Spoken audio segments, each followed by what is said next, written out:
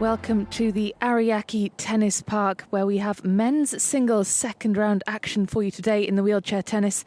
Was due to get underway in just about 5 minutes' time, but there is a slight delay because of the heat. Again, very sticky, very hot and humid out here on court 1 today in the Japanese capital.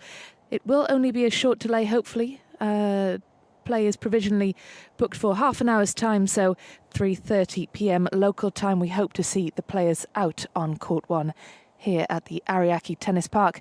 And first up, we have the home player, Japanese Daisuke Arai from Tokyo, and he will be taking on Stefan Olsson of Sweden, who will be appearing in his 5th Paralympic Games. So that will be sure to be a fascinating encounter between two very fascinating players. And that should hopefully be getting underway in around about half an hour's time here in Tokyo.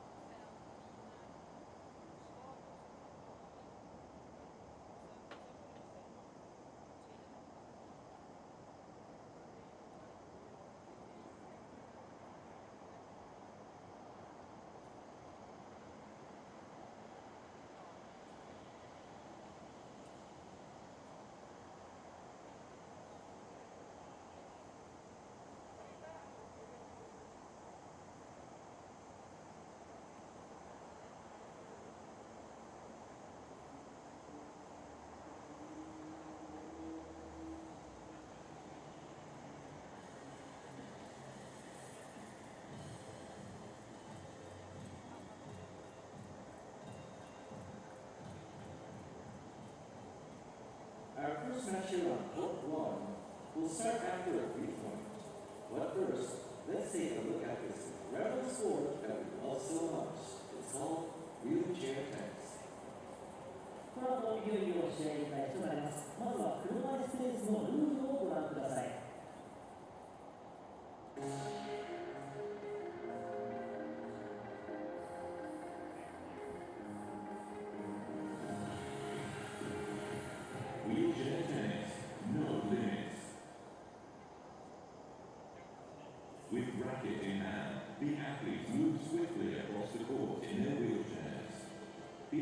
skillfully control their wheelchairs and have complete freedom of play. The court size and height of the net are all the same as tennis. Aside from the ball being allowed to bounce twice before being returned, the rules are also the same. Matches are best for 3 sets. The first player to win 6 games by a margin of 2 wins the set. In addition to men's and women's singles and doubles, there are also mixed quad singles and doubles. There are 2 sport classes. The open class is for athletes with a permanent physical impairment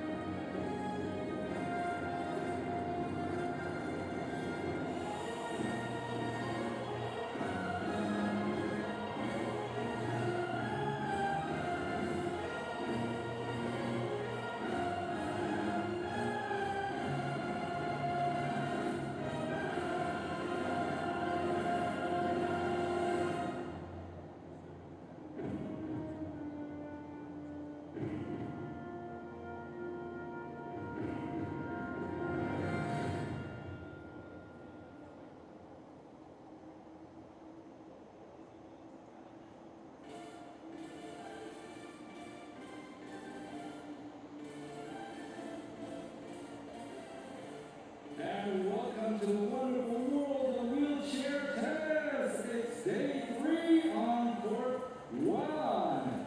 Yes, we have a lot of great matches coming up, so don't miss every single match and enjoy it till the end.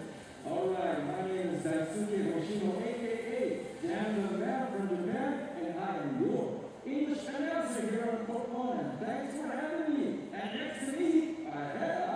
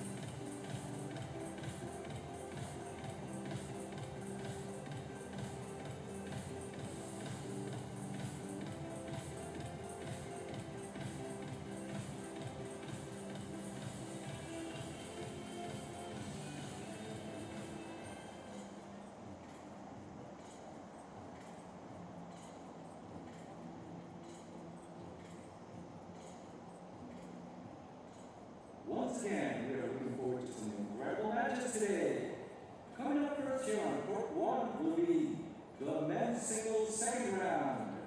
Arai Daisuke from Japan versus Stefan Olsen from Sweden. 改めて本日の第1試合をご紹介します。男子シングルス2回戦、日本新井大輔対スウェーデンステーファン・オルソン。まもなく熱い戦いが始まります。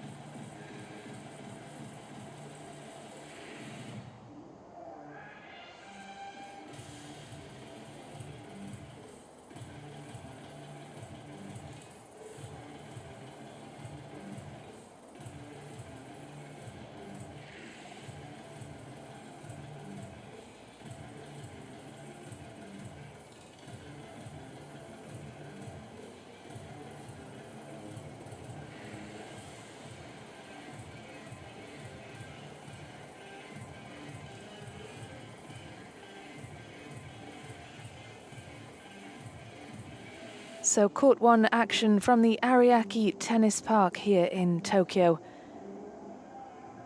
And first up we have the men's singles second round between Daisuke Arai of Japan and Stefan Olsson of Sweden. The world number 10 appearing in his 5th Paralympic Games. So the weather, overcast but still very humid. Not as hot as it has been in the last few days, but still quite sticky out here. But nevertheless, play goes on. And this is the second round of the men's singles. Both Arai and Olsson through their first round matches safely, both through in straight sets. So just confirmation of the weather then, 29 degrees, very humid as I said, almost 80 degrees humidity. Not much of a breeze at all, quite cloudy, quite overcast. But nevertheless, still very warm. So coming up to 3:30 in the afternoon local time here in Tokyo at the Ariake Arena.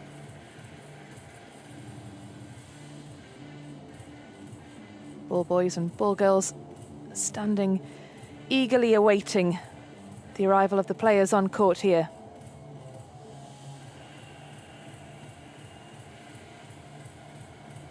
This will be a really fascinating match.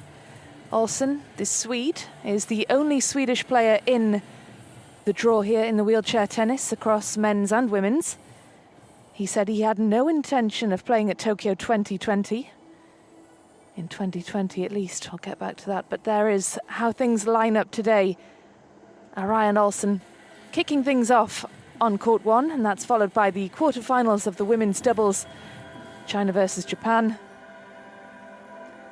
Finishing with quad doubles and then men's doubles later on. So a full schedule here on court one, 5 matches in total, so a lot to get through here on court one. But first up, of course, men's singles second round.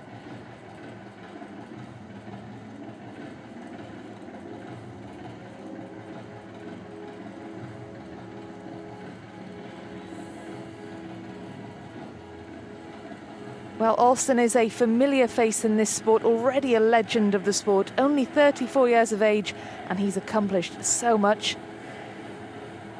As I said, he's appearing in his 5th Paralympic Games. As confirmation of the world rankings, Olsson, world number 10, former world number 2, and Arai, not too far behind, world number 19. He had a career high ranking of 17, that was in December 2019. So he is playing close to his best tennis. Slight breeze here around court one. It is a warm breeze, however.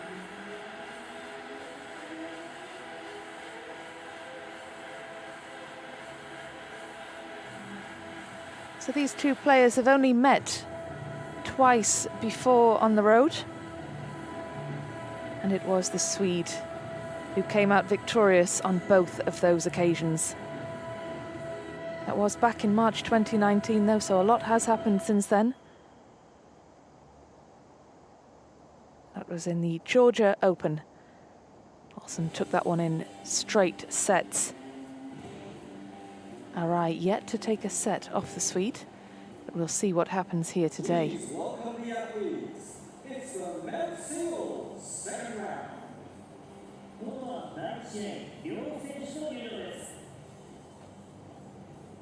A dominant Paralympic debut wins first round. So here he is, the home player, Daisuke Arai, born and bred in Tokyo, playing in his first Paralympic Games. 33 years of age, only started the sport in, well, 6 years ago at the age of 27, and to have accomplished what he has in just 6 years is really quite incredible. And here is the man he's up against, the familiar face of Stefan Olsson.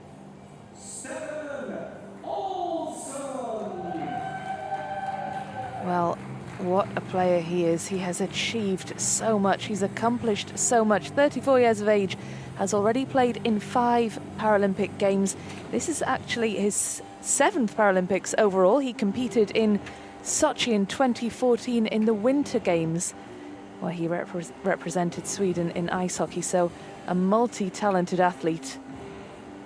He's been around for an awfully long time. He said he had no intention of playing in Tokyo 2020. At least in 2020. He said when the games were delayed, that made up his mind for him. He didn't want to carry on. He was going to hang up his racket. But the draw of one last Paralympic campaign proved too tempting. And he was soon back out on the court working to discover his form and fitness for one last shot at Paralympic glory. Standing in his way today is that man there, Daisuke Arai. He says his ambition here in Tokyo is to win a gold. Well, he has 2 chances to do that. He's also playing in the doubles with Miki Takuya.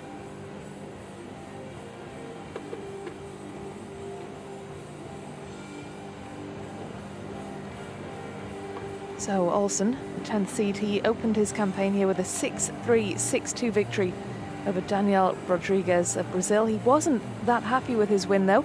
He said he can play better. He felt a bit tense during that match. He just needs to relax as the tournament goes on. He says his chances of a medal are slim, but he says he's ruling nothing out.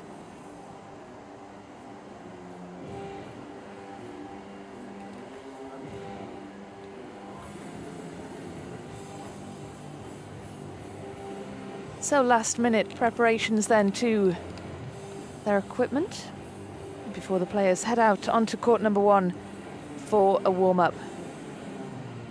Now it is warm out here, but cooler than it has been in recent days.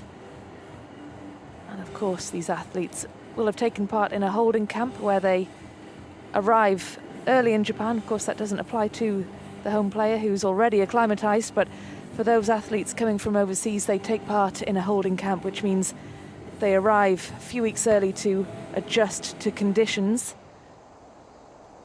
They'll do their training in sauna-like conditions.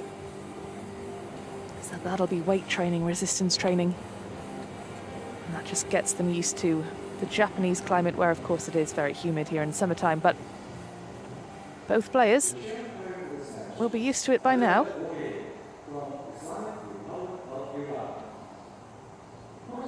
So we wait for Daisuke to make his way to the net before we get the coin toss underway.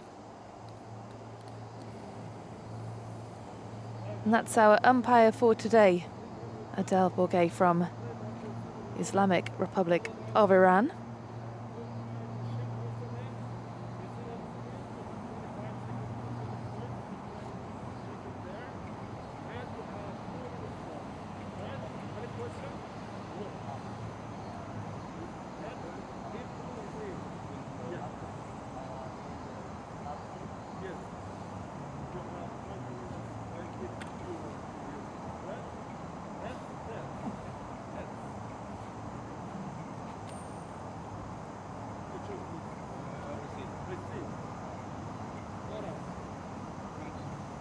So that's the coin toss out of the way.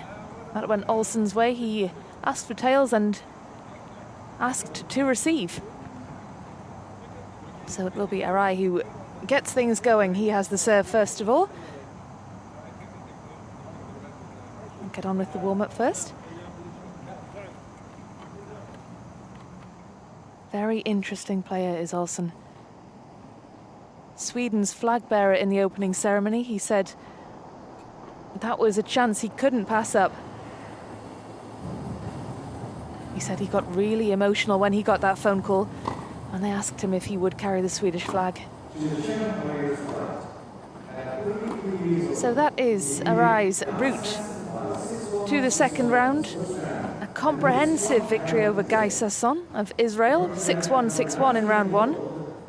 Hasn't really been challenged in this tournament so far. But as I said earlier, he is playing close to his best tennis. He is the world number 19 currently. Has been as high as 17.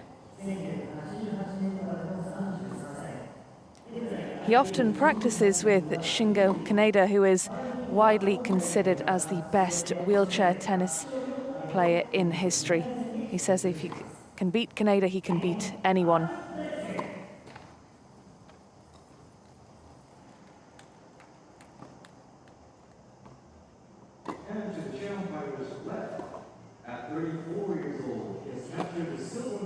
So Olsen is just a year older than Arai, but has achieved an awful lot. It feels like he's been around for a lifetime. Feels like he should be older than just 34. And that's his route here to the second round. 6-3, 6-2 over Brazil's Daniel Rodriguez. He says he's always a bit tense in his first match. And although that was a straight sets win, he says he can do better. He said he hit very cleanly, hit some good balls, but needs to relax a bit more into his tennis. But you often see that in these tournaments. Players improve as the competition progresses, as they find their rhythm and find their confidence. I'm sure that'll be the case with Olsen today.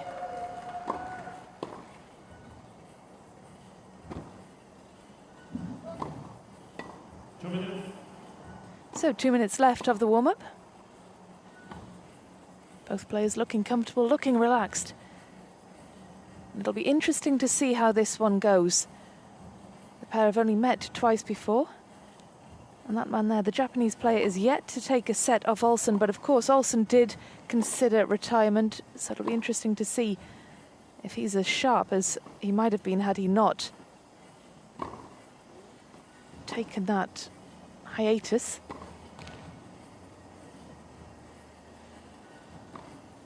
One title in 2020 for the Swede, Bolton Indoor Tournament on hard court. 3 titles in 2018.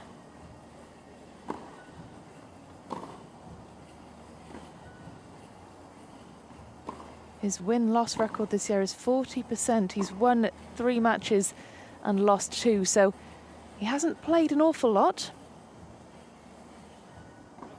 Whereas his opponent, Arai, has a win rate of 59% this year. He's won 7 times on hard courts, lost 5, 6 wins on clay with 4 losses. So his form on clay looks marginally better than on a hard court. Not much to choose between it, but of course, as you can see, this is a hard court tournament.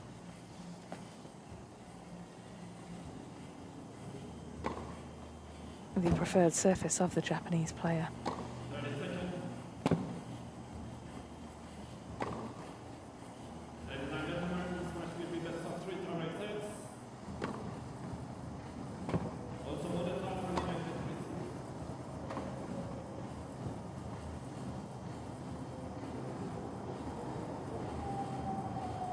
Olsen says that it's very difficult coming into a Paralympics when you know it's only every 4 years. He says you have to try and be that extra bit mentally tough in every situation, knowing that if you don't fulfill your ambition, you have to wait another 4 years to do it, or 5 years in this case. But that year delay has obviously done him some good. It's pulled him from the brink of retirement. He won doubles gold in London 2012, a silver in Beijing in 2008.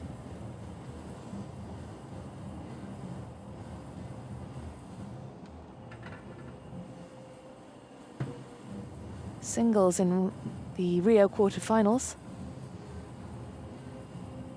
Let's see how he does here in Tokyo. So warm-up complete.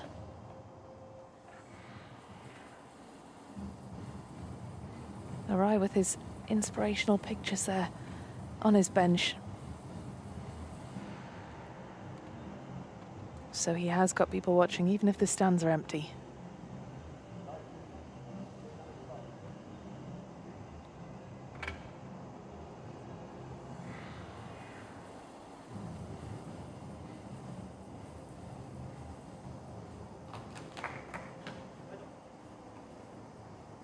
So players are ready, and it is Arai to serve in this men's singles second round match. First set, level.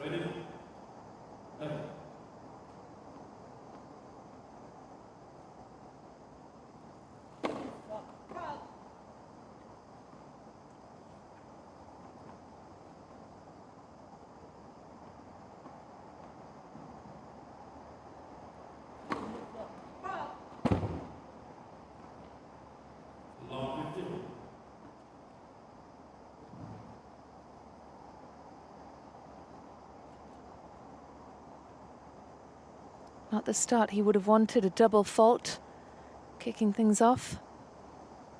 Easy points for the Swede.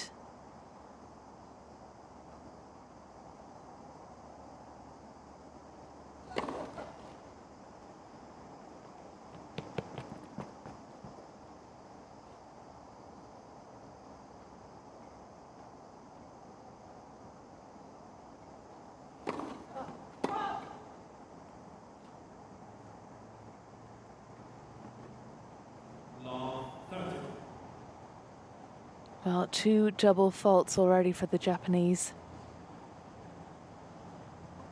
He's given his opponent a 2-point lead. A shake of the head from Arai.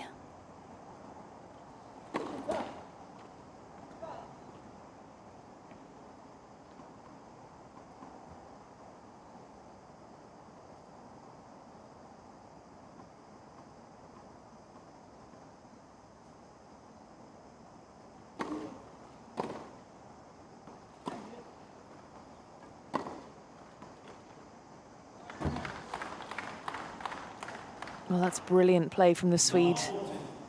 Arai didn't anticipate where that return would be going, and that's handed Olsen 3 break points, the chance to break in the very first game of this match.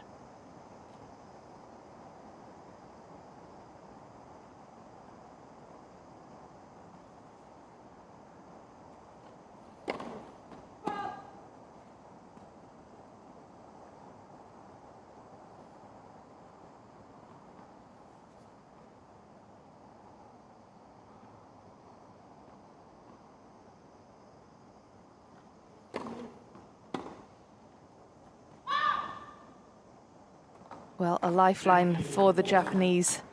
Olsen sending that return long. Still has 2 break point opportunities though, but there will be some slight relief there for Arai.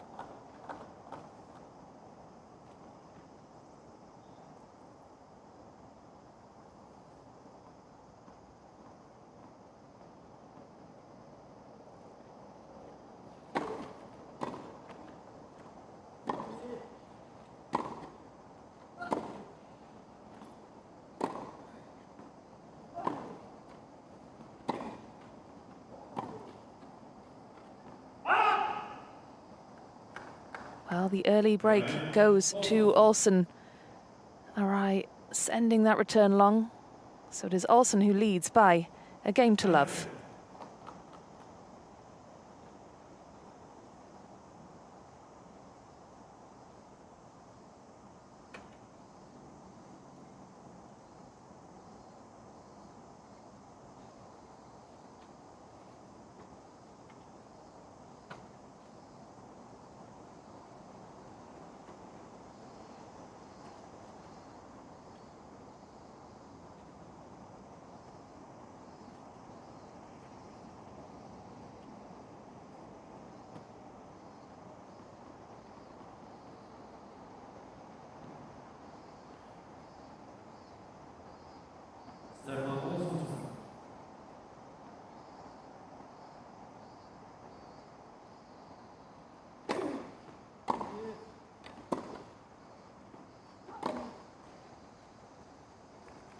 Well, that was a fantastic first serve from Olsen.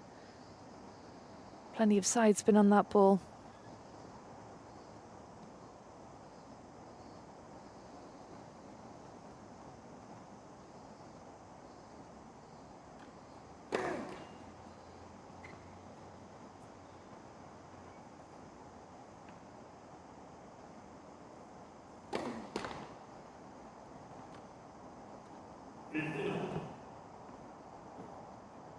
You don't see too many of those from the Swede.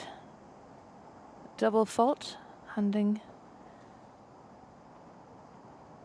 Arai a point.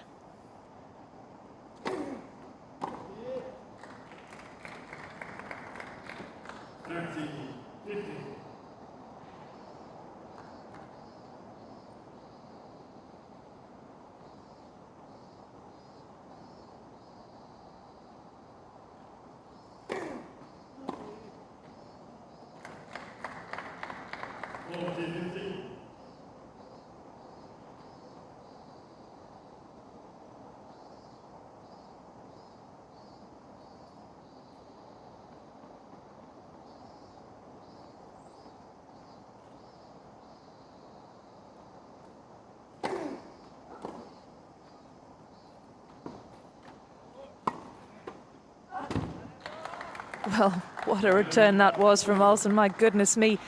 The previous shot, the shot from Arai Daisuke, was beautifully placed close to the net, but Olsen got there and responded with an unplayable shot of his own.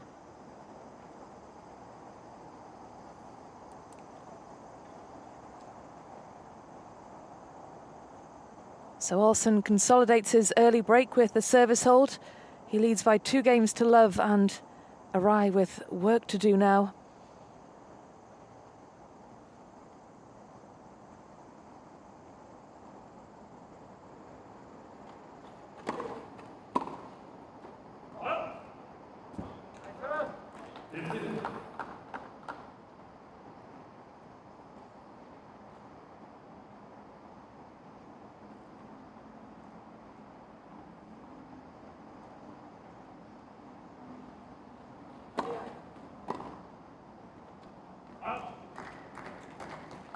It's a bit too much on that one from Olsen.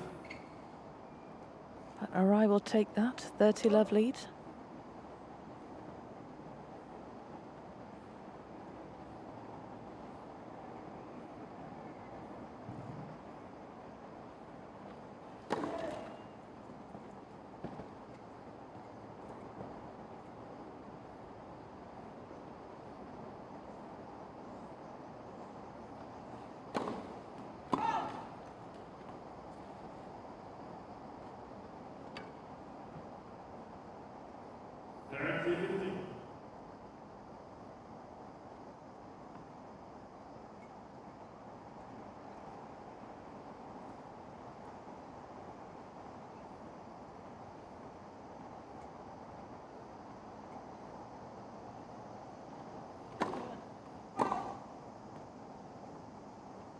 He's really struggling to get his serves in, the Japanese player.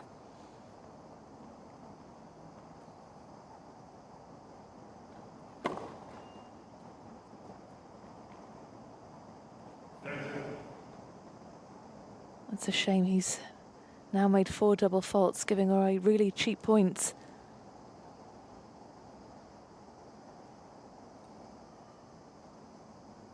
And of course, I'm speculating, but it could be nerves. Might not have settled down yet.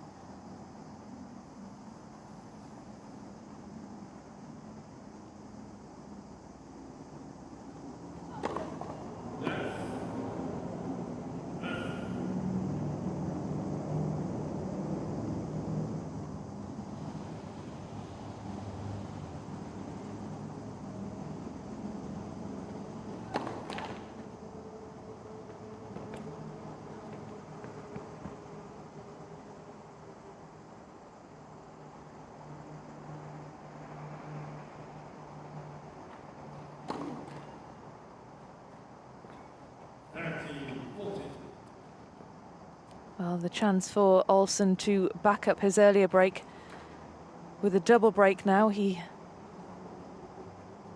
has almost been gifted this game thanks to Arai's serving errors.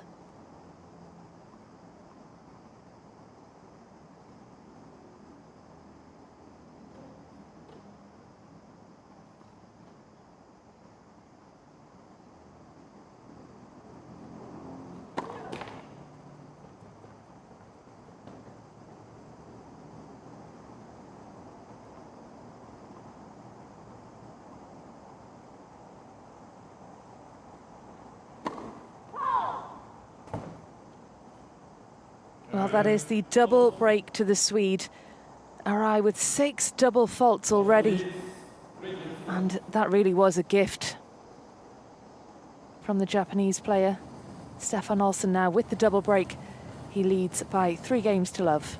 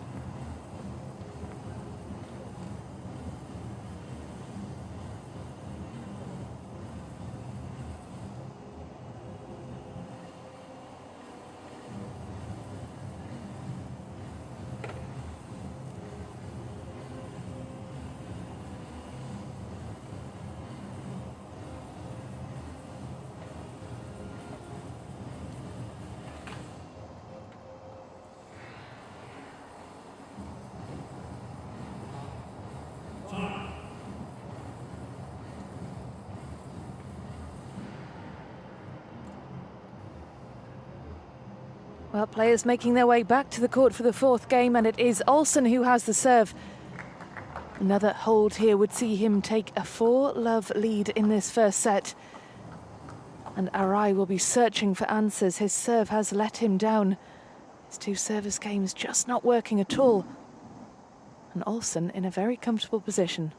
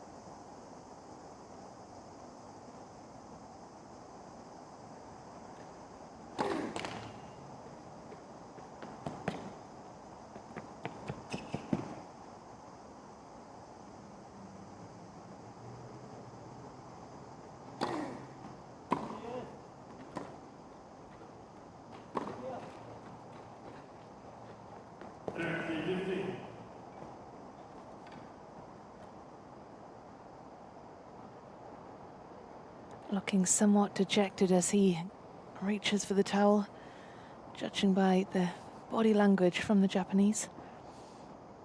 Some great return shots from Olsson in that rally.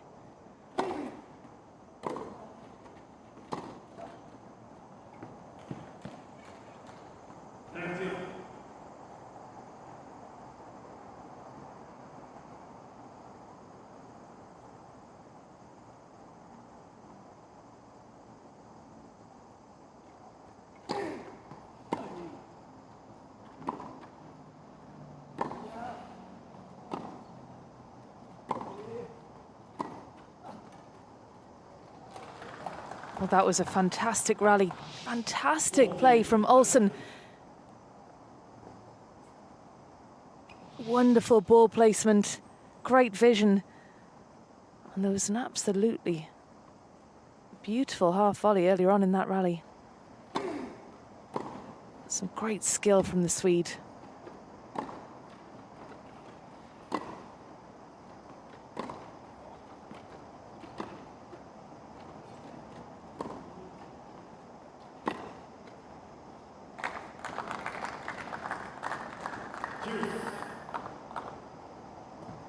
Much better from Arai, attacking Olsson's backhand side, eventually forcing him into the error. Maybe starting to find a bit of a rhythm now.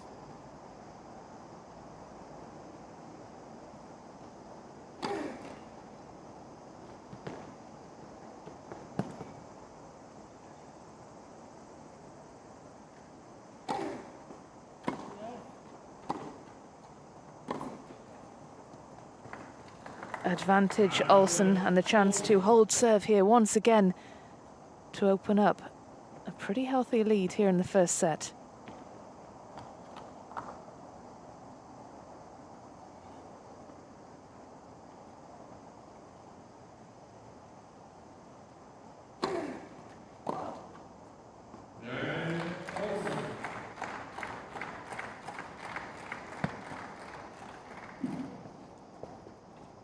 So Olsen leads Arai by 4 games to love here in the first set of this men's singles second round. Small wheels, spacers. Oh, thank you. Yep, thank you.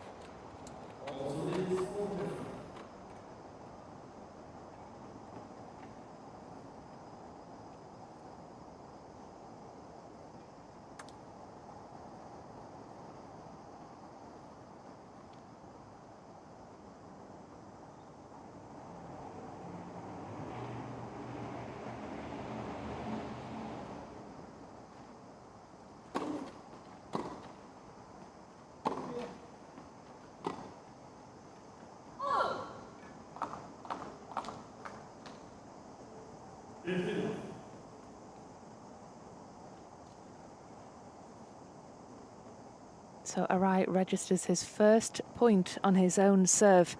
It's taken him until game 5 to do it.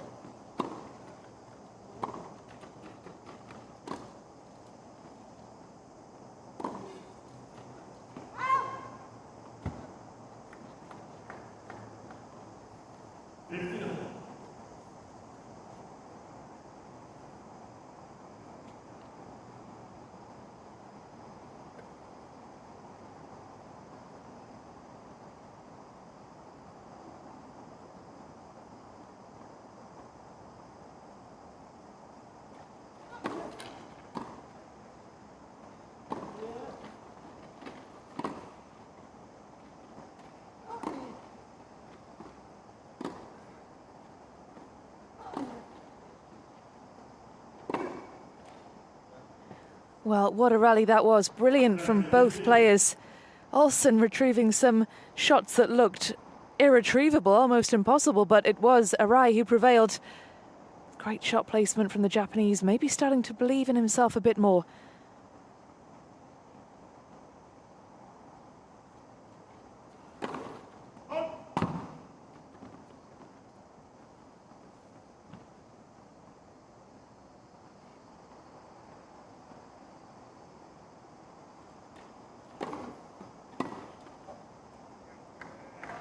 Absolutely wonderful from Olsen.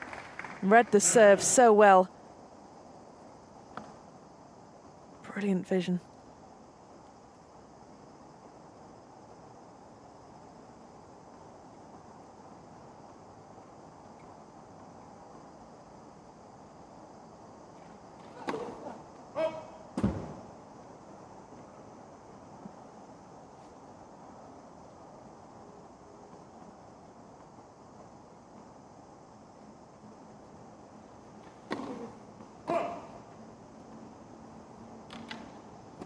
Another double fault from Arai. His service game really not working for him today, and it is break point once again to the Swede. The chance to go 5-love up in this opening set.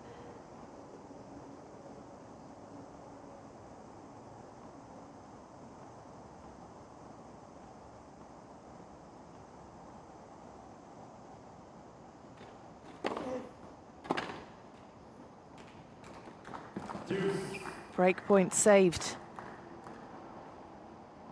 Now if you can serve like that.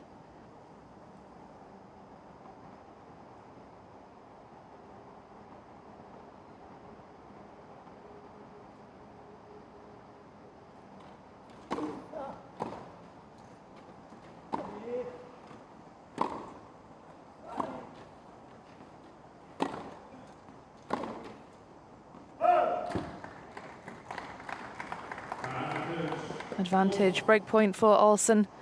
Arai's already saved 1 break point. Can he save a second?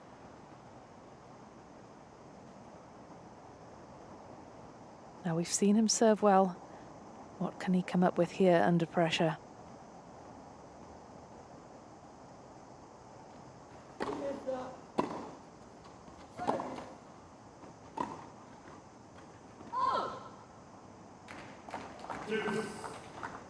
A lifeline for Arai. That's 2 break points saved, so his serve can work under pressure.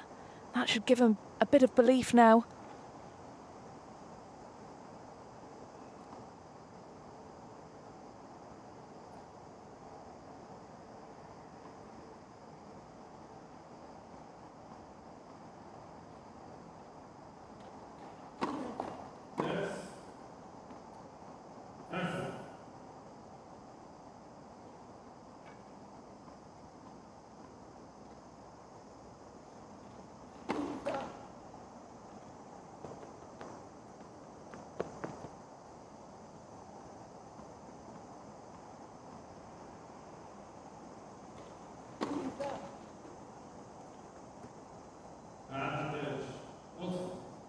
An 8th double fault for Arai.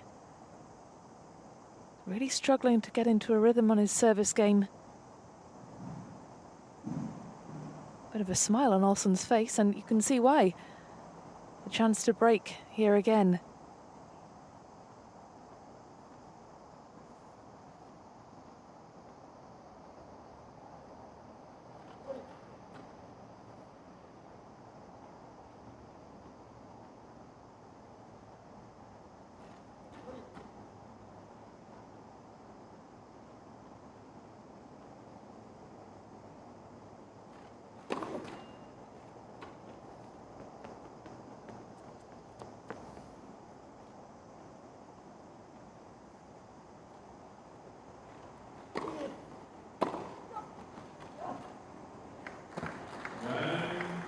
Brilliant play from the Swede. 5 games to love. He has put clear daylight between himself and Arai.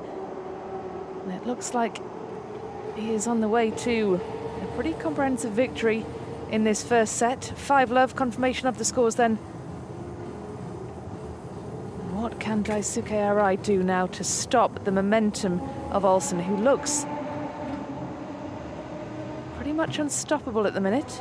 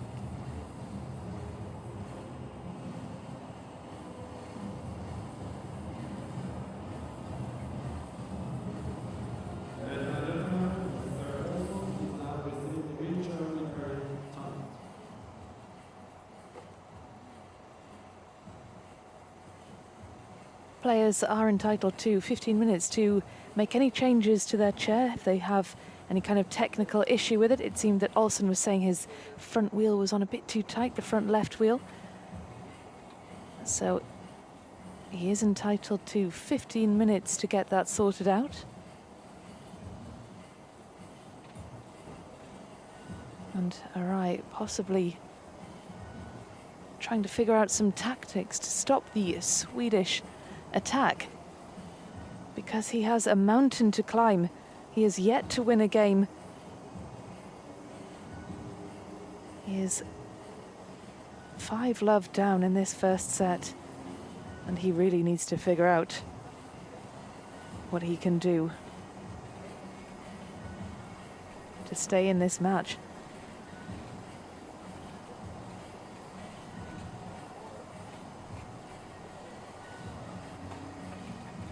So that's the stability wheel that they are looking at there.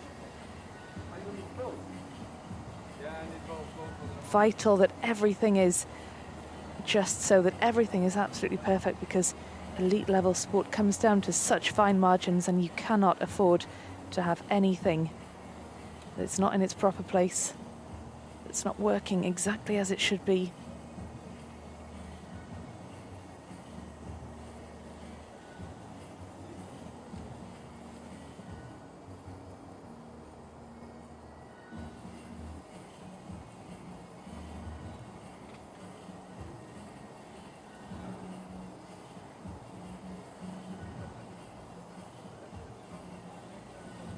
Well, a team of engineers, team of mechanics here to fix Olsen's equipment.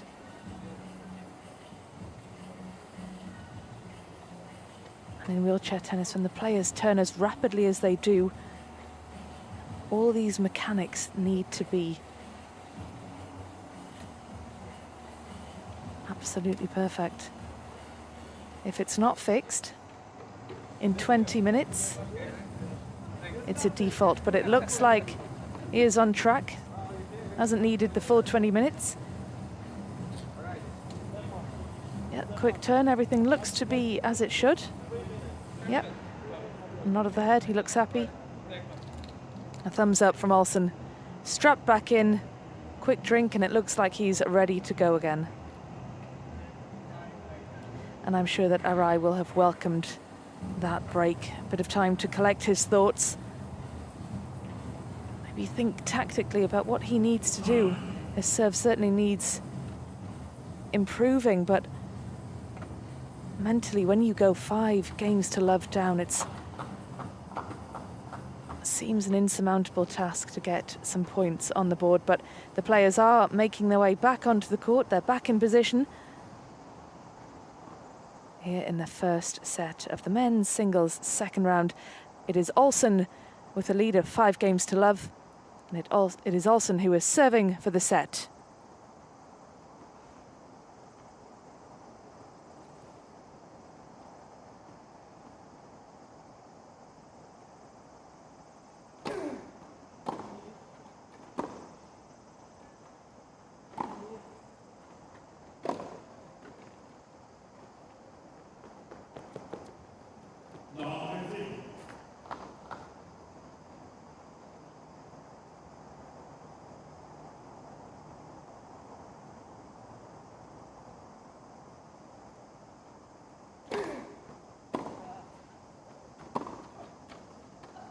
My goodness, what a pickup from Olsen. Have a look at this, the half volley.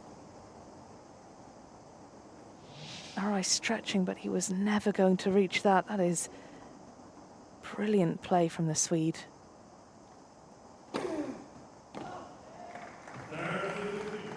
And what a serve. What an ace to follow it up with. Brilliant placement. Brilliant ball placement, brilliant vision.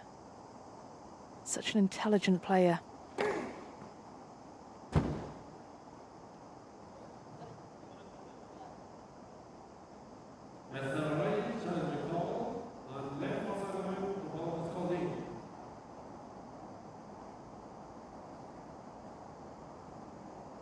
It's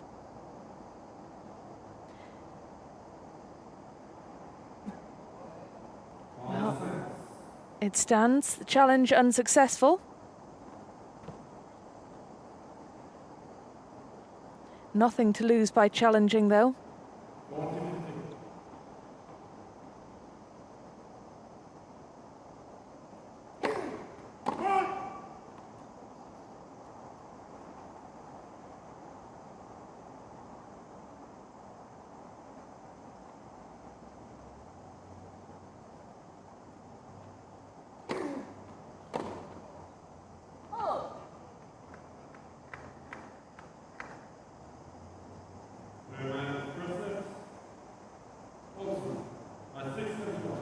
Well, Olsen wraps up that first set in super fast time, 6-love.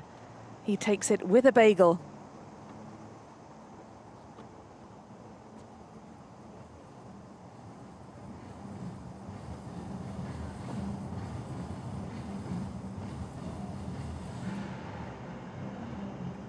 So it is the Swede, Stefan Olsen, who takes the first set by 6-love. The bagel.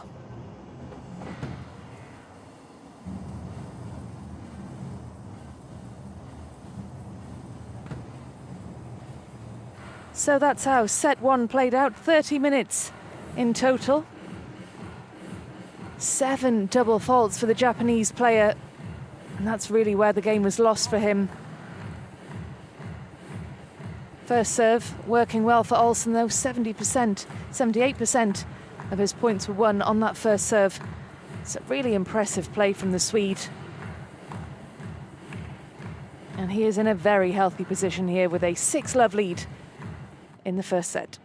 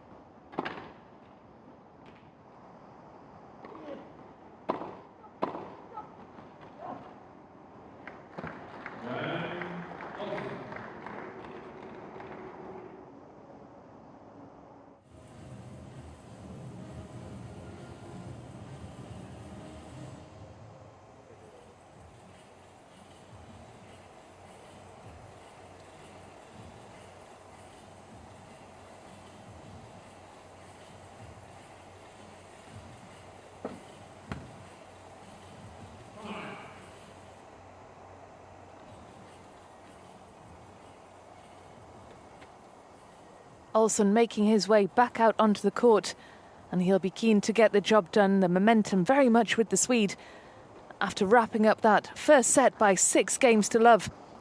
Arai, on the other hand, with questions to answer. Fist pump from the Swede before we even get underway here in set 2. He'll be delighted with the scoreline, delighted with the way he's playing. If he continues like that, this match could be over pretty quickly. It is Arai with the serve at love all in set 2.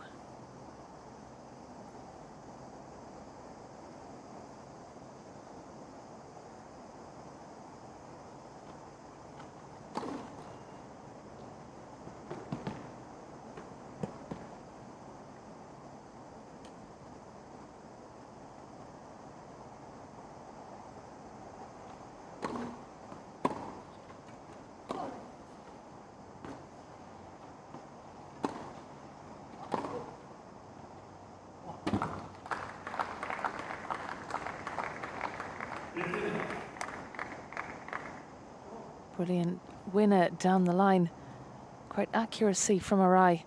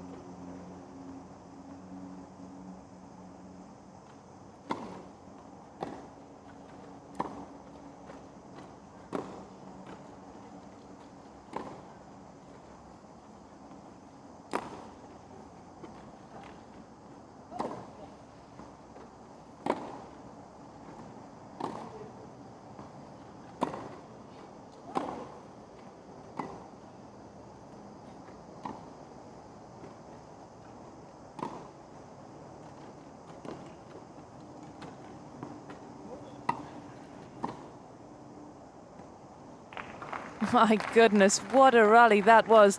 That was really outstanding play from both athletes.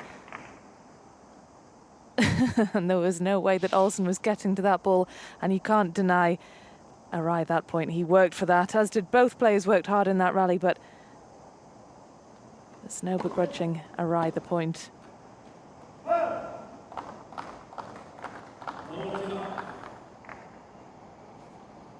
Well, what an important service hold this would be for the Japanese player.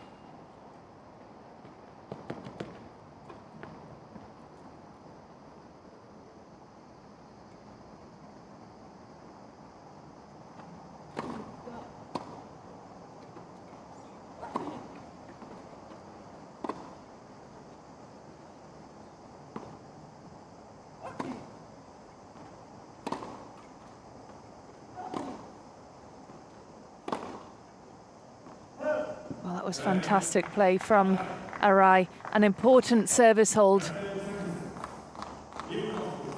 And he has his first game on the board.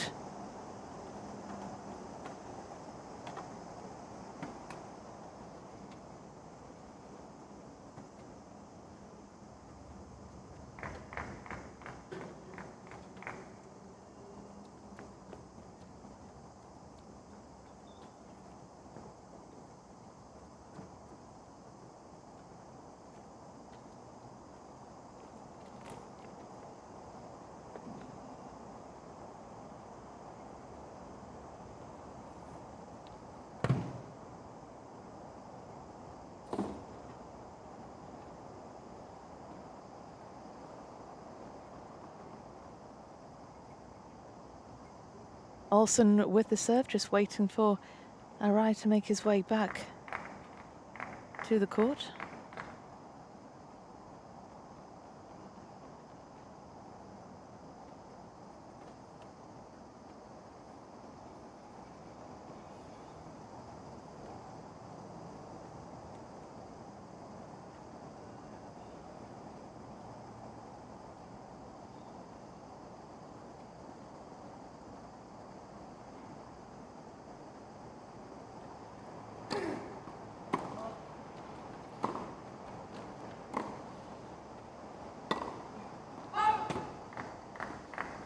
A little too much on that overhead volley from Olsen. He knows it.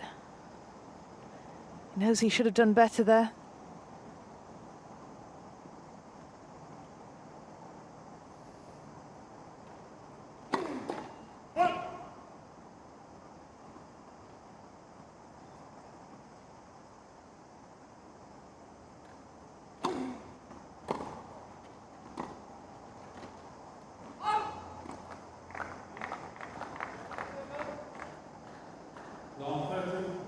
Well, could we be seeing a shift in momentum now? Arai with 2 consecutive points after that service hold.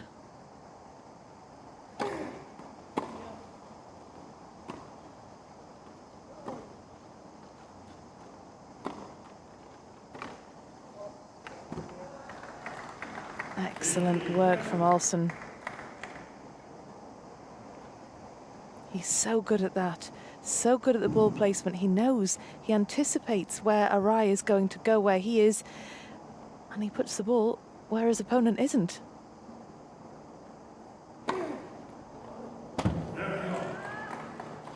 Well, what a serve. What an ace from the Swede.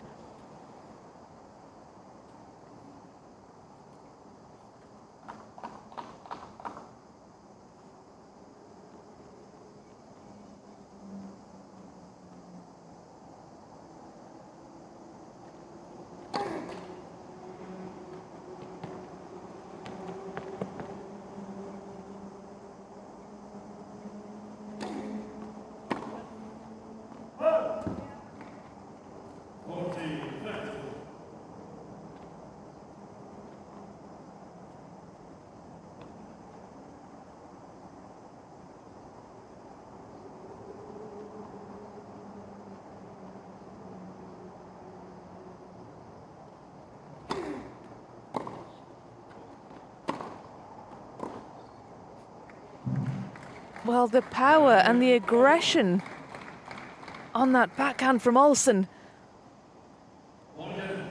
What a way to seal the game. He's levelled things. A game apiece here in the second set.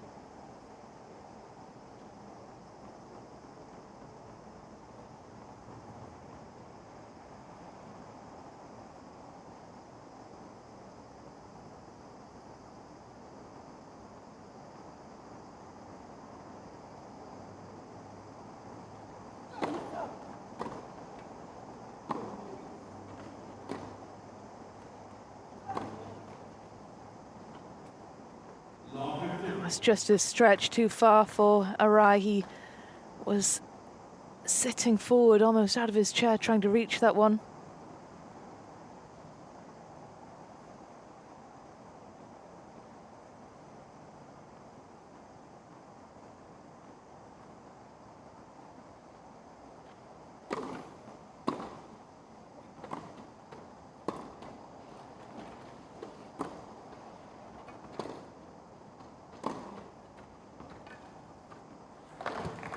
Brilliant from the Japanese. Clench of the fist, congratulating himself, and deservedly so. Brilliant work, brilliant speed. Olsen perhaps helped out by the net earlier on in that rally, but brilliant play from Arai.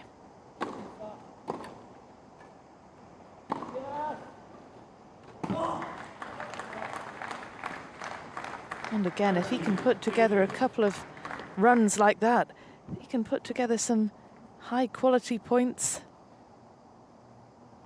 then this match could look very different.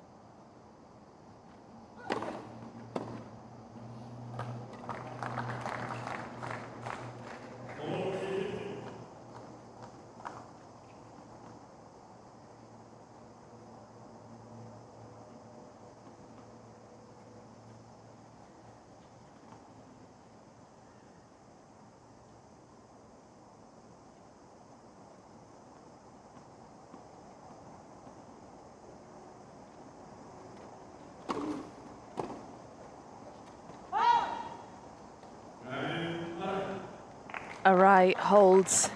We are still on serve here in this second set, and that is much better from the Japanese player. Playing with more confidence now.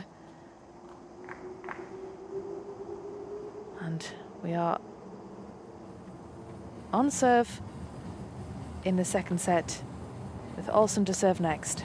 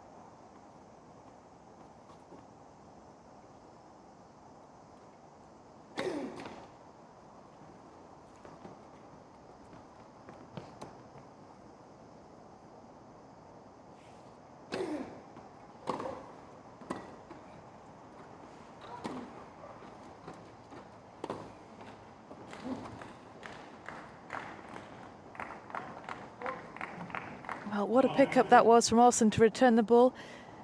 Arai with a brilliant winner, but great play from both. Good to see the Japanese being more competitive now and starting to find something of a rhythm here in the second set.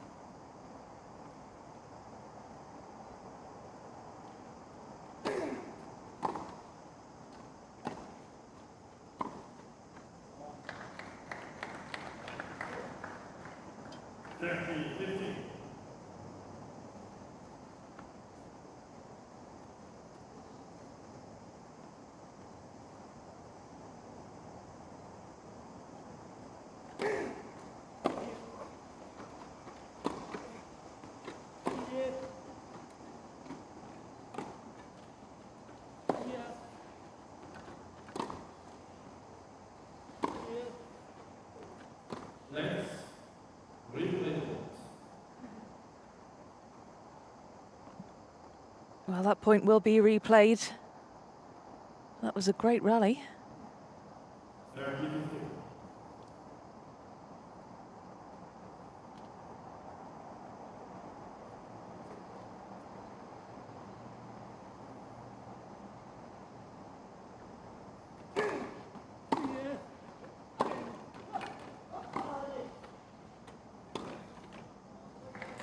Well, what an angle that was from Olsen. Lovely cross-court backhand winner. And Arai had no chance of making that from where he was.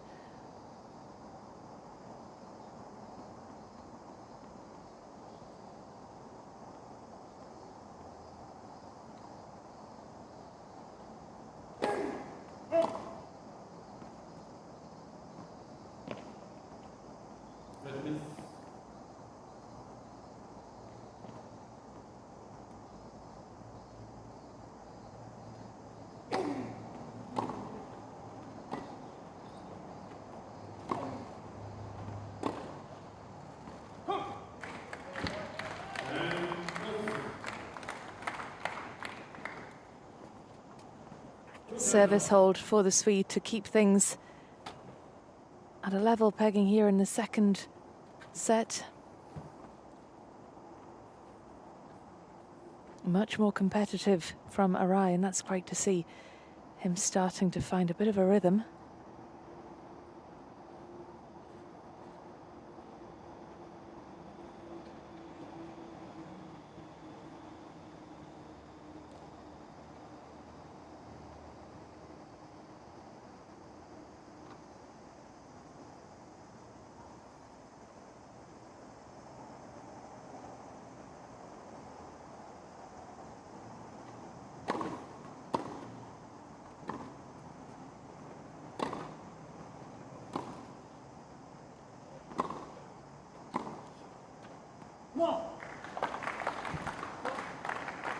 Oh, that was absolutely brilliant from Arai. Golson thought he'd won that point. Seemed to have turned his back.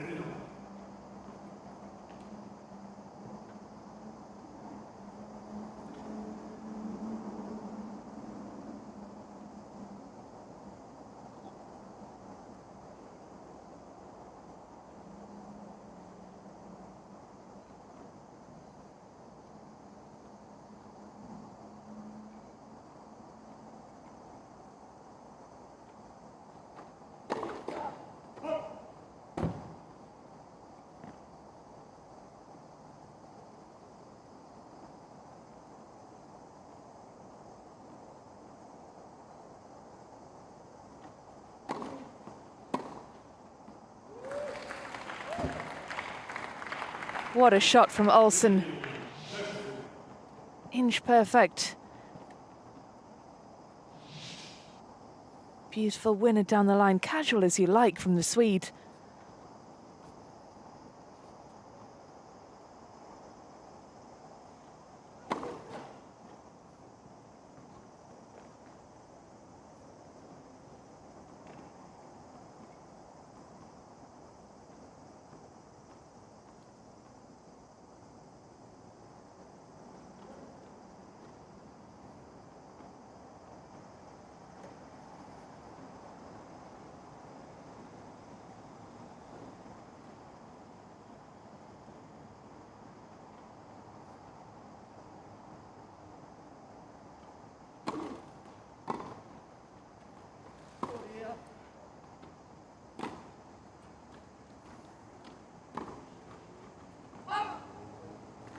Well, the ball seemed to take a funny bounce there.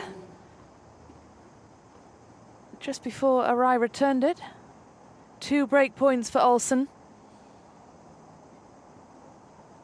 A very familiar position for the Swede.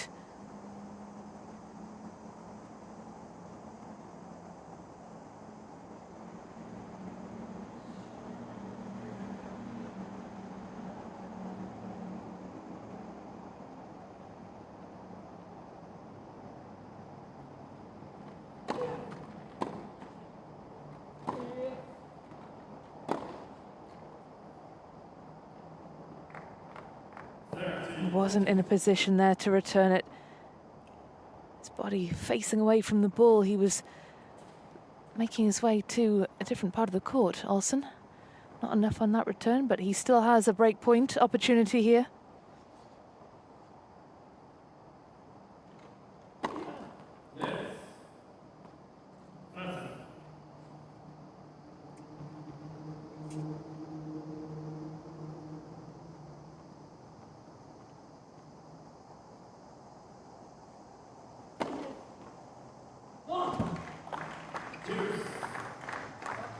Well, what an ace, and what a timely ace that was as well.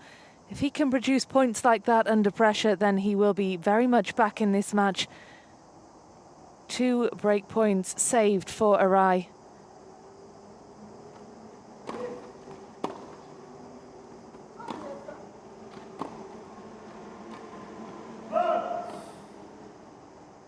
And he now has the advantage.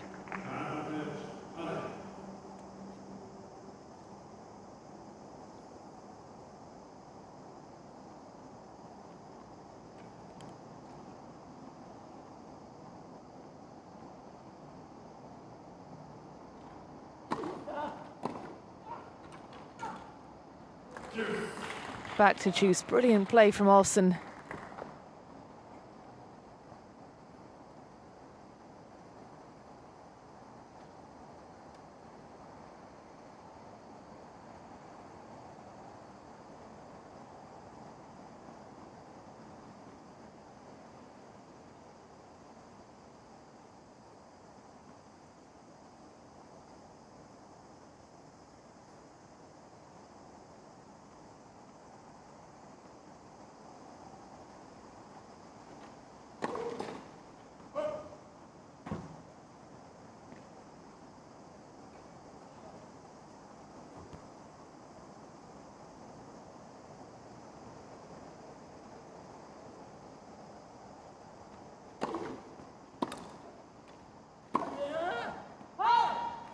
Well, he did brilliantly to pick that one up, Arai.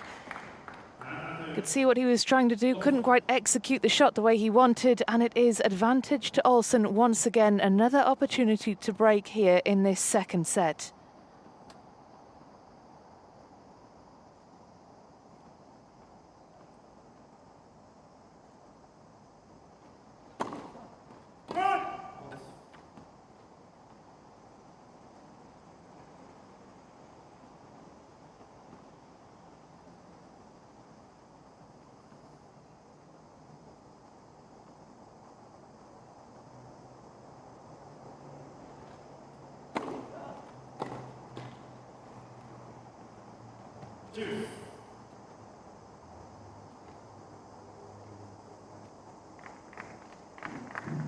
to deuce.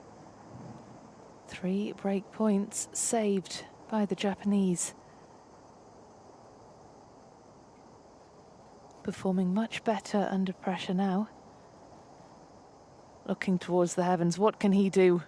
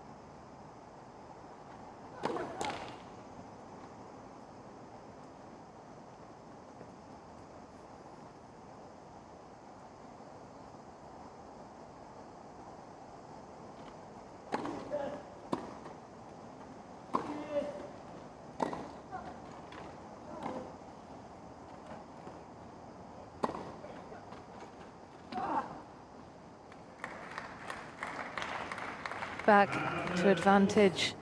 Another breakpoint opportunity for Olsen.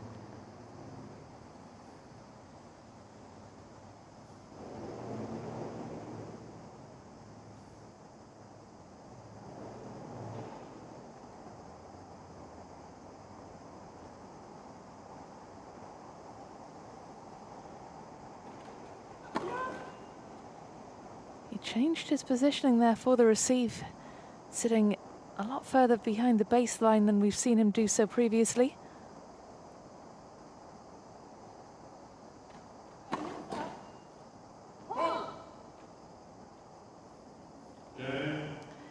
Well, the break goes to Olsen. Another double fault from Arai. And he has a 3-2 lead here in the second set.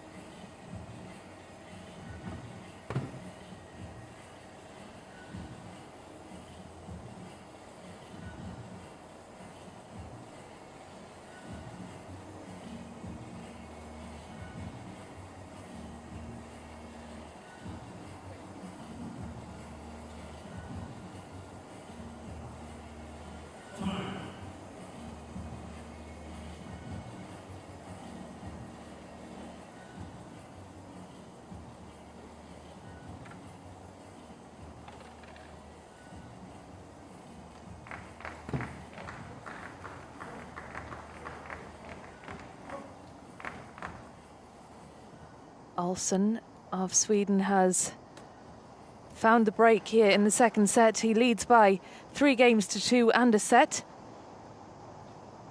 And he has the serve.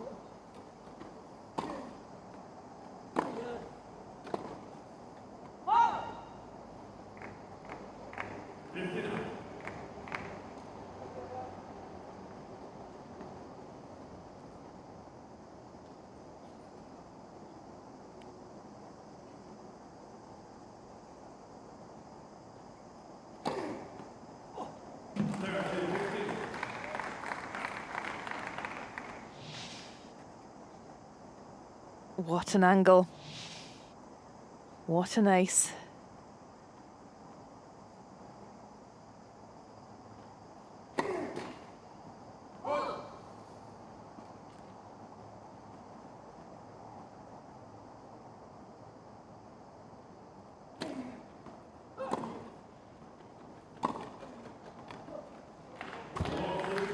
Well, he does that so well, Olsen. He finds angles on the court. He anticipates so well where his opponent can and can't be.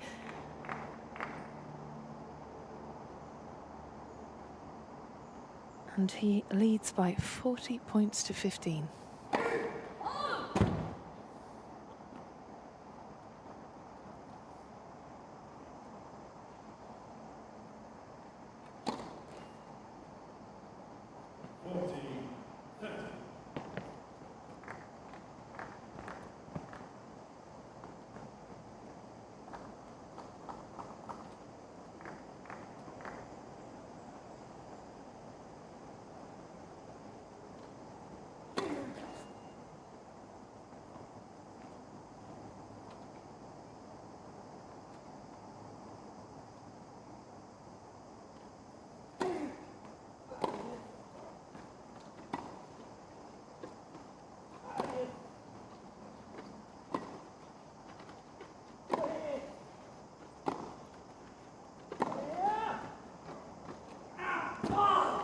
Well, the attack from Arai down towards Olsen's backhand side was relentless.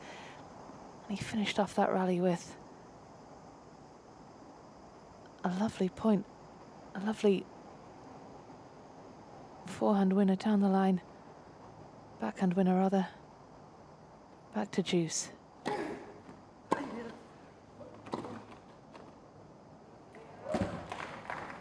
Well, what a point that was. Arai applauding his opponent. Brilliant play from Olsen.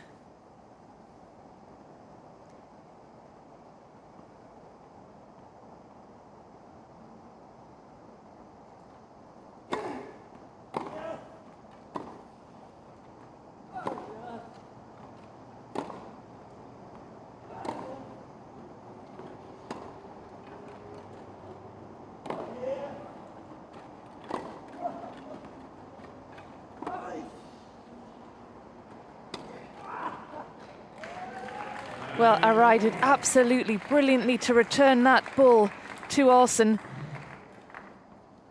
But by the time he actually got there, he was too far over at one side of the court to cope with Olsen's winner. And that is a hold, a service hold for the Swede to take a 4-2 lead here in the second set.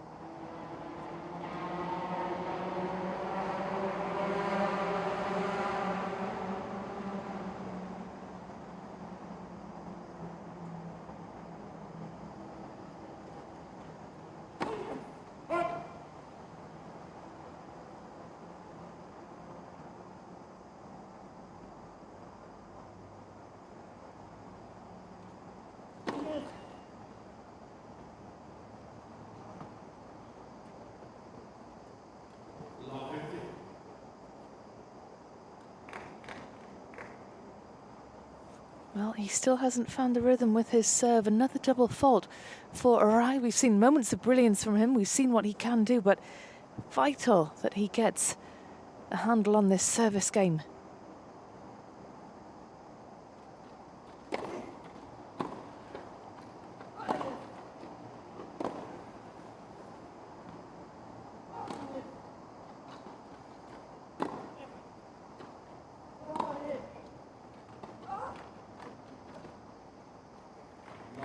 Well, how is that for an angle from Olsen? A wonderful cross-court forehand. There's no retrieving that.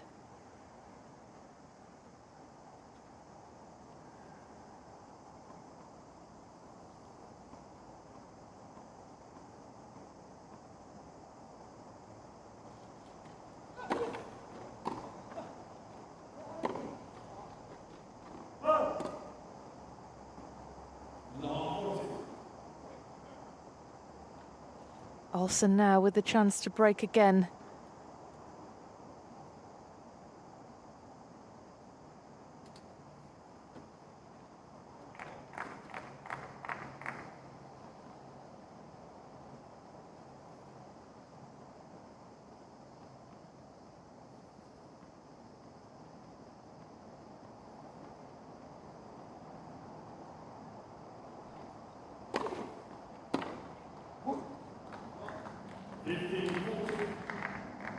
Oh, it was nicely done from Arai. Great angle on that serve.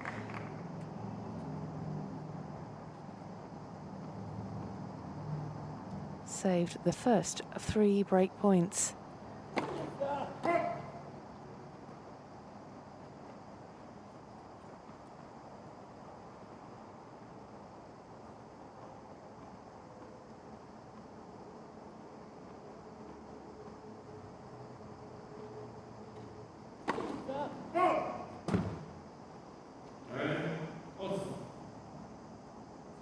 Well, he saved 1 break point. He couldn't save the next, and Olsen consolidates his lead in the second set. He leads by 5 games to 2.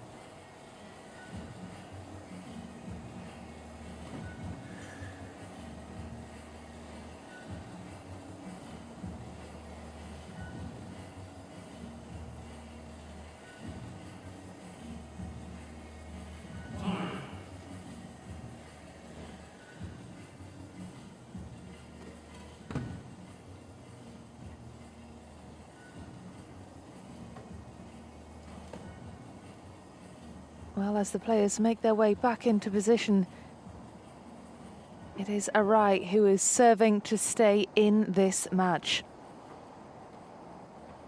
5 games to 2 and a set down. Can he get himself out of trouble?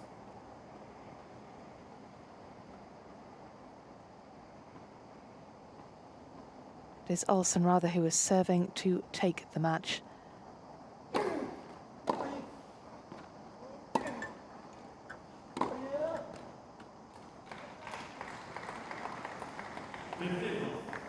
Well, this is a must-win game for Arai if he is to have any chance of staying in this contest. If he is to have any chance of staying in the men's singles of the Paralympic Games.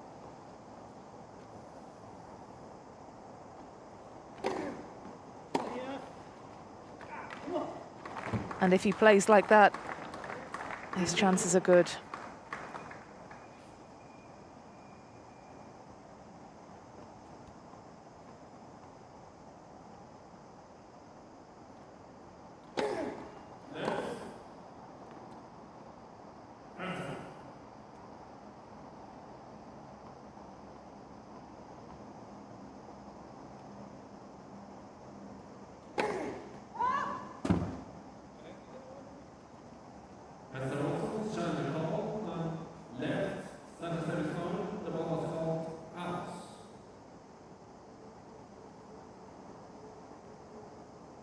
Well, that serve was called out. It looked... Oh, in by the slimmest of margins. What a challenge. Successful challenge, absolutely brilliant for Olsen. I'll be glad he made that challenge.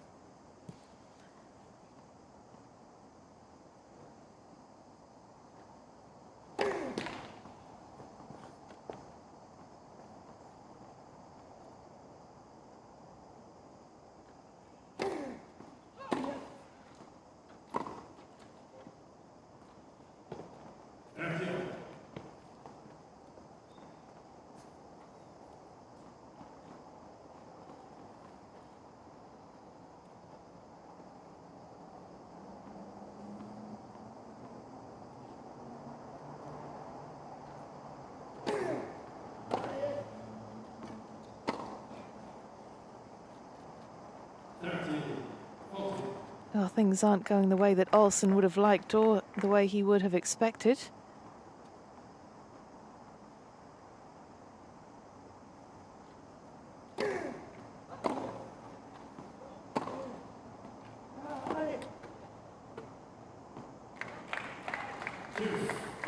Well, it looked like he could have been broken there, but got himself out of trouble.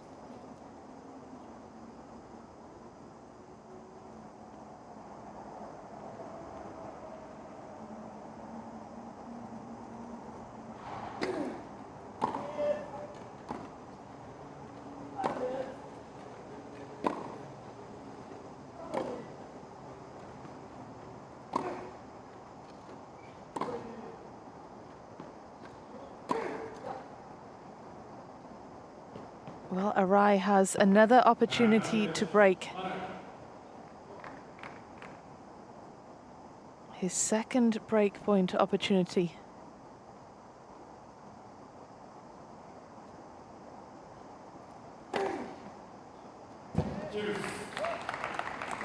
Well, we've seen Olsen do that before.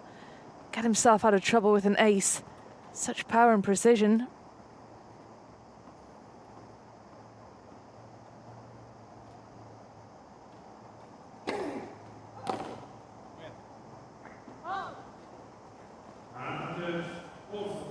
Well, it is advantage Olsen, and with the advantage, match point.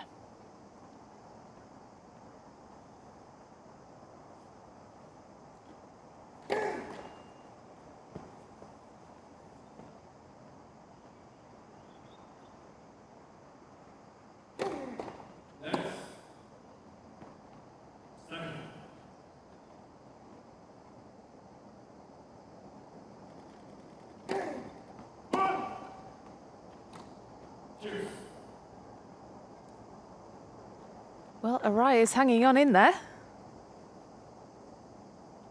That's match point saved by the Japanese. Coping well with the pressure.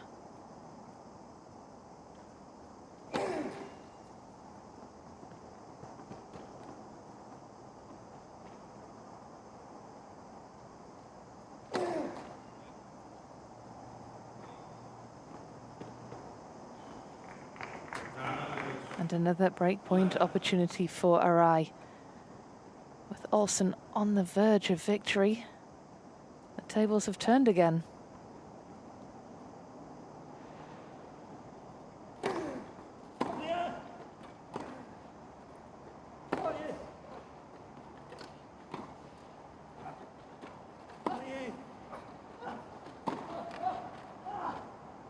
Well, that was absolutely stunning from both players. What a point.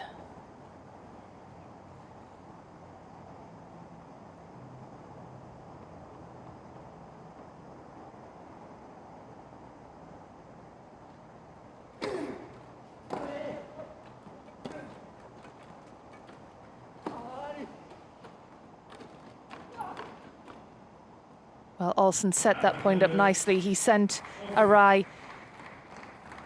cross court one way with a really tight angle. The Japanese did brilliantly to retrieve the ball, but once he did, Olsen was in the right place to position it where he wanted, and that brings up his second match point.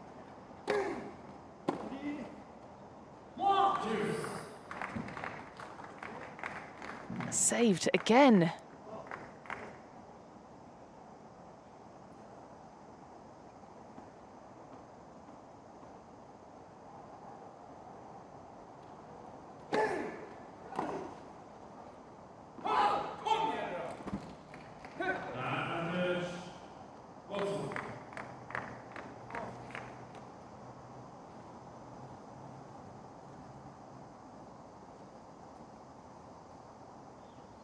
His third chance now to round out this match. Will it be third time lucky for the Swede?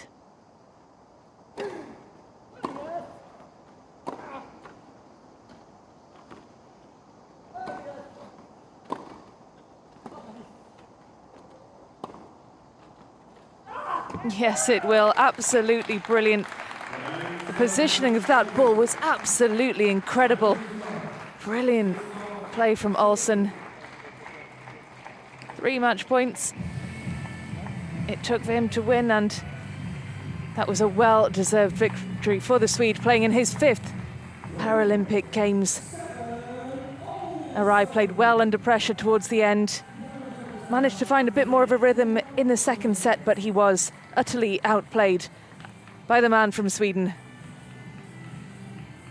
Confirmation then of the victory. Stefan Olsen beats Daisuke Arai by 6-love, 6-2. A straight sets win for the 10th seed.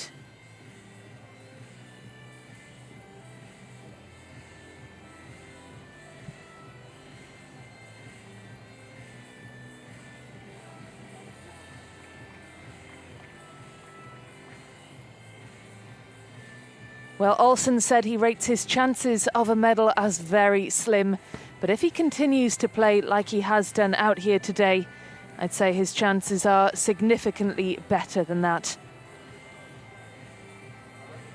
He already has 2 Paralympic medals, a silver from Beijing, a gold from London in the doubles, and the way he's playing, he could be adding to that tally. Absolutely fantastic play from Stefan Olsen. Dominated from the start. Confirmation of your winner of the second round men's singles. It is Stefan Olsen, the 10th seed, the world number 10, and the 6-time Paralympian.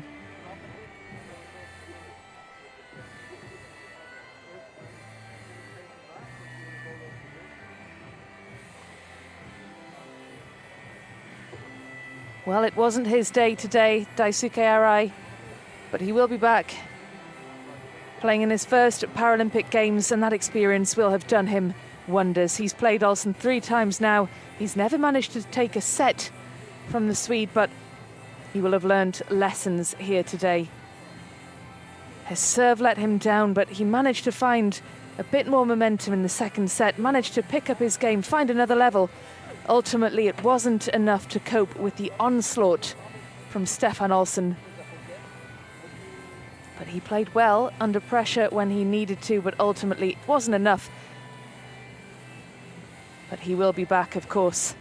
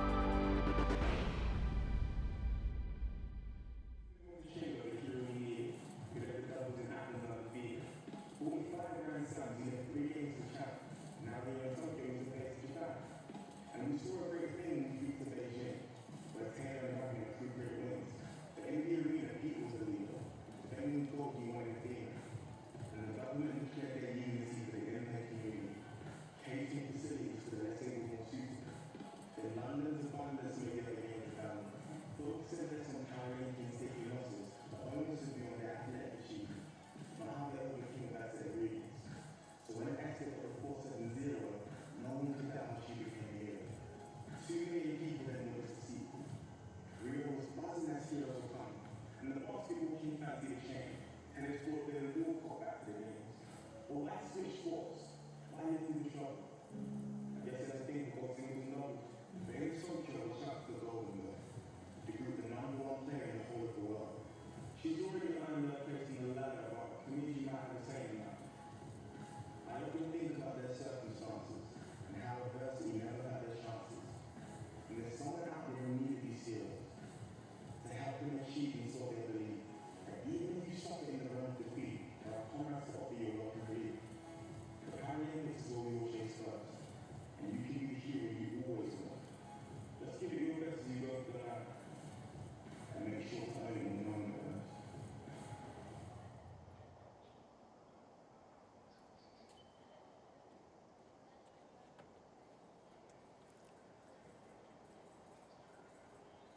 So weather here at the Ariake Tennis Park, almost 31 degrees Celsius, 70% humidity, which is significantly less than it has been throughout the day. It was up to about 80% humidity earlier on. That's dropped now. Cloudy day, but still very warm.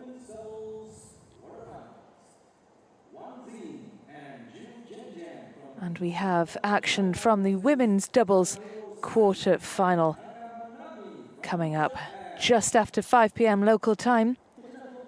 And we have the Chinese pair, Zhu Zhenzhen and Wang Zhuying, taking on the home players, the Japanese pair, Saki Takamuro and Manami Tanaka, the 4th seeds here in Tokyo.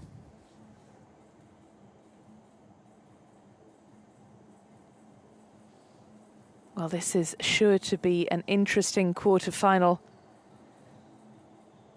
Of all the players appearing here in this match, only Zhu Zhenzhen has played in a Paralympic Games before. The 32-year-old from China. And the rest making their Paralympic Games debuts in this tournament. Well, the Japanese pair seeded 4th, but the Chinese certainly have a lot going for them. Zhu Zhenzhen, Asian Games champion in doubles, silver medalist in the singles. Wang Zhiying, Asian Games quarter-finalist in the singles, so plenty of experience playing on the big stages.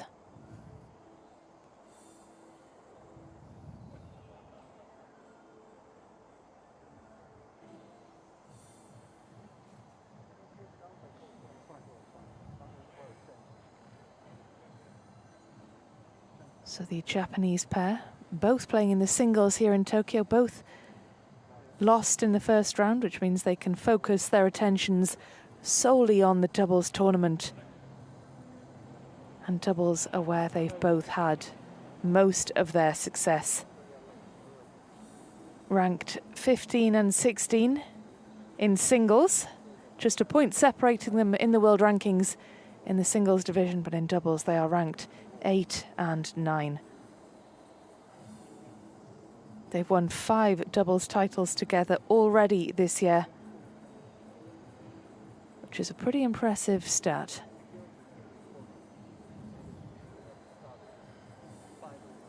The Chinese opponents both playing in the singles event as well, but unlike the Japanese, they are both through to the second round in the singles as well.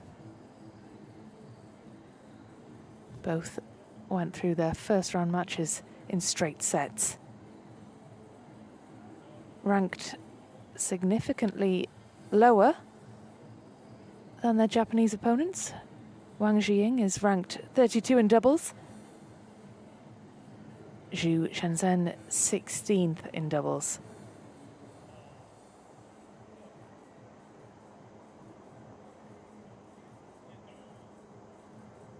So the players backstage, as it were, in the locker rooms, making their last-minute preparations ahead of this quarter-final here at the Ariake Tennis Park. We are playing on court 1.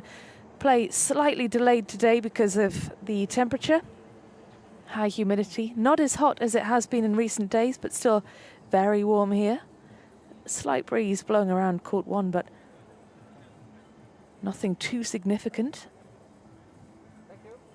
Of course, the Ariake Tennis Park has been newly renovated for these games. The court you see there on your screens, the court you see before you, is normally red.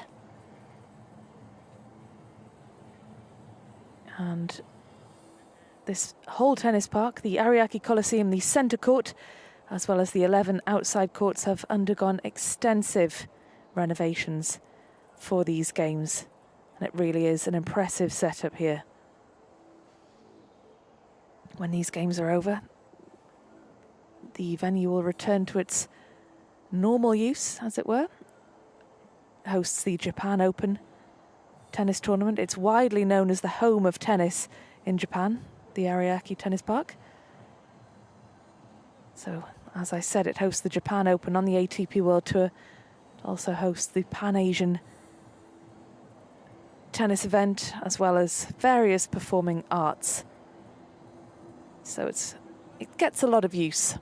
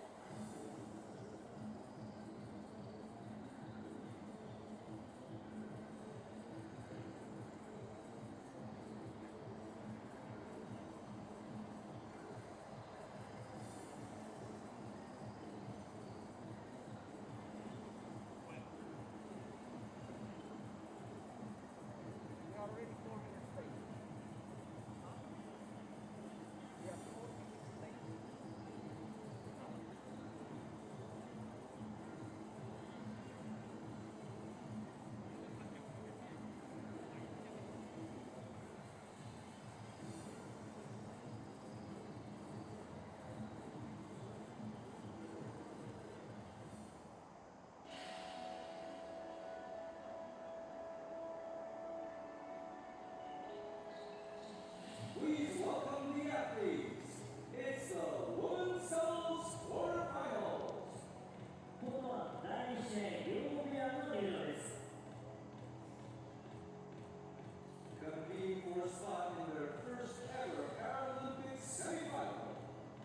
初の準決勝進出を狙う Representing the People's Republic of China, 中華人民共和国 Wang Xing and Zhu Zhenzhen. So here come the Chinese athletes, Zhu Zhenzhen and Wang Zhiying, bidding for a place in the semi-finals here in Tokyo 2020 Paralympic Games. But standing in their way, the home players, the Japanese pair of Saki Takamuro and Manami Tanaka. The fourth seeds here in Japan, both playing in their first Paralympic Games. But they'll be relishing the opportunity here in this quarter-final match, the opportunity to advance to the semi-finals here in the Paralympic Games. In their first ever Paralympic Games, the Japanese pair ranked 8 and 9 in doubles in the world, with an 86% win rate for Takamuro, 83% win rate for Tanaka. Both players in scintillating form heading into these games. They've won 5 titles as a doubles pairing already this year.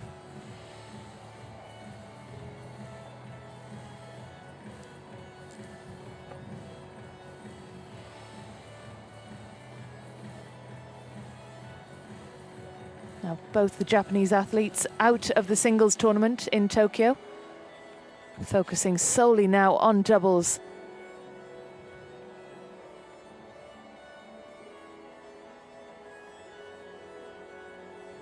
But looking at the world rankings, that is where their strengths lie. They are ranked 15 and 16 in the world in singles, but 8 and 9 in doubles. They've got some tricky opponents on the other side of the net from them today. The Chinese pair of Zhu Zhenzhen and Wang Zhiying. Shenzhen appearing in her second Paralympic Games. She reached the quarterfinals in Rio in singles and in the doubles. So she has experience of playing at this level on this stage. And of course, it doesn't come any bigger than the Paralympic Games.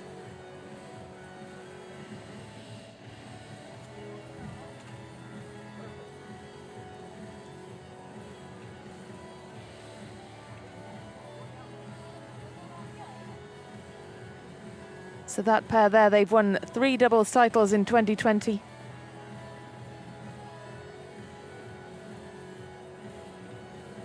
Xu Shenzhen on the left of your screen there. The more experienced player. 32 years of age, her teammate is 23. And Xu Shenzhen playing really well here in Tokyo. She says that even when she's winning, she's hard on herself. Even when she's winning, she looks for the areas she can improve.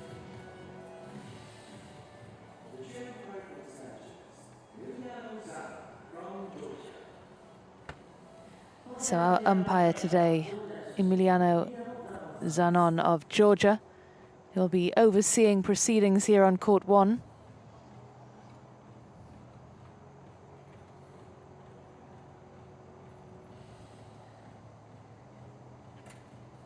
So lots to get sorted before the players can make their way onto the court for the coin toss and for the warm-up. Lots of equipment to get in place. Chairs have to be perfect. The strapping has to be perfect.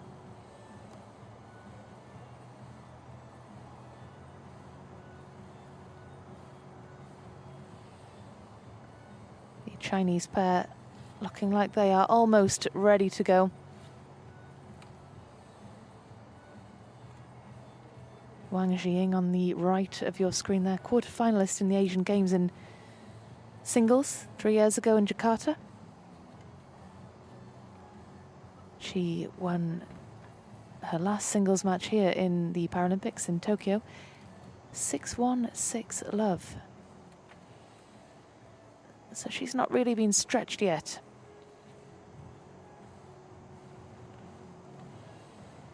The Japanese pair just taking their time before they head out onto the court.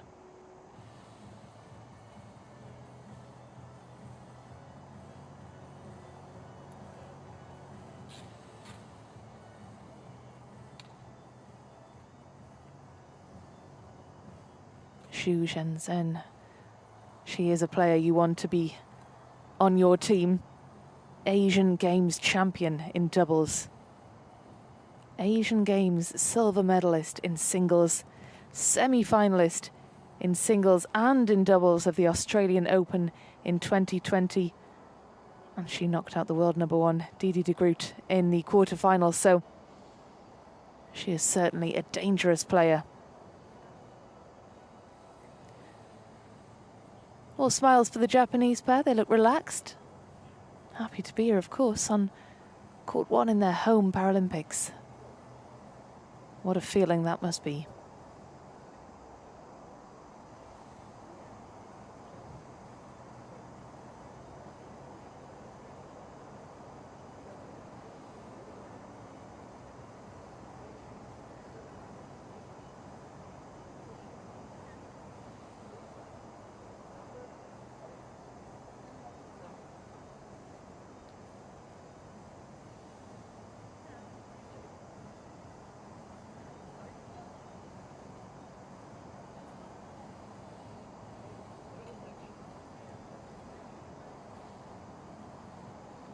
So pleasantries at the net.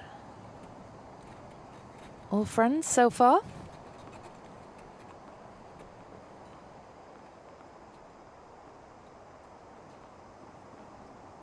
So just a couple of minutes warm up while the players get used to the court. Get the bodies moving, get the arms moving, get a feel for the court, get a feel for the ball and the conditions. And that is how Wang and Zhu have ended up in this quarterfinal, beating the American pair comprehensively in round one by 6-1, 6-love.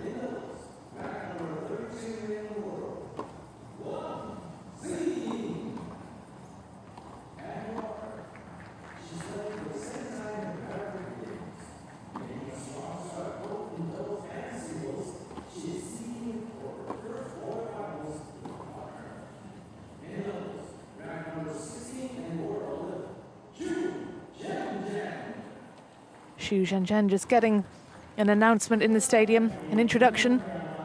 Doesn't need much of an introduction.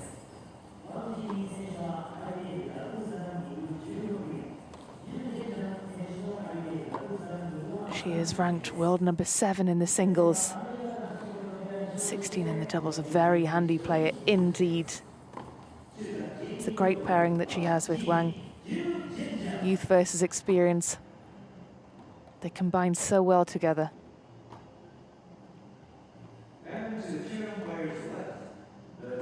Takamura and Tanaka, fresh coming into this quarterfinal. They had a bye into this round. Could be an advantage, could be a disadvantage. On the one hand, they're fresh, but on the other hand, they haven't had as much match experience as their opponents. Be interesting to see how this one plays out.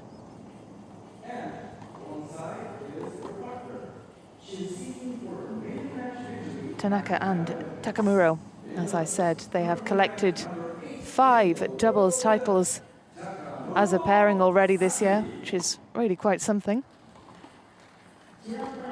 Takamura has won 17 times on clay this year, losing just once. Of course, we are on the hard courts, so a very different prospect, but nevertheless, playing some brilliant tennis.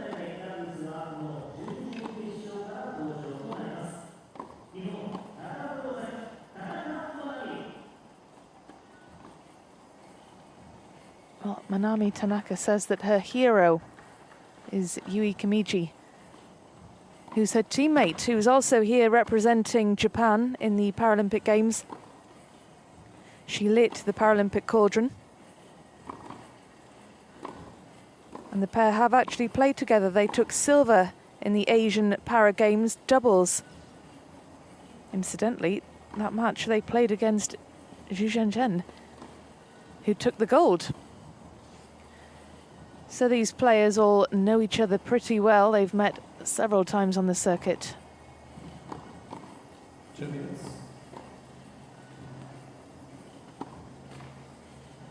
But there is only one player on this court who has Paralympic Games experience, and that is Zhu of China. Born in Shandong.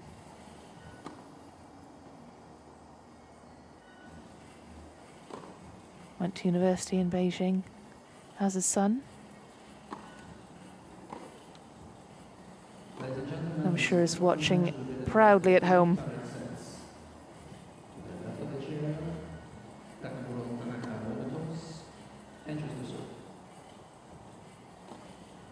Xu is the first Chinese wheelchair tennis player to compete at a Grand Slam.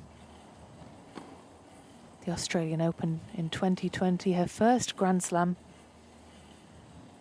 She certainly made her mark there when she knocked out the world number 1, Didi de Groot.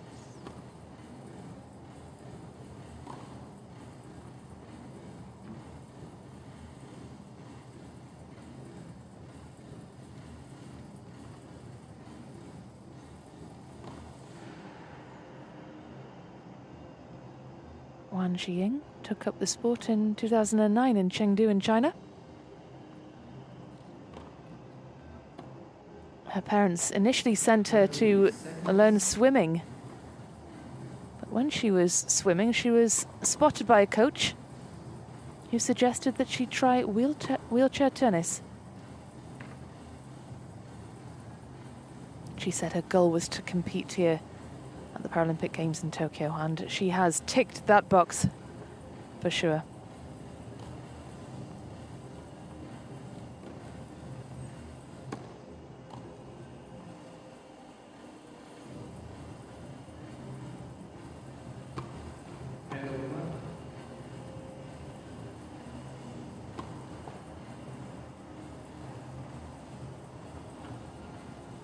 Warm-up finished for the Japanese. Tanaka actually says that she might not have made it here to these games in Tokyo had they not been postponed by a year. She said that that extra time has allowed her to focus better on her game, to work on her fitness, extra time to prepare.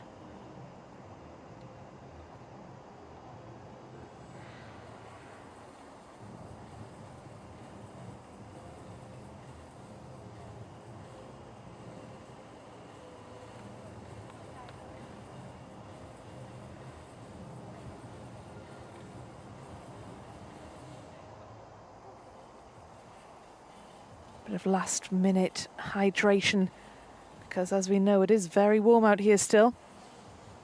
Just coming up to 5:30 in the evening local time. Still very warm out, around about 30 degrees Celsius. High fives for the Chinese athletes as they make their way onto the court.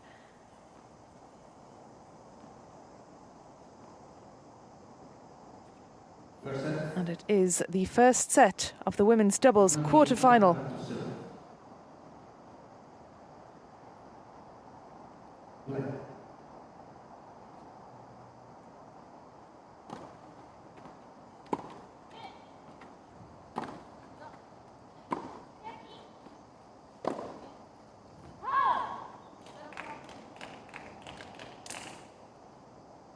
First point for the Chinese.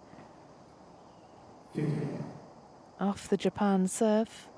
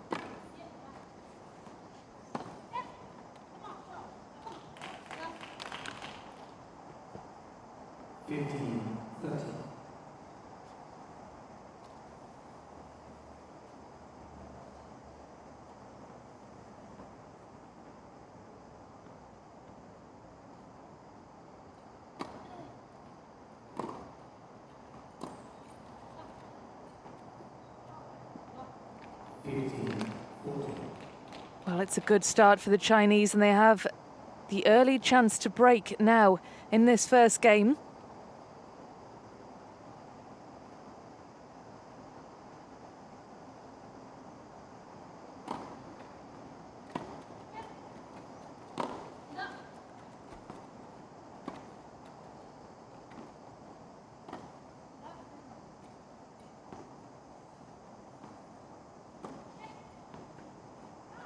Absolutely brilliant from China. And they take the early lead, breaking in game one here.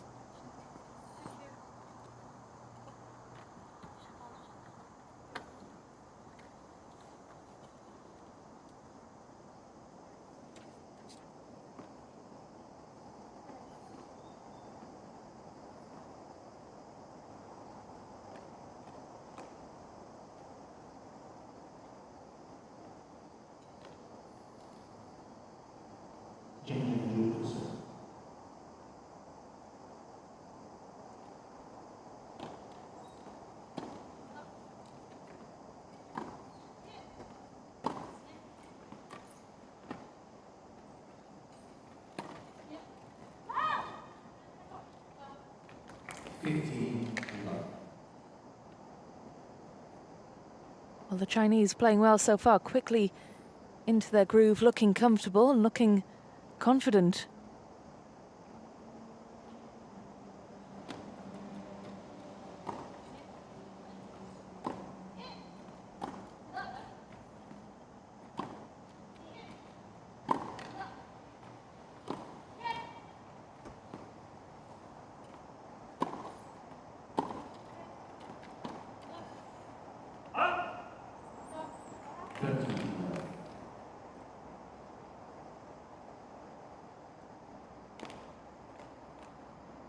30-love then to China. 2 unanswered points already for Zhu and Wang.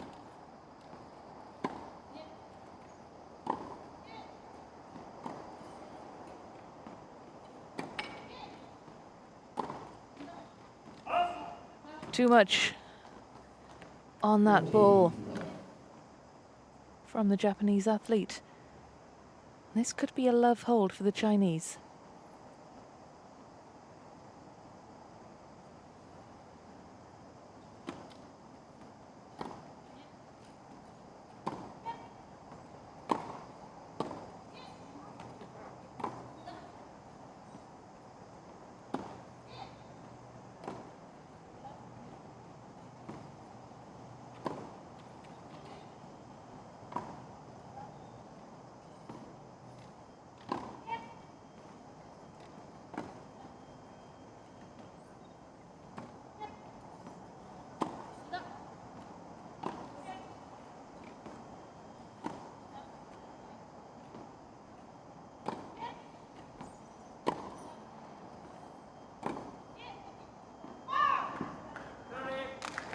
Well, what a rally that was. That was pretty impressive stuff from both the Chinese and Japanese athletes. But Takamura and Tanaka now have their first points on the board.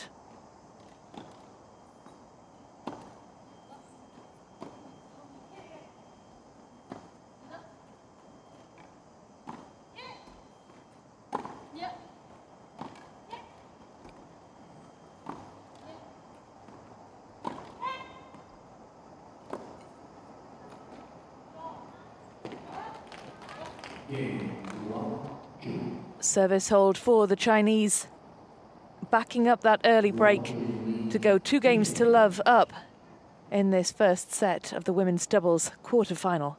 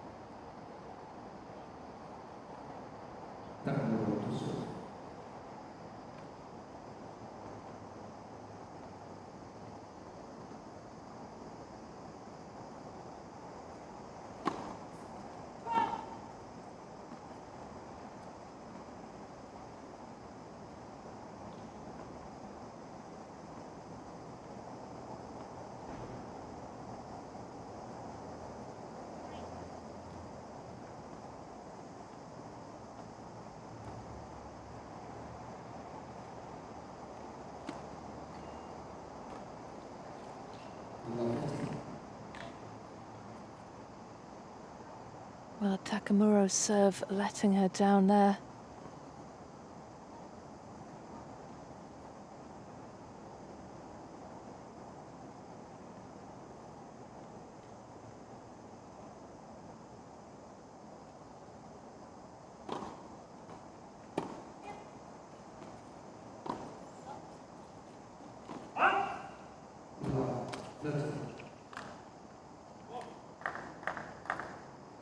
Well, the Japanese certainly not playing as well as we know they can. The fourth seeds slow to start here.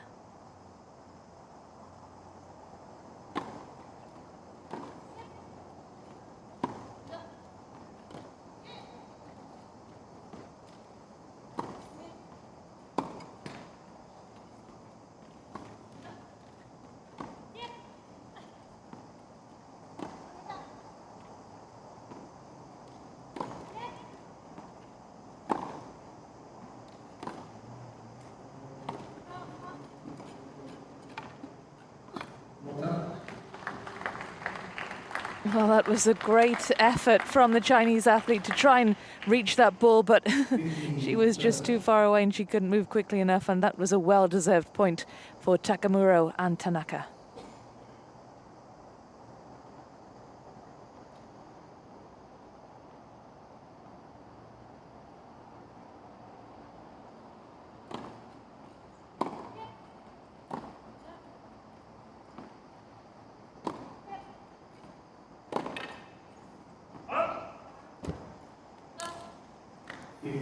Break point opportunity again for the Chinese. 2 break points. They could take the double break here.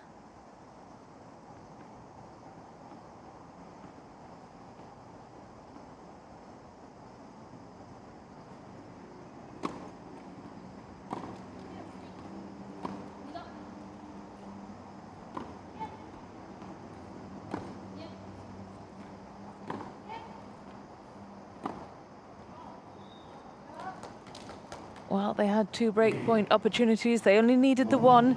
The unforced error from Japan, handing China the double break. And they now take a 3-love lead in this first set.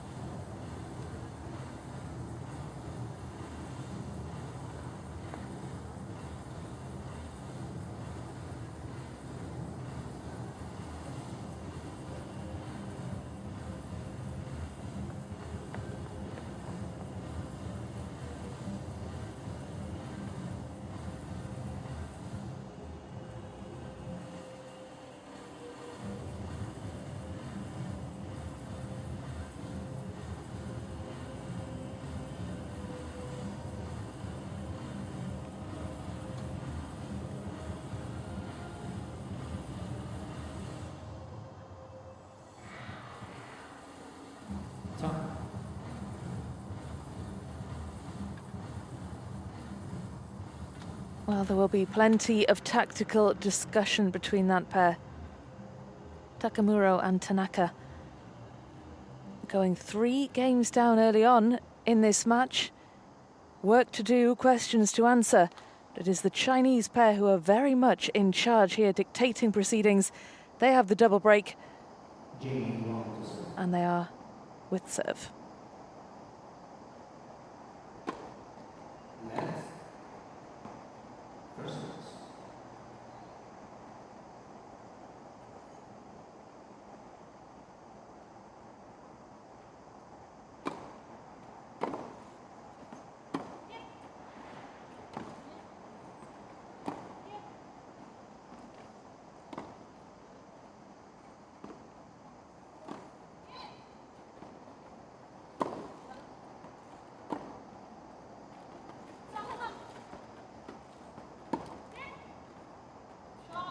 What an angle that was from Zhu.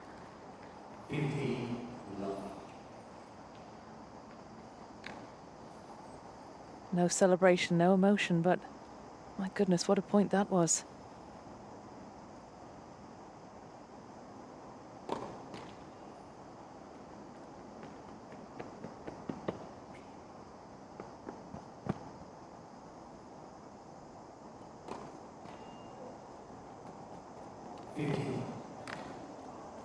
Well, a rare double fault from Ji Ying. I don't see that too often.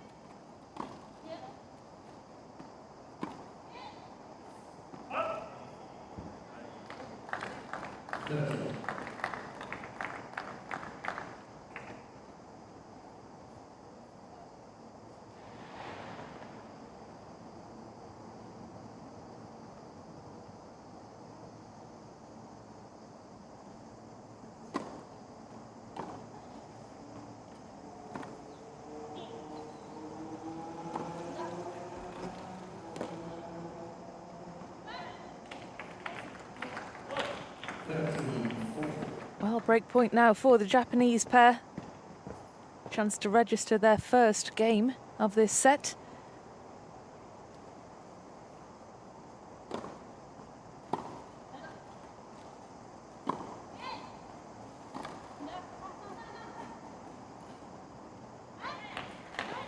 And they've done it. The Japanese pair have broken back. Still a breakdown, but so important to get those points on the board. So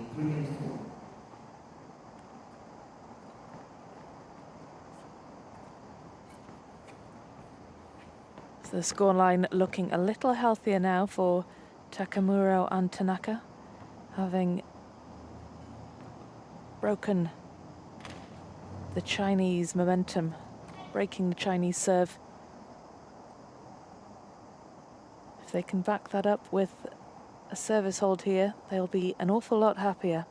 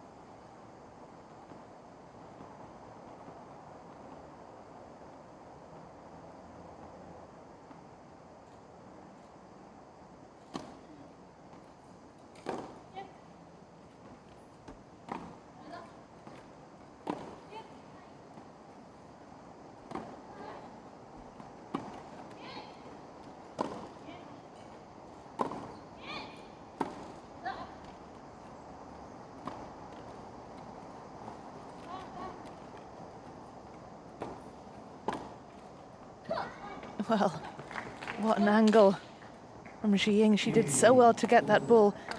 The angle was so acute, right into the body of her opponent. And that has handed China 2 break points. The chance to get revenge for having been broken in their last game. They can now break back.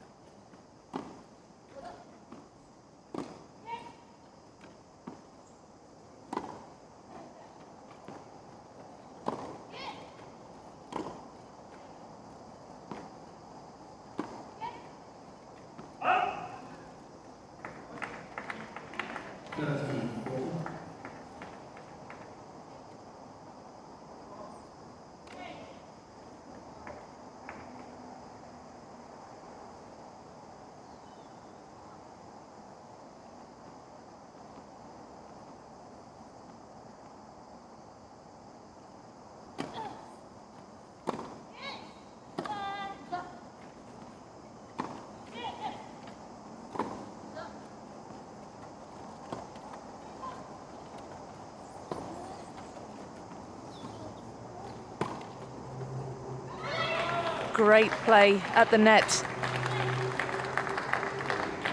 from Tanaka. Yeah, just look at this.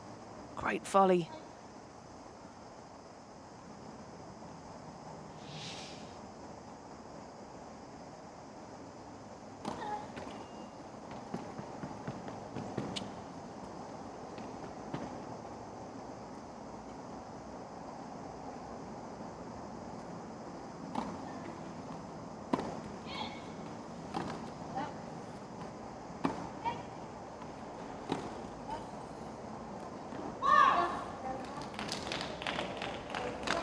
Well, the Japanese saved 2 break points, but can they save another? Wang and Zhu have given themselves another chance to break back here in this first set. Can they make it 4-1?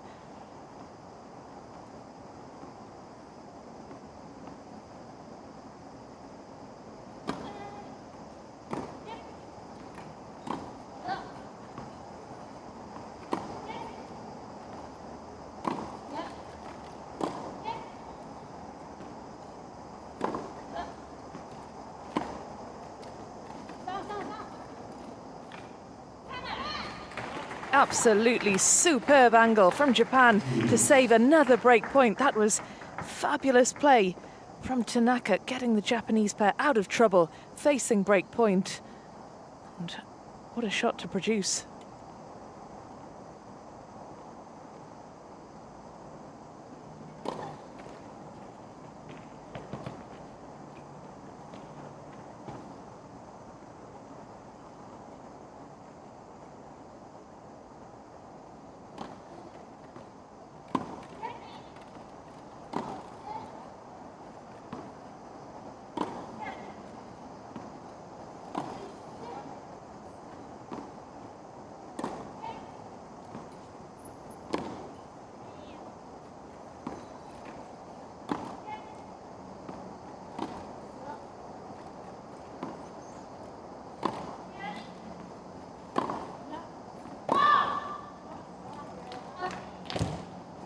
Well, advantage once more to China. Can they break back this time?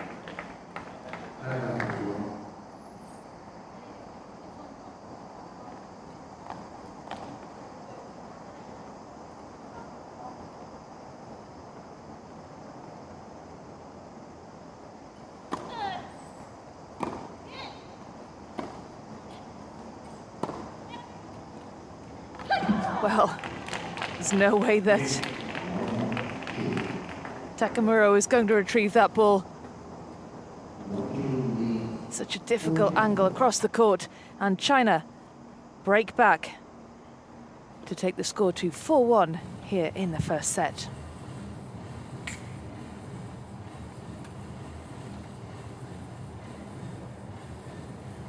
So it is China dominating here in the women's doubles quarterfinal with a 4-1 lead in set 1.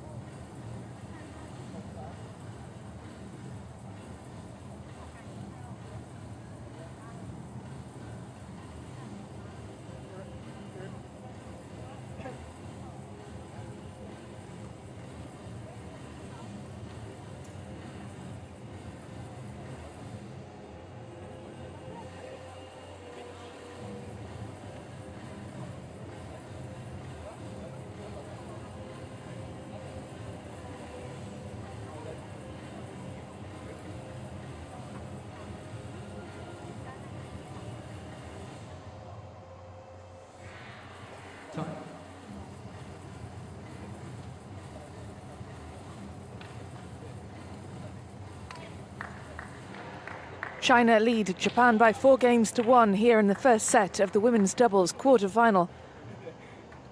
And it is China with the serve. They have the double break. And Japan with a lot of work to do.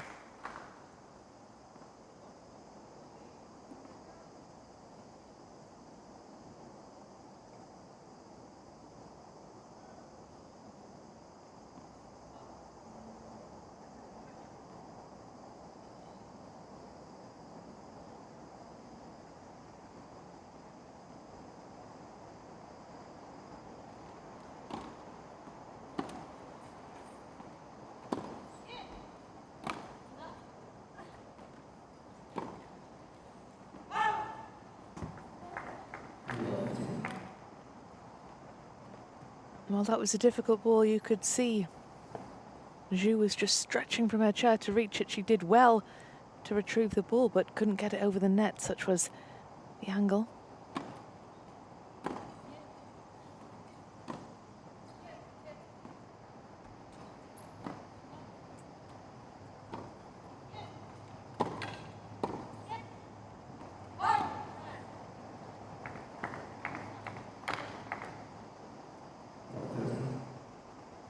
Much better from the Japanese athletes.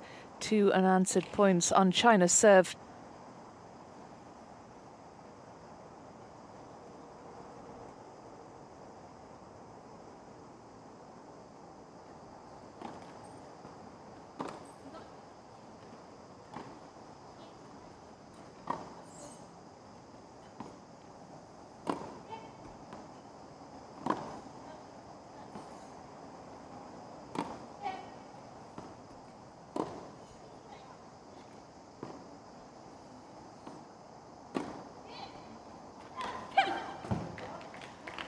That was brilliant from Ji Ying. Real aggression with that forehand winner across the court.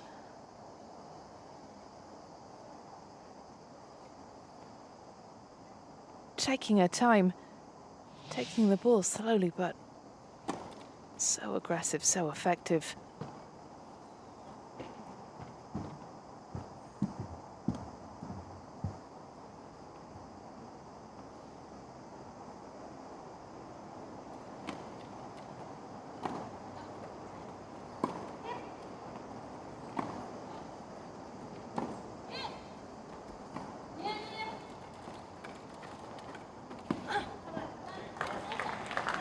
Well, she was racing to get to that ball.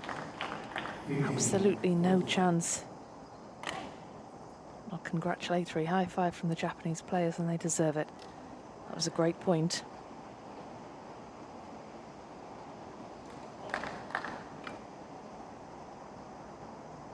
Break points for Japan. The last service game they were broken, and they break back here. Can they make amends?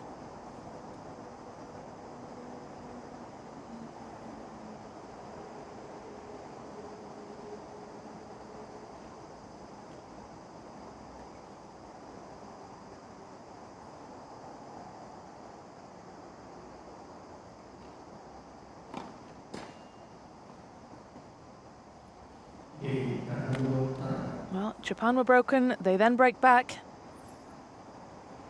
The Chinese won't be happy with that. They'll think they should have done better. The momentum was very much with them. Can still manage a smile though, the pair of them.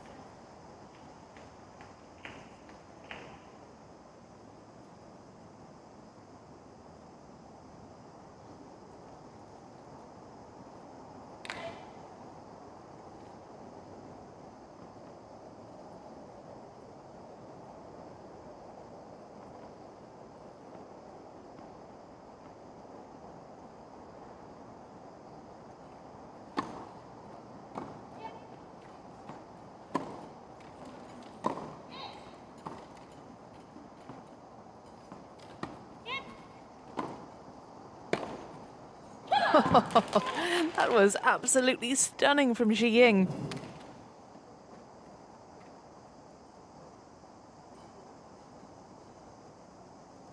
So casual, as if she does it every day.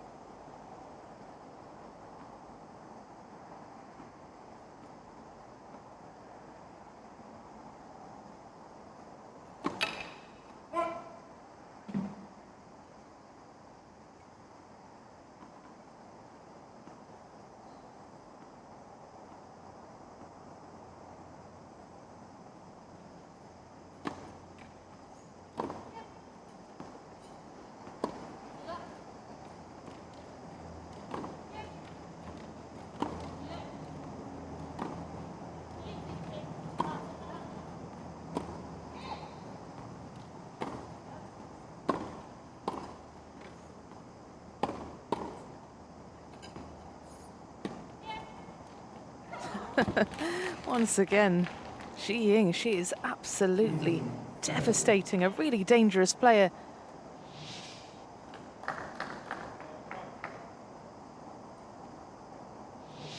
Fists raised in celebration, and rightly so.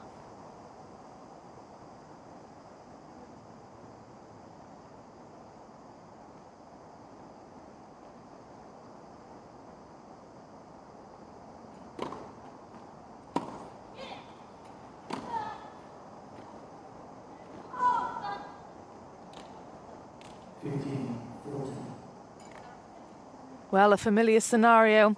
Wang and Zhu with the opportunity to break again. We've been back and forward, each side with the opportunity to break the other's service game. And now it is the Chinese. The turn of the Chinese again.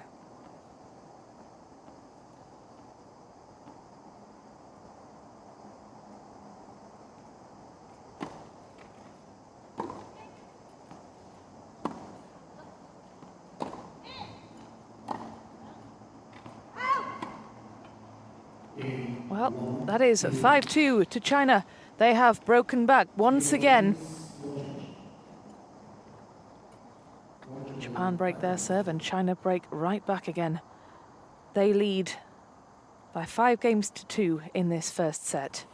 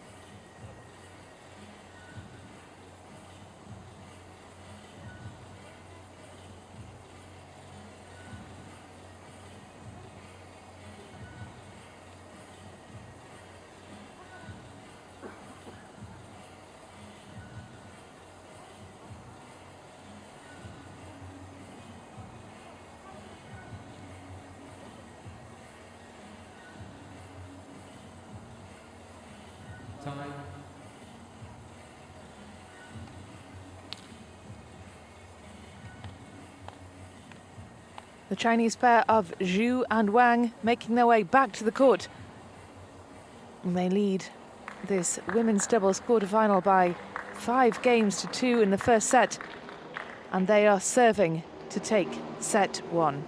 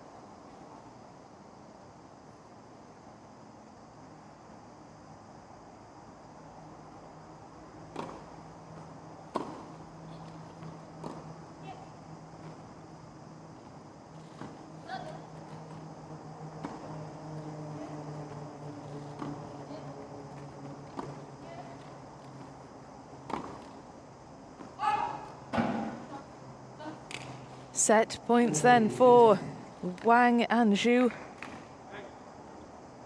2 set points to wrap up this set.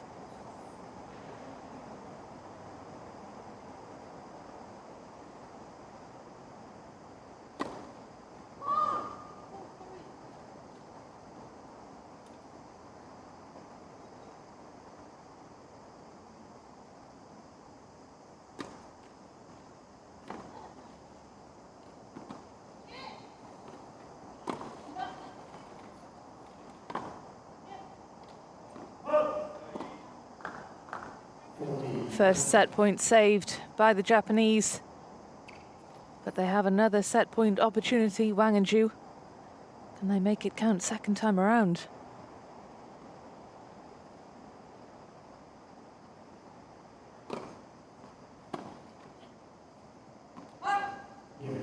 They can.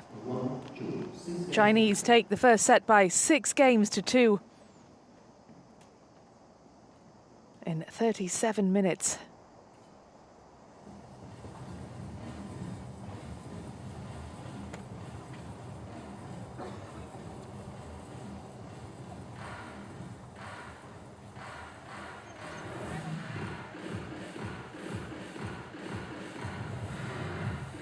Wang and Zhu very much in control of this women's doubles quarterfinal, wrapping up the opener by 6 games to 2.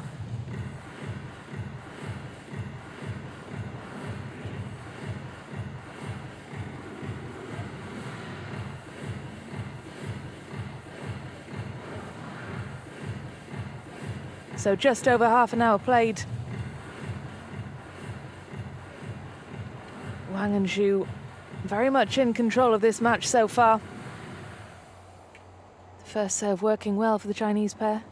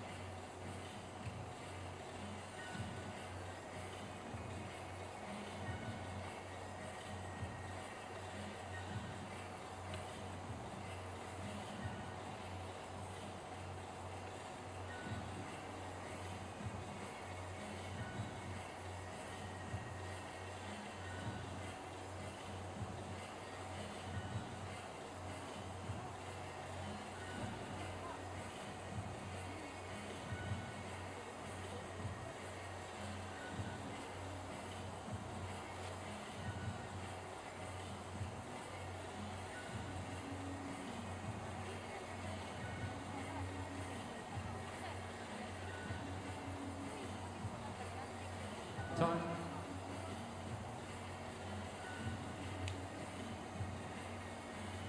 Players making their way back onto the court for set 2 of the women's doubles quarter-final.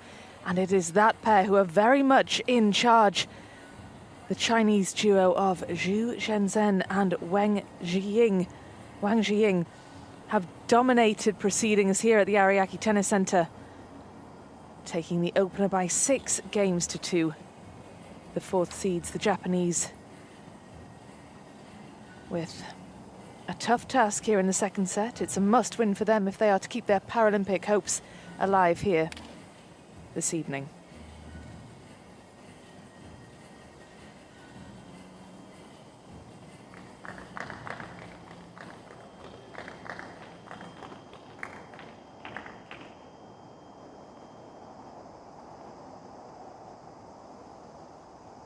It is the Japanese pair who have the serve here in the second set of the women's doubles quarterfinals here in Tokyo 2020.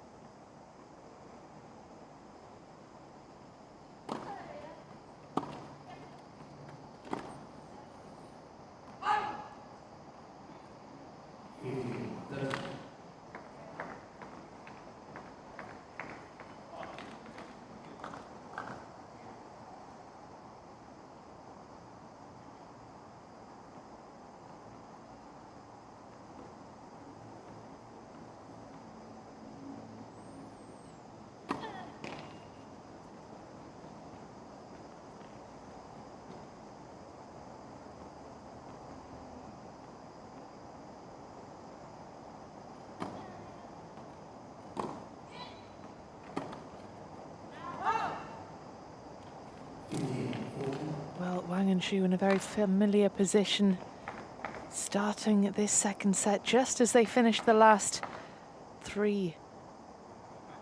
2 breakpoint opportunities for the Chinese.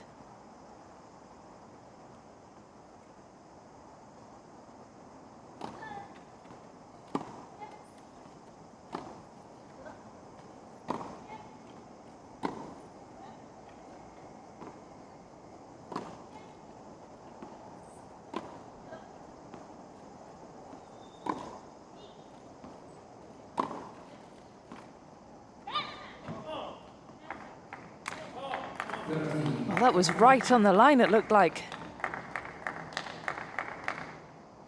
Challenge, perhaps, from China.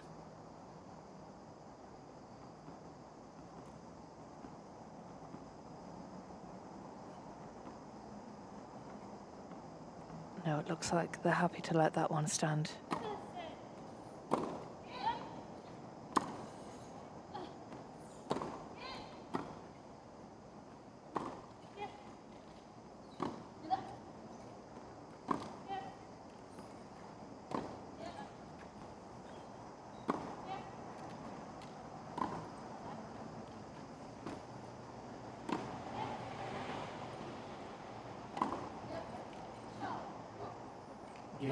Well, it is the break for China. Similar story to the one we saw in the first set. They take the early break, breaking the Japanese in the first game of this set. So they lead by a set and a game.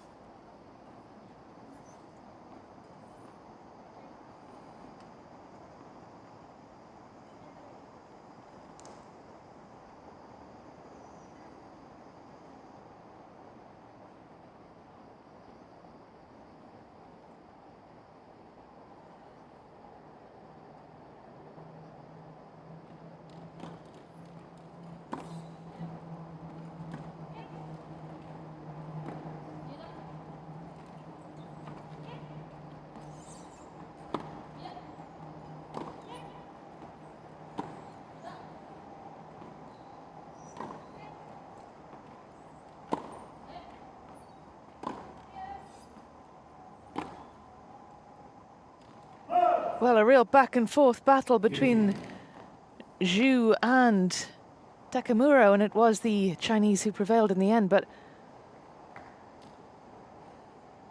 that was very much a game of who's going to blink first, it seemed.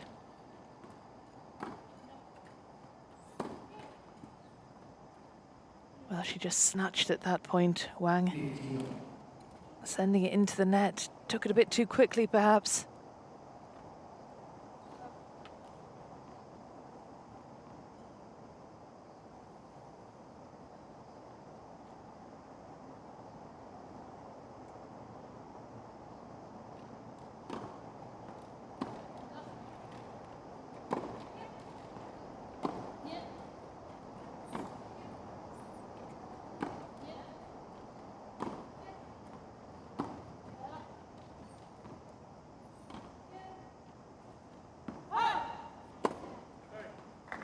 It's a shame. That was a nice try from Zhu, the inside-out backhand overhead, but too much on it. Takamura and Tanaka with the slight advantage.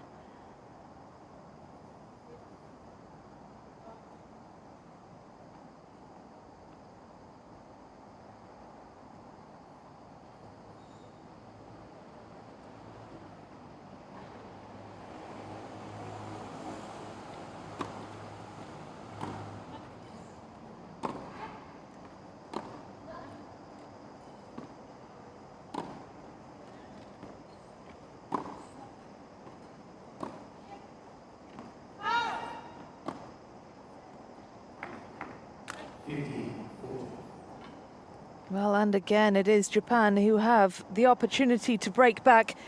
2 break-back points here.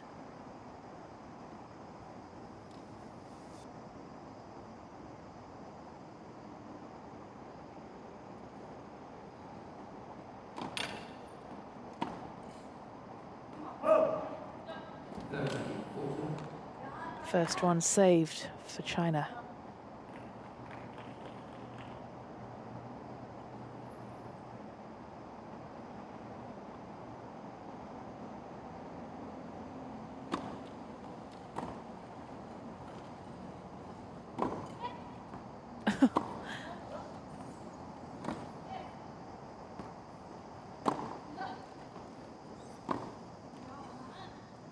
Well, Wang was playing brilliantly. So much power on that forehand.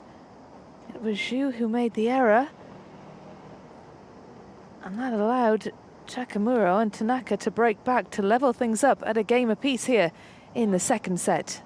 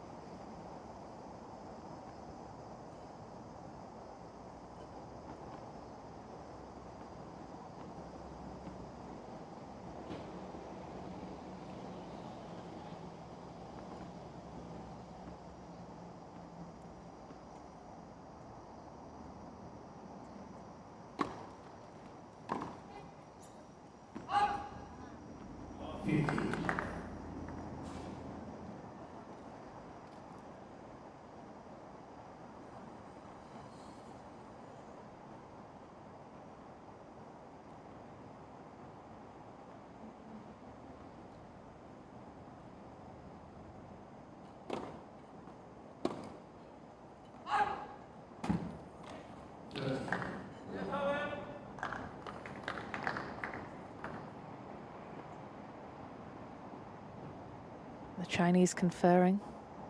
Japan have put together a run of 3 unanswered points.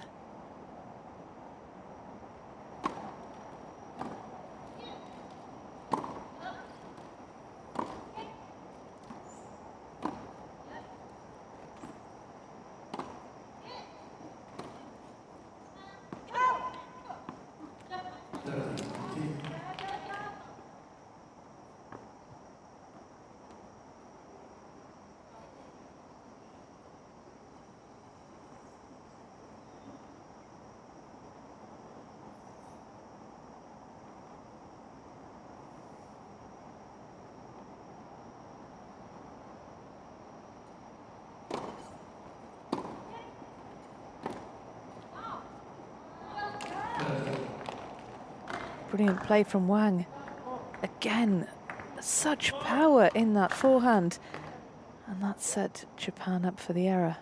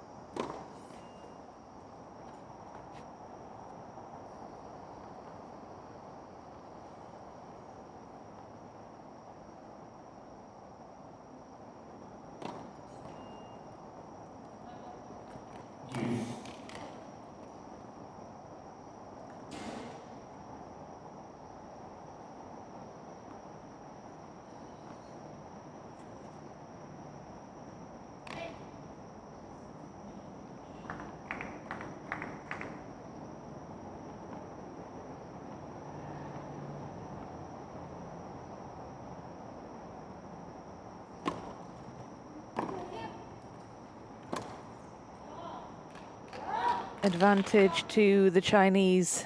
Another opportunity to break and get their noses in front here in set 2. Regain the advantage they had earlier on in this set.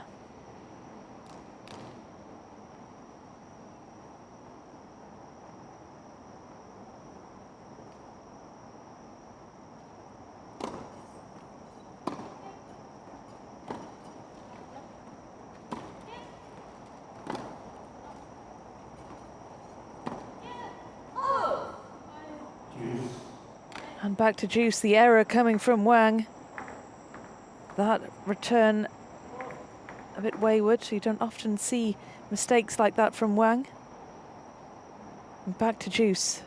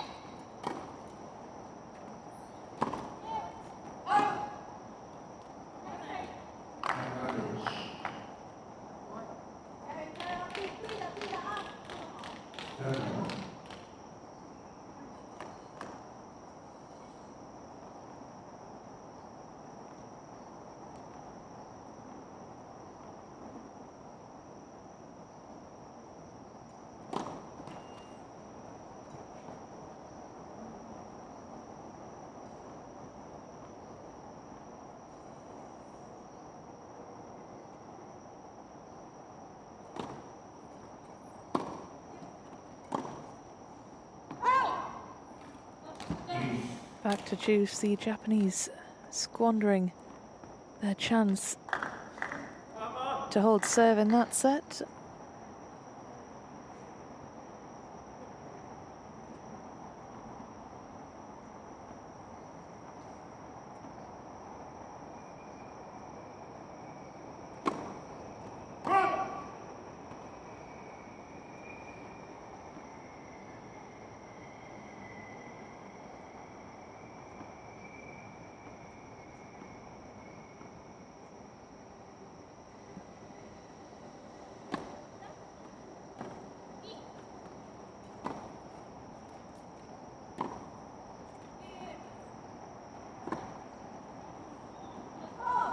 Advantage China.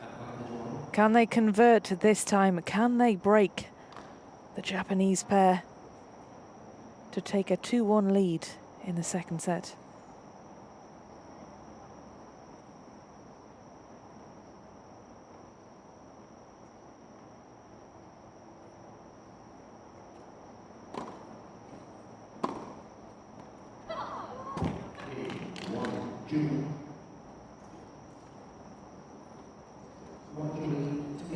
Wang and Zhu break again. They lead by 2-1 here in the second set, cancelling out Japan's earlier break. Confirmation then of the scores so far. Wang and Zhu leading Takamuro and Tanaka by 2-1 in the second set.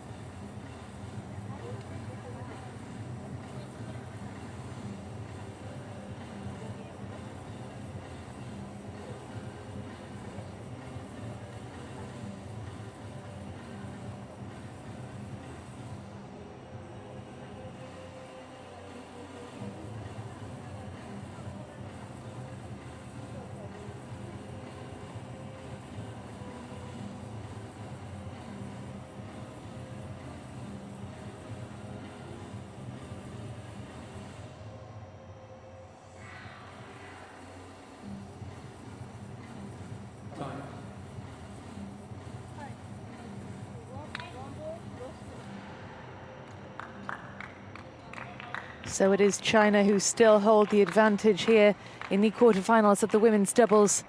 They lead by a break and a set.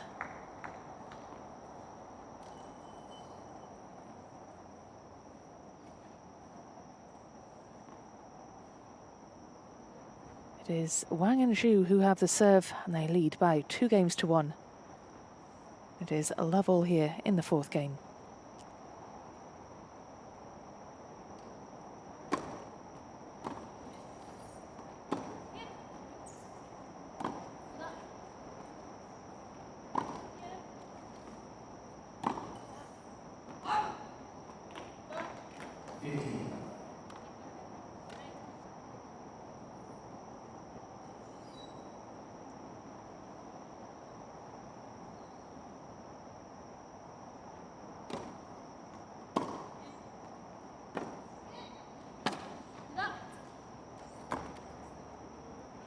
Well, that was a lovely pickup from Tanaka, the Japanese athlete.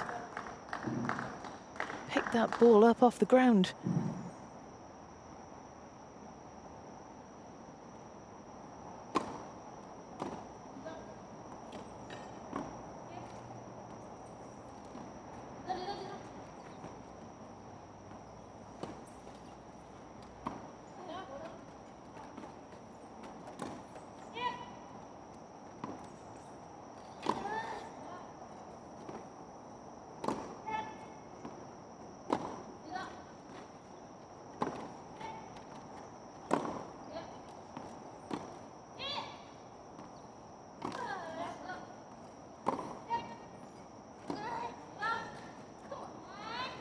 Well, that was unlucky from Japan, but the relentless pressure from Wang and Zhu of China eventually forcing them into an error, but really high quality tennis from both teams.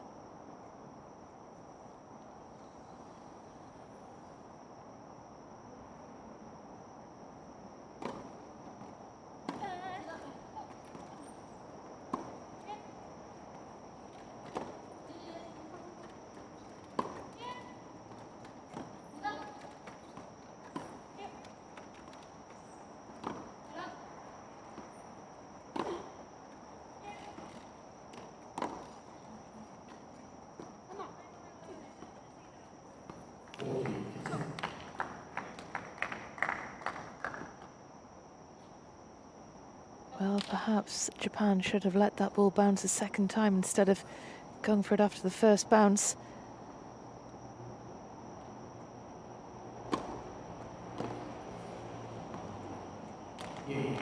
And that is a service hold for Wang and Zhu, the Chinese athletes, 3-1 in front here in the second.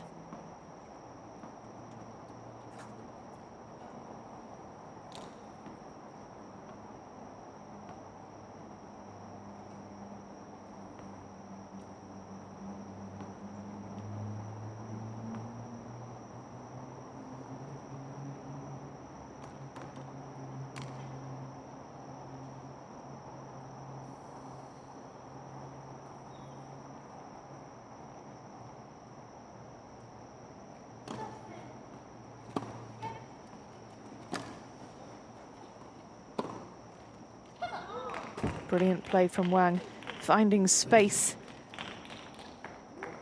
Takamura and Tanaka nowhere to be seen.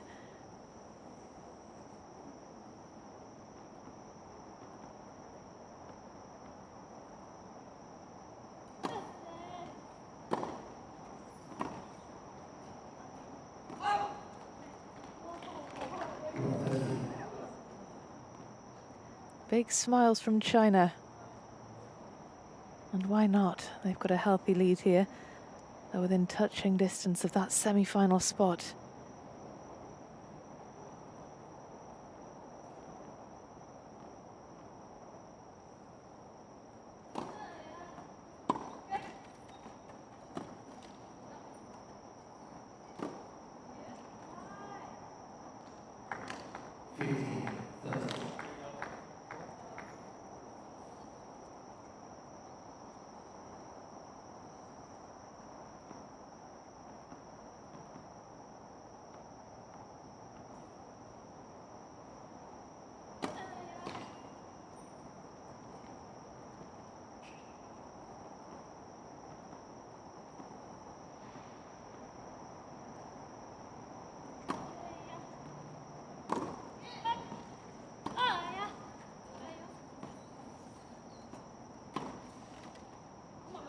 Straight down the middle.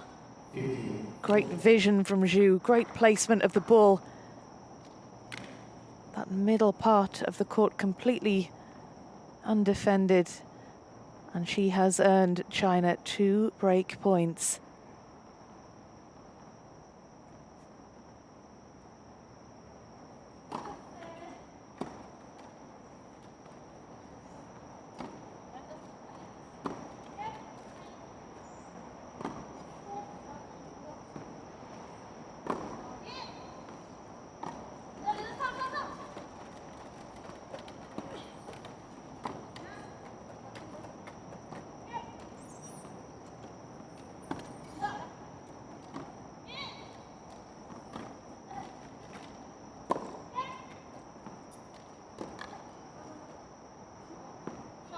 Well, so impressive from China to wrap up that game. Impressive from Zhu in particular. The speed with which she covered that court, racing from the baseline up to the net, was just fantastic to see. And confirmation of the scores so far, Wang and Zhu leading this second set by 4 games to 1. They have the double break. Takamura and Tanaka with what seems like an insurmountable task here.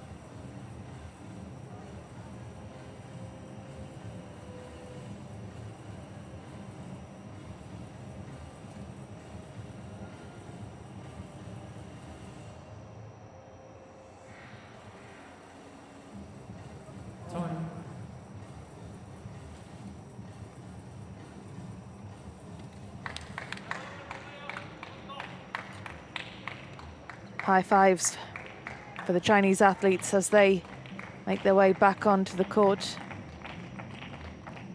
And they know that they're in a good position here, leading by a set and by 4 games to 1 in the second. They have the serve. They'll also have their thoughts on a place in the semi-final, which is getting closer and closer.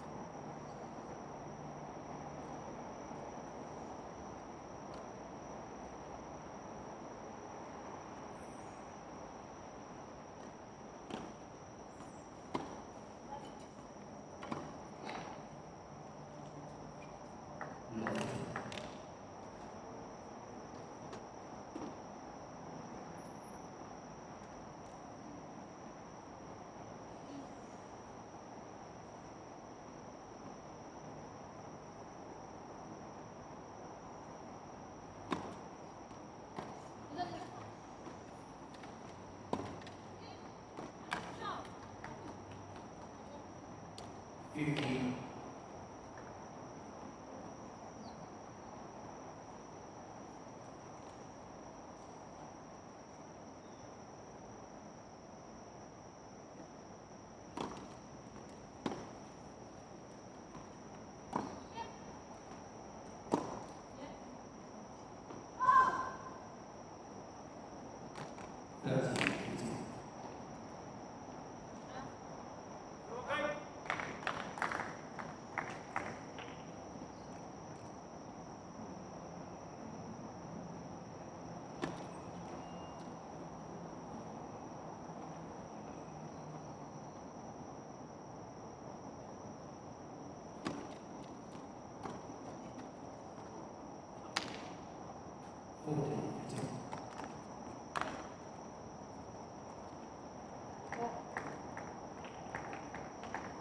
Wang and Zhu racing through this game.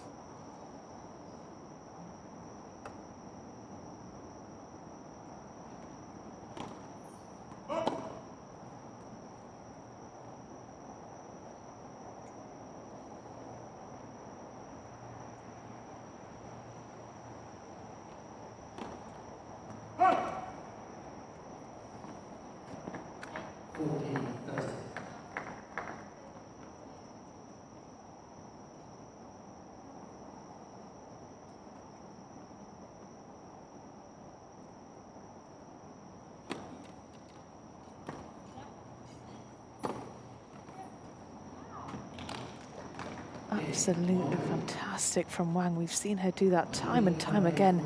That powerful forehand shot. Winning point after point for China. They now lead this second set by 5-1.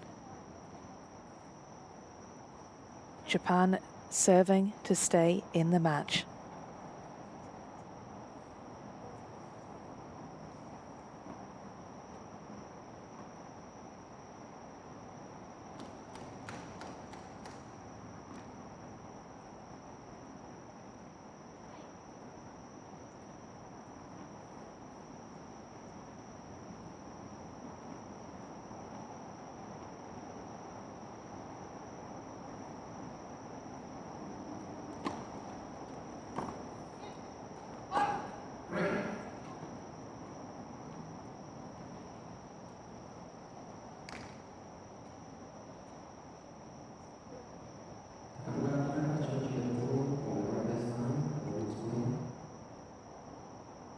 Well, the Japanese athletes challenging that call. The umpire said it was in. They think otherwise. Yeah, it was very much in. Nothing to lose by challenging at this stage, though, when you are on the brink of defeat.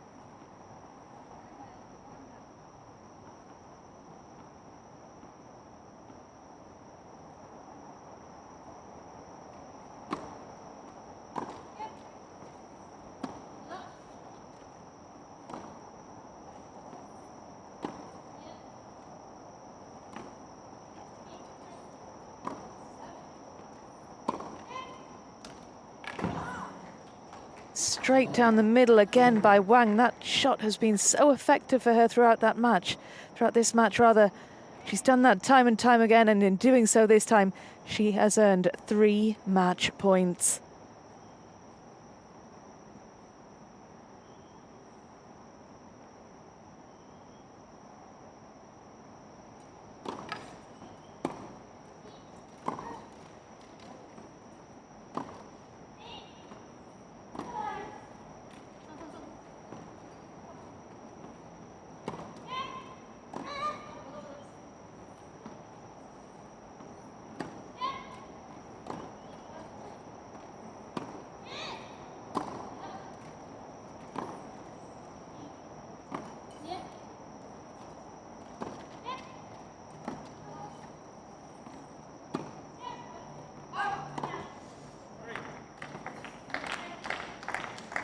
Well, they live to fight another day, Takamuro and Tanaka.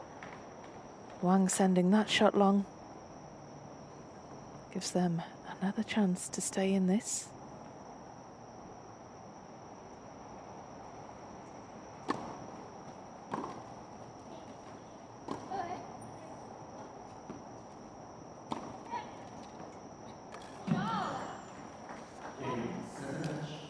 Well, they had 3 match points. They wrapped it up at the second time of asking. Wang and Zhu absolutely imperious here this evening. Very much in charge, dictated proceedings from the off. Outclassed their Japanese opponents, and that was a deserved victory for the Chinese pair. 6-2, 6-1, and they have booked their spot in the semi-finals here of the women's doubles in Tokyo 2020 Paralympic Games. What a performance from the Chinese pair. Just wasn't their day for Japan.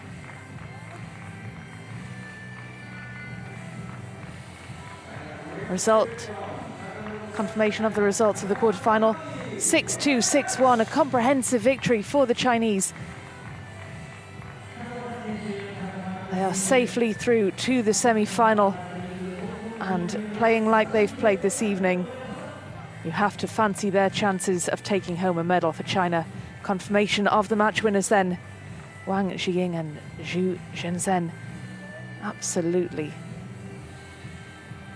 incredible performance from those two. Outclassed their Japanese opponents in every area.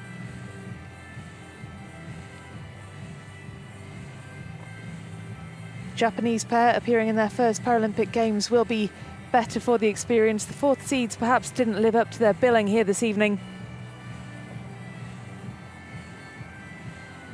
But nevertheless, an honour, a privilege and a wonderful experience to play in the Paralympic Games.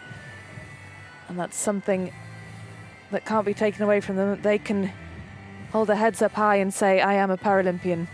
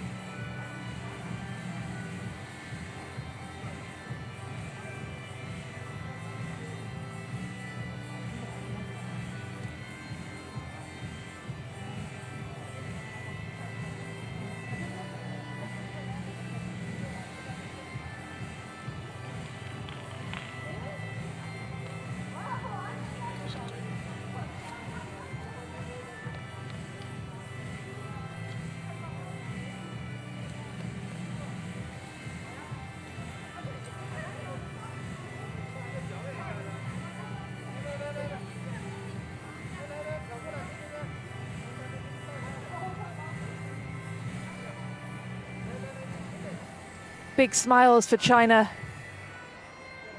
Memories made.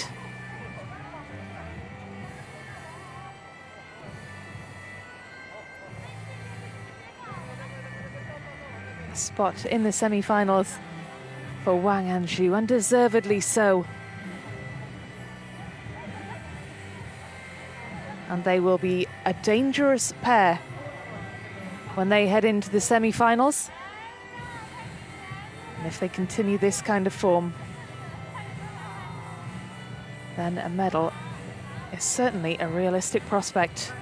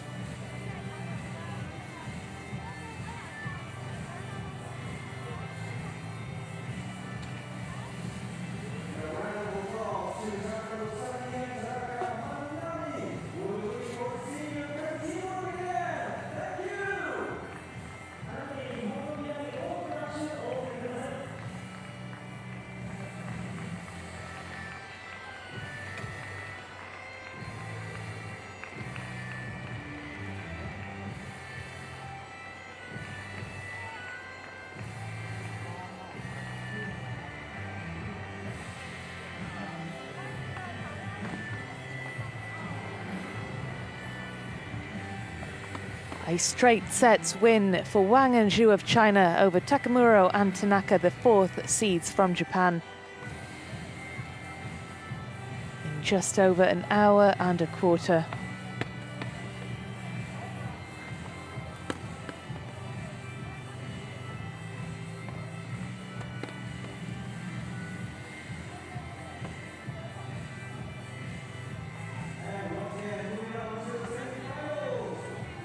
So Wang and Zhu move through to the semi-finals. They progress to the next stage where they will play the British pair of Shuka and Wiley, the 2nd seeds here in Tokyo.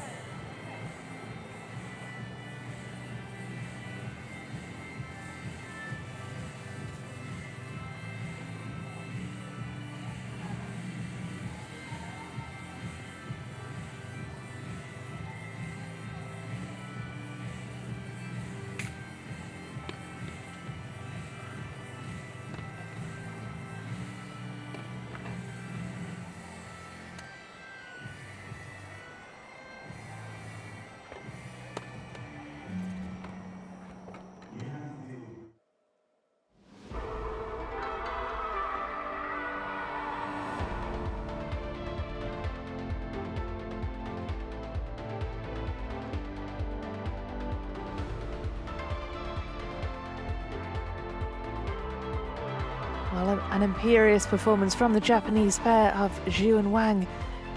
The Japanese home athletes, no response to the relentless attack from the Chinese pair who progressed to the semi-finals. Job done for China.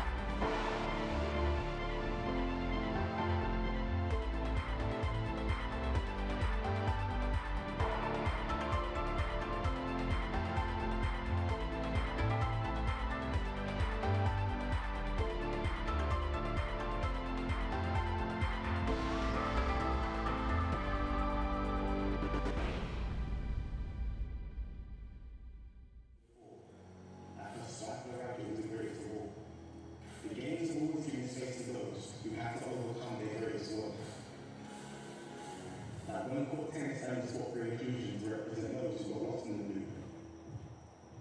But let's move on to shooting for the hero we need, because the doubles in Athens undefeated. 45 Grand Slams, we have 3 games to champ. Now we're in Tokyo to face Japan. And we saw a great thing in the to Beijing, where Taylor and Wagner got 2 great wins. But in the arena, Pete was the leader, defending the goal he won in game. And the government declared their unity for the independent community. Catering facilities to the less able more suited. In London's abundance made over here down. Focusing less on Paralympic safety losses, the onus would be on the athletic achievement, not how they overcame that set of reasons. So when the expert was 470, no one could doubt how she became here. Too many people then wanted to see. Rio was buzzing as heroes were coming, and the basketball team fancied a change, and it's brought their walk back to the games. Well, that's switch sports. I didn't do trouble. I guess that's the thing because singles and doubles. But in Tokyo, the shots to golden boy. The group the #1 player in the whole of the world. She's already earned her place in the ladder, but to me she might have a say now.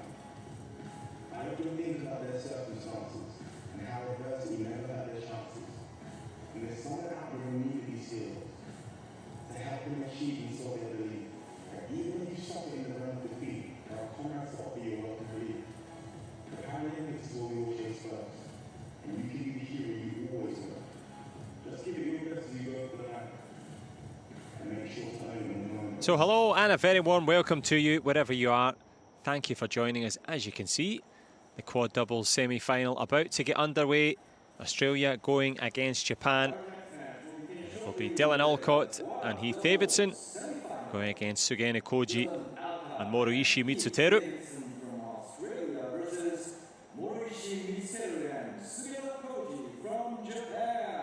And whose flag's going to be flying high at the end of this Paralympic Games here in Tokyo.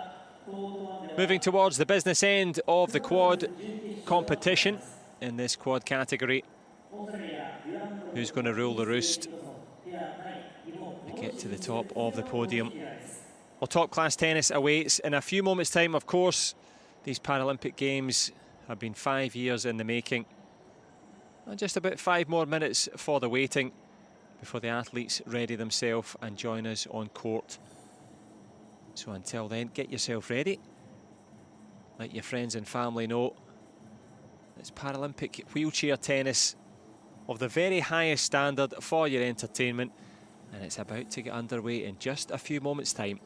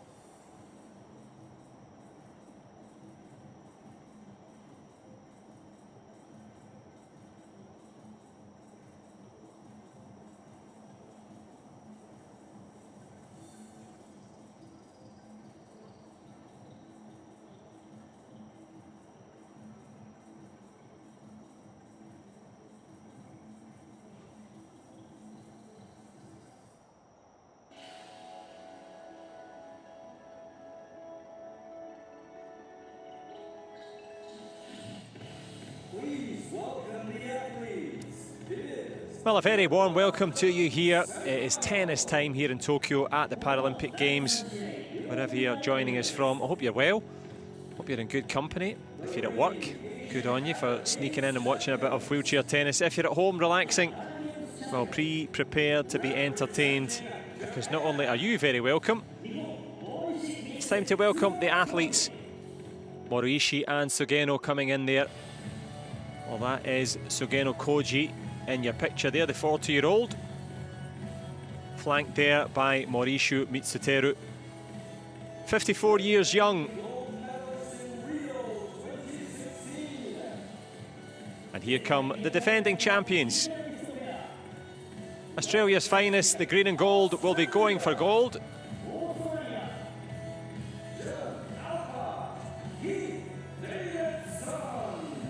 Well, they mean business. A little high five between the two friends and teammates. And of course, Dylan Alcott and Heath Davidson coming in with the pedigree and the quality as the defending champions. Big expectations and a good thumbs up there from Alcott and Davidson to their respective volunteers, just to help them with their innumerable pieces of kit, as you can see. for the athletes in the quad division, sometimes requiring extra taping, extra equipment, just to modify and be prepared as best they can. And if you're totally new to it, the quad division are athletes that have a disability that affects 3 limbs.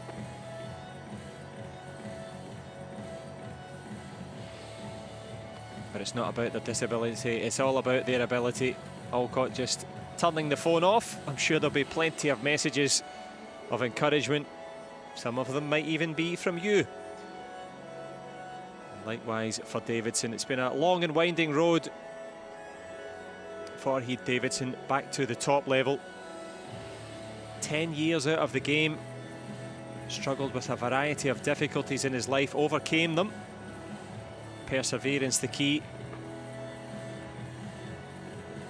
Producing that incredible victory at the Rio Olympic Games. Hard to believe, 5 years ago. Where does the time go? But from 5 years hence to 5 minutes ahead for the athletes to get warmed up and ready to go in this one. And of course there'll be plenty of opportunity. Also a little bit of pressure on Moriishi and Sugeno. The Paralympic debut for Sugeno. And what can he produce in this one? Well, there he is, just getting himself organised. Looks like a wristband fresh out of the packet. And he is fresh to the Paralympic scene, of course. But a good straight sets win over Kim Myung-jae in the opener. Just making sure that the plastic's put in the bin there. 6-love opener. It's been a strong opener already, as we see Alcott getting himself into his sports wheelchair. So the camber on those wheels, about 20 degrees, different for different players. Also the back support set at different heights. Some people prefer or require more stability. Some people want a bit more height to help with elevated service action. All about adaptations in this life and in this sport. Two good pals having a chat here. Game plans will be organised, I'm sure. They'll have done their performance analysis for themselves and indeed for their opponents. And not only that, some sauna training sessions for both the Aussies. Not that hot back in Australia right now, just about 10 degrees, but you may have seen 30 degrees here and 70% plus humidity, so like training in a sauna, which is exactly what the Australian duo did to prepare for these games. Dylan Alcott with a sauna in his home, just out in the backyard, and a chance for both players to prepare, as we see Davidson getting himself into his chair and ready to go. Preparations in place as Team Japan get themselves fixed into their tennis wheelchairs as well. All of them bespoke, all of them as light as possible, with as much stability as possible to afford as much speed as possible.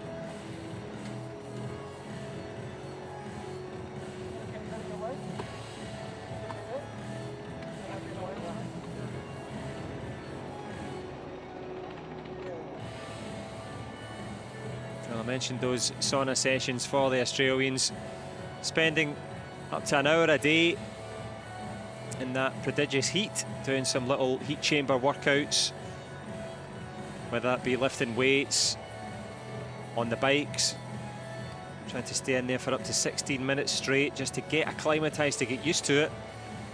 Then of course they've had 5-6 days, hard to believe, since the opening ceremony to now, but to acclimatise and prepare. And of course the host nation, Moriishi and Sugeno. Moriishi with the white headband and Sugeno with the white wristband.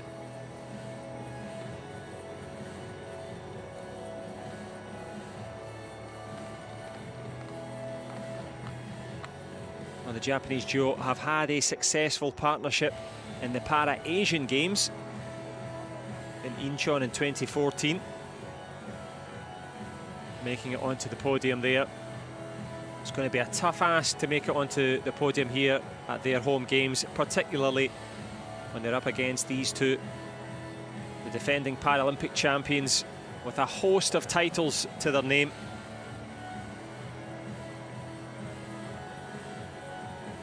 Seven back-to-back Australian Opens, 2 back-to-back Wimbledon titles, a couple of US Open victories in there as well.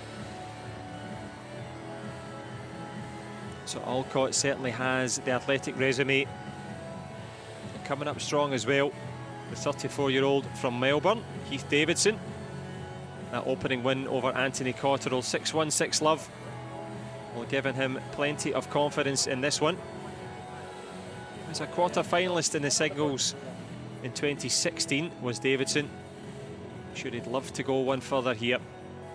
One further minimum, I'm sure. Harry Luos from Finland in charge of this one. But who's going to finish strongly in this one? Well, you get to have a little listen in once Team Japan get themselves settled and ready. Of course, you can see just about there Moriishi Mitsutero affixing a glove there. That's to the non-dominant hand, the non-racket holding hand. And that's to give grip on the rim of the wheel, or indeed the wheel. Players, depending on their own style, can grab onto that outer rim, the wheel itself, or use the racket for a bit of manoeuvrability as well. Well, the Aussies taking a little rest on the net here. One final stretch. And of course, as you can see for yourself, it is a shame there are no fans here. As Dylan Alcott rightly pointed out, well, they weren't too sure if the athletes themselves would make it to have a Paralympic Games, so he gave a big shout out to the Japanese people and indeed organisers. We all know the circumstances of hosting this event. So the stadium may be empty in terms of fans, but it's certainly full of support and encouragement for the Paralympians, regardless of what sport that is, just as it was for the Olympians a few weeks ago, or as the warm-up act, as Dylan Alcott referred to it jokingly. There'll not be too much need for a warm-up here. Roasting hot. As Moriishi Mitsutero will get the tape on as well, so that many of the quad athletes will tape the racket in position to afford them the best grip. And obviously, if you're going to do that, you have to have the grip that will let you serve, let you return, you know, backhand, forehand, you know, slice shots, top spin shots. So, got to get that grip just perfect.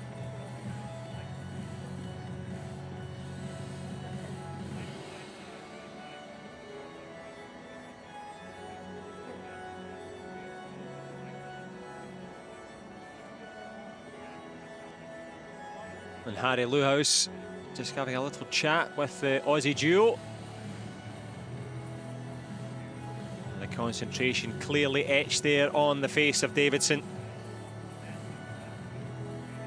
Winner of the last 4 Australian Opens in the doubles with his good buddy Alcott. Made the last 5 semi-finals as well in the singles, so very much in the ascendancy is Davidson.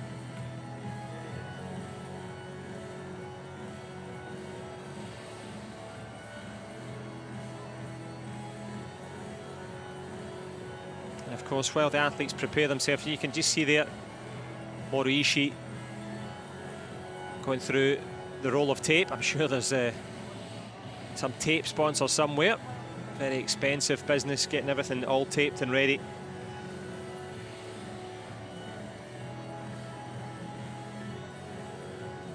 If you are just tuning in for the first time, have a little look at hashtag WeThe15 or WeThe15.org, an initiative to deal with many of the disparities that the disabled community face. 1.25 billion people on the planet, 15% of humanity. And they're looking for that bit of humanity, that bit of inclusion, breaking down those barriers. So hashtag We the 15, check that one out. But it's more We the 15 love here in terms of tennis.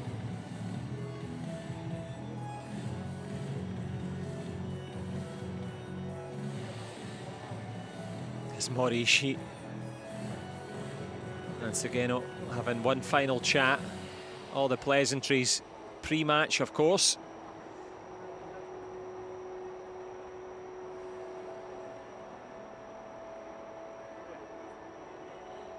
And of course the heat delay that's happened, the scheduling has changed a little bit because some of the athletes that are particularly in the quad division, due to spinal injuries, cannot always self-regulate in terms of heat.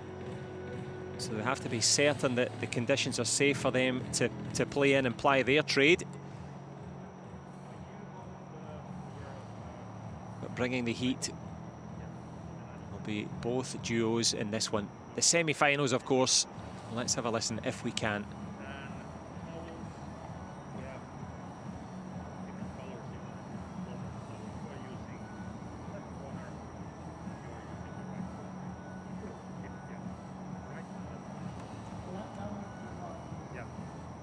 So our Finnish umpire just confirming that both duos must choose a place to put their towels, obviously with the pandemic protocols. So at different changes of end, you choose either seat A or B. Who's going to be in the driving seat? To give or receive. Alcott just explaining that the men in the green and gold will receive. So it's on to Team Japan to serve. Of course, a chance to warm up first. Of course, to get those nerves out. They've had a chance, of course, to acclimatise, to get down onto the practice courts and have a little look around these show courts. This court number 1. Which duo will become number 1 at the end of this one? There is the previous victory. Sadon and Weinberg of Israel defeated by Morishi and Sugeno. And of course the man on the right hand side of your screen, 54 years young, an athlete and an office worker from the Konan province. The EY Japan club, I'm sure, will be cheering him on. And there he is. Made his debut in 2005, aged 36 years old. He's making his Paralympic debut here alongside this man at 34 years old. Well, he made his tennis debut. Sugeno Koji, the 40-year-old now. And he's from Tokyo. But he won't be one to making a short trip home. Has business in both singles. And of course, more importantly here for the moment in the doubles. Australian Open semi-finalist. So he knows what it means to go deep into the competition in Australia. But here against the Australians, it will be a difficult ask.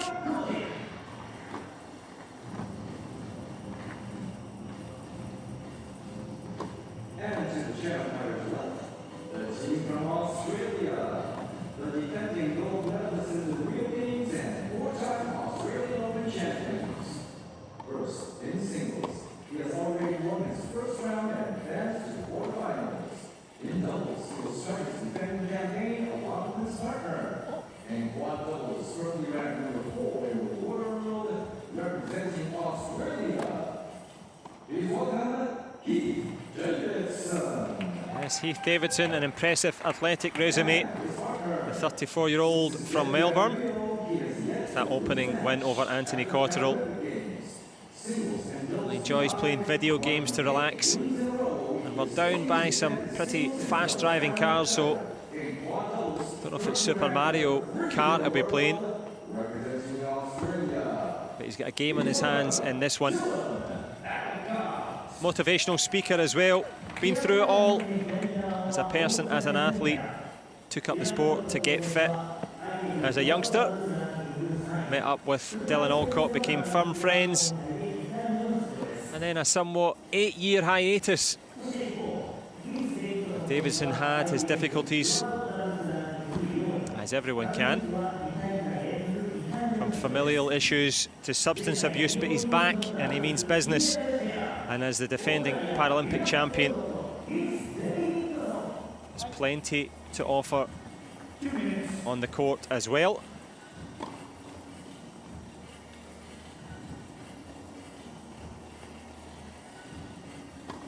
And of course, Dylan Alcott, well, a quote that he's put out just before the games in terms of his advocacy and his mentoring. He says, and this is a quote, "In life, it's not just my purpose to win Grand Slams and gold medals.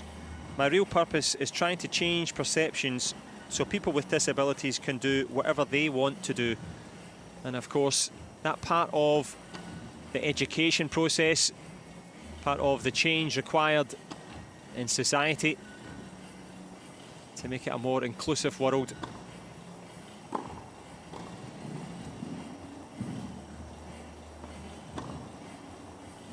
But those sorts of mentoring and advocacy will be far from the mind as all four run through their last-minute physical preparations. Game plans will be in place, of course.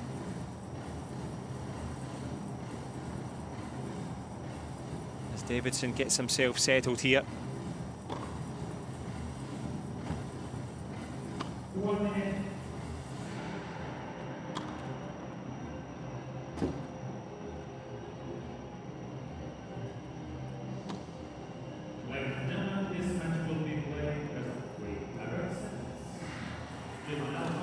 And of course, much has been made of the possibility of a golden slam for Dylan Alcott, something that he doesn't want to talk about, understandably. Novak Djokovic tried it, couldn't get it done. So far, Steffi Graf, the only athlete and champion to win all the Grand Slams. And this one, of course, the multi-sport.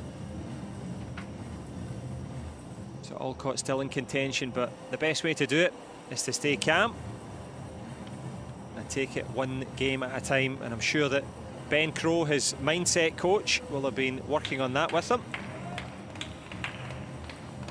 as the Aussie duo are treating it as a pleasure to be here in Japan rather than a pressure.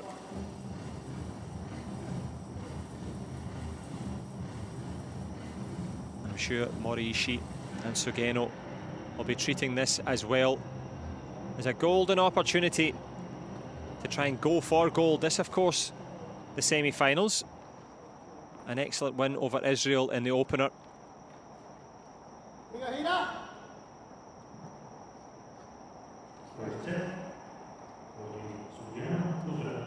And it'll be Sugeno Koji to serve. Good match, guys. The call from Alcott.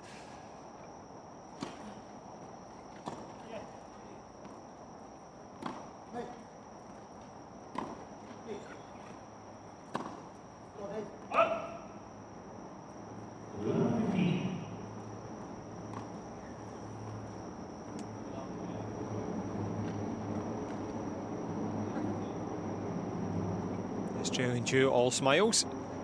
The banter important.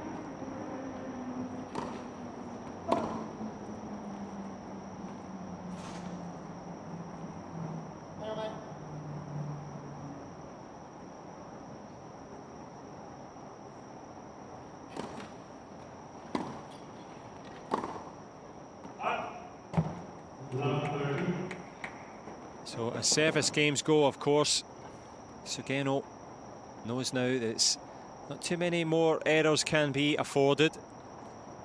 Just the adrenaline pumping a little bit too much for Team Japan.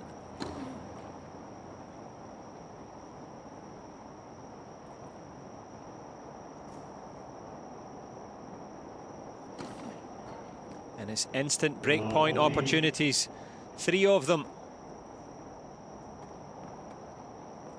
Sugeno Koji making his Paralympic debut.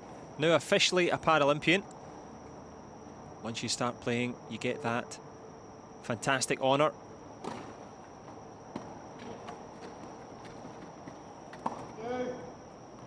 And that one is long as well, so it's an opening break there. Good start for Team Australia. And the men in green and gold receiving a good opportunity here in the first set. Moriishi and Sugeno, well, they will be up against it now. As Alcott, the man in the front of your picture there, will be set to serve.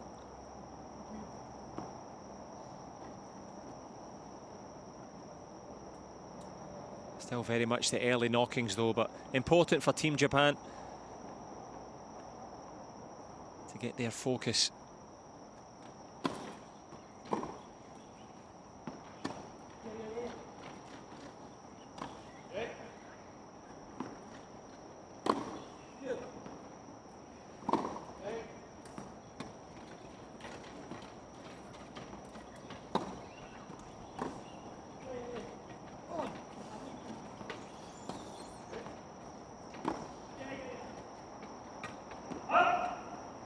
Oh, good work there from Moriishi, and Sugeno had to work incredibly hard to get one on the board.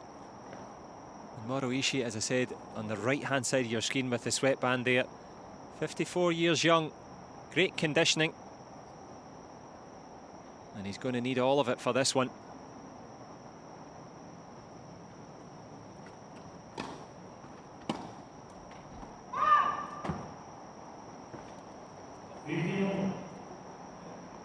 Yep, right shot, wrong length.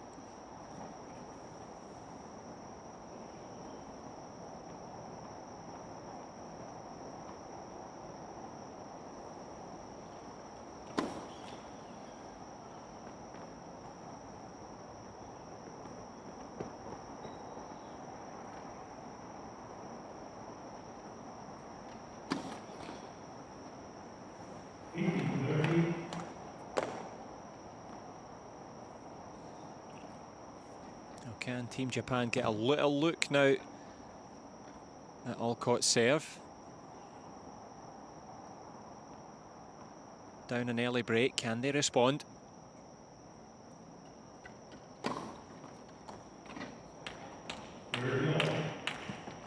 Good time to drop one down the tee.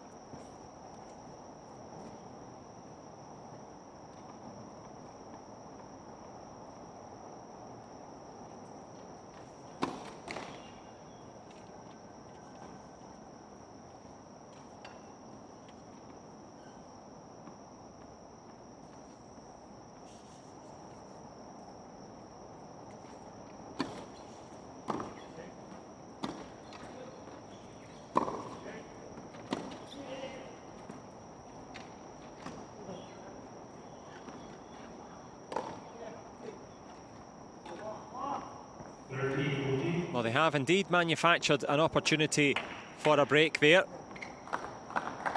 Heath Davidson couldn't quite get the positioning.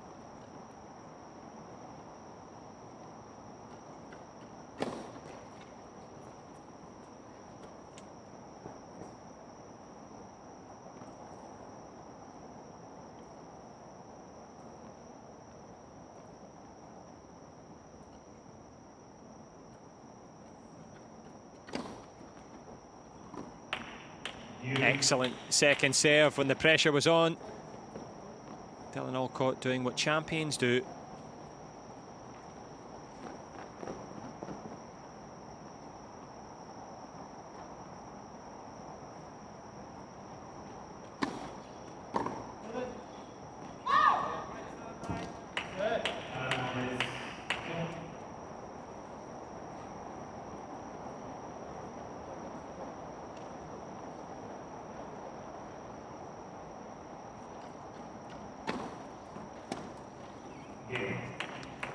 Well, an excellent hold in the end. The Japanese duo of Sugeno and Moriishi had a little look at that serve, had a breakpoint opportunity, couldn't take it. But it's the men in green and gold capitalising.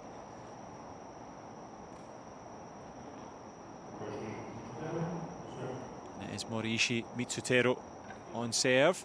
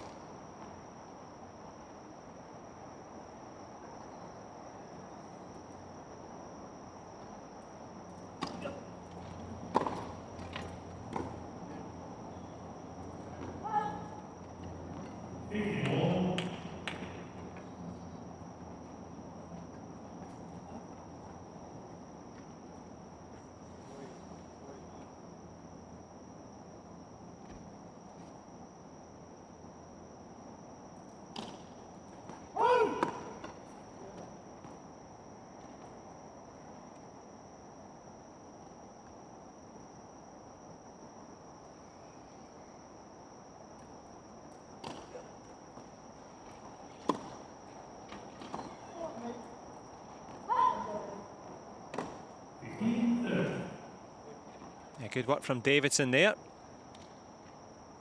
forcing Moriishi into that uncharacteristic early error.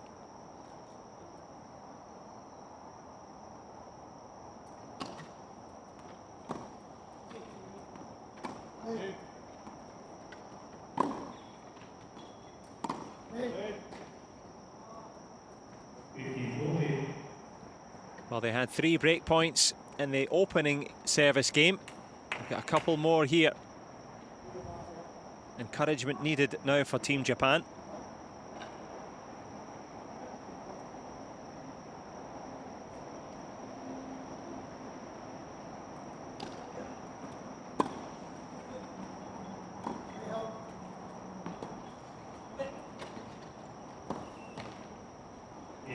And they do indeed hold that one. Couple of break points, breaking out into a broad grin there. Alcott powering his way to the net as the Aussie duo power their way into a commanding lead here in this semi-final. And it's good times for Jessica Moore and Francois Vogelsberger, the Australian coaching duo. A little bit of consternation and what to be done for Team Japan. That's the reason in the quad doubles semi-final, Alcott and Davidson 3-love up in the first. Work to do for Moriishi and Sugeno.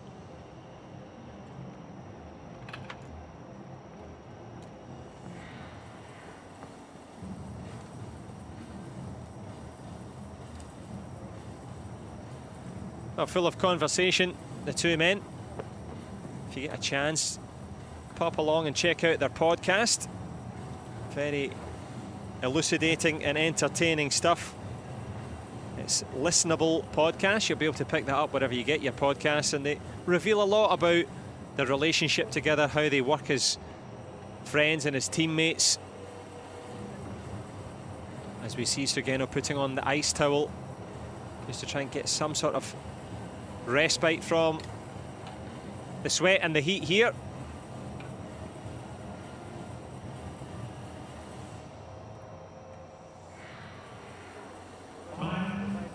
Of course, if you are inspired by any of the Paralympic sports, get onto the IPC website. But if it's tennis in particular, check out the ITF website for wheelchair tennis clubs in your area. Get yourself along and have a go at it. You never know where you'll end up, because the work from these men on your screen, they have ended up at a home Paralympic Games.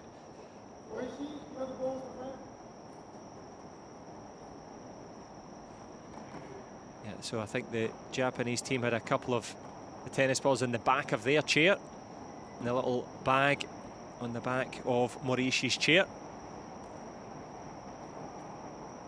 These guys are good, but they certainly need tennis balls to win. No one's that good.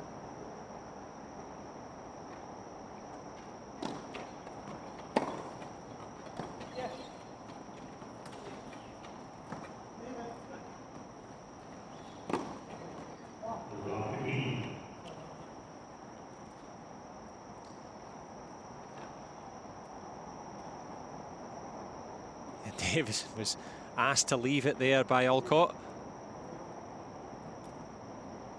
I'm sure he would like that one back again.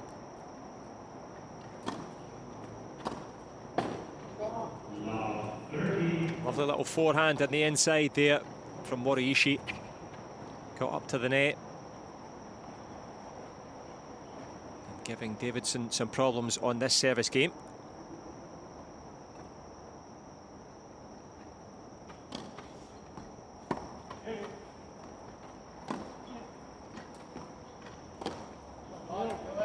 But the depth of return from Alcott, right on the line, just in time.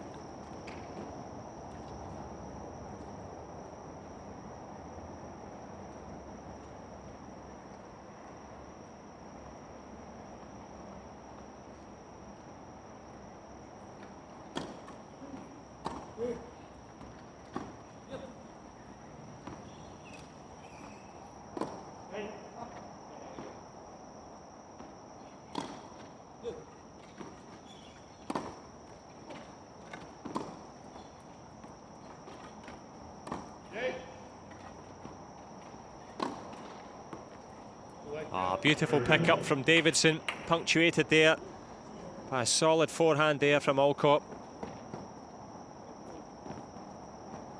And the standard of tennis raising a few levels now.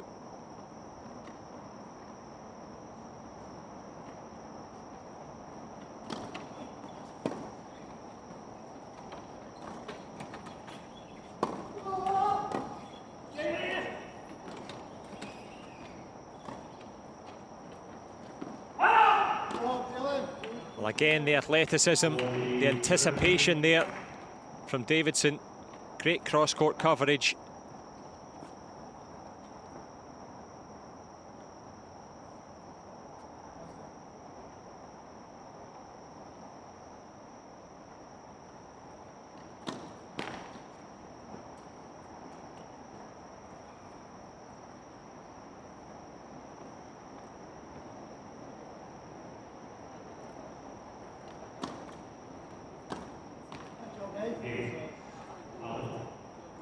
Well, when he came back from his hiatus away from the sport, Dylan Alcott jokingly said that Davidson's ball striking was pretty average for a few months, but that was anything but average. Top-class stuff from the Aussie duo as they take a commanding 4-love lead.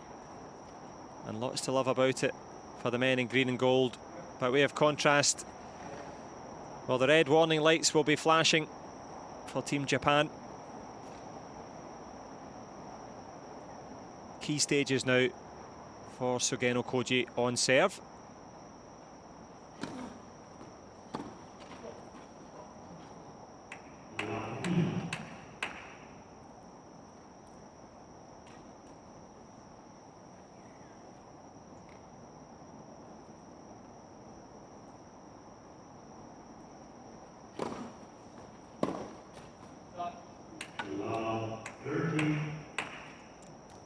Now the pressure just keeps on mounting. Mayami Sugeno, the wife of Koji Sugeno, also a wheelchair tennis player. I'm sure she can relate to the pressure.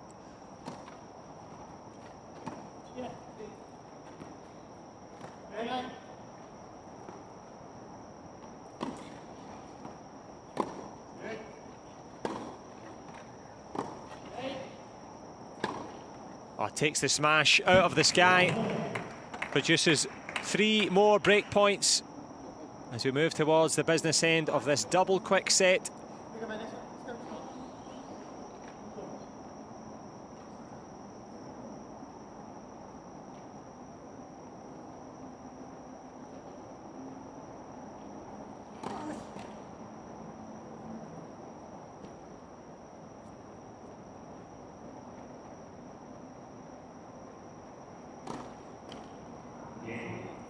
Well, defending champions for a reason. They're showing their quality, and you can see the consternation and anguish there on the face of Sugeno. And of course Moriishi as well. So what to be done for Yoshiro Nakazawa and Miura Yuichi, the national team coaches of Japan. The reason for that, there for all to see. 5-love for Alcott and Davidson here in this quad doubles semi-final.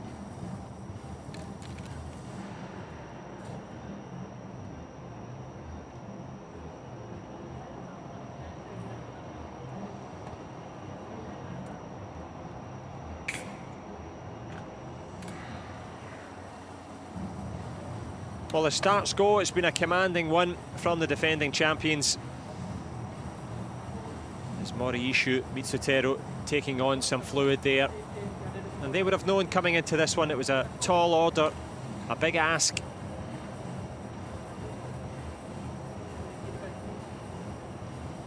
But Heath Davidson wiping off the sweat.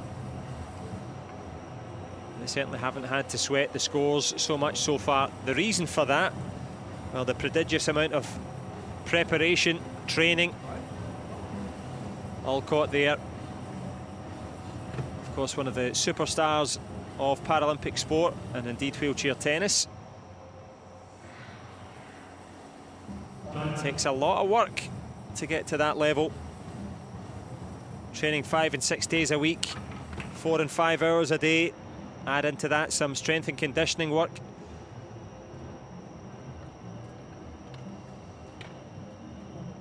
That's That's what it takes to get to the top. And if you are watching on thinking, I'd like to have a go at that, as I say, look for your local club, get involved. That's what this man here, Sugeno Koji, did. Watch tennis on the TV, and here he is now as a Paralympian. But for how much longer?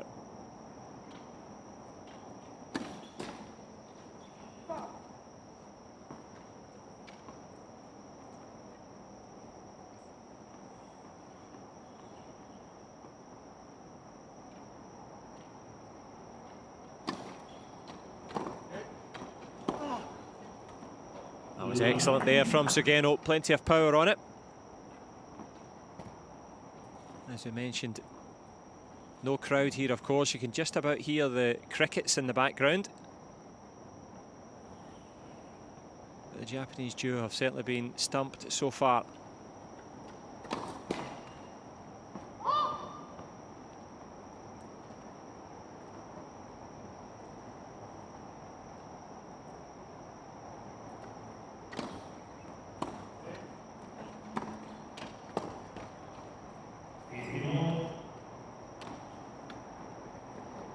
Well, the high five, and it's 5-love in this opening set. The fist pump from the Japanese duo. Can they have a puncher's chance, fight their back into this one?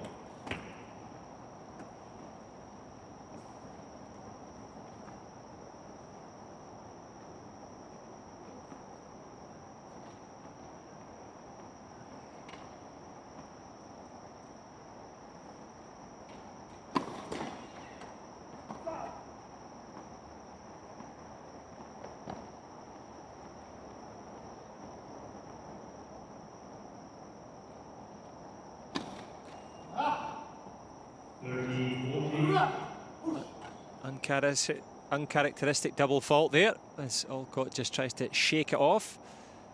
I've mentioned the importance of Ben Crowe and the mindset coach, just to let these things roll away.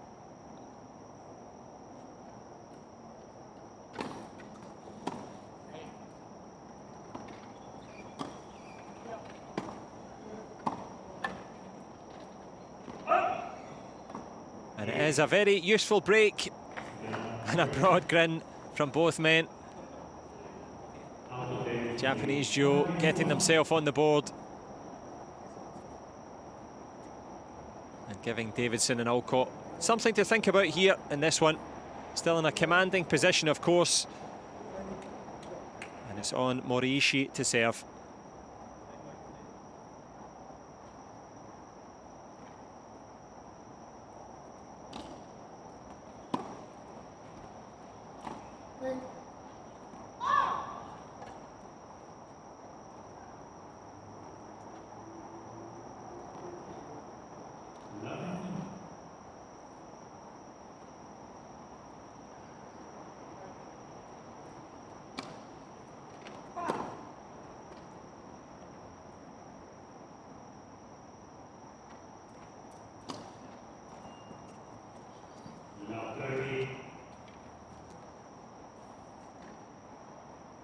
Well, from the break on the Davidson serve, Moriishi under some pressure now.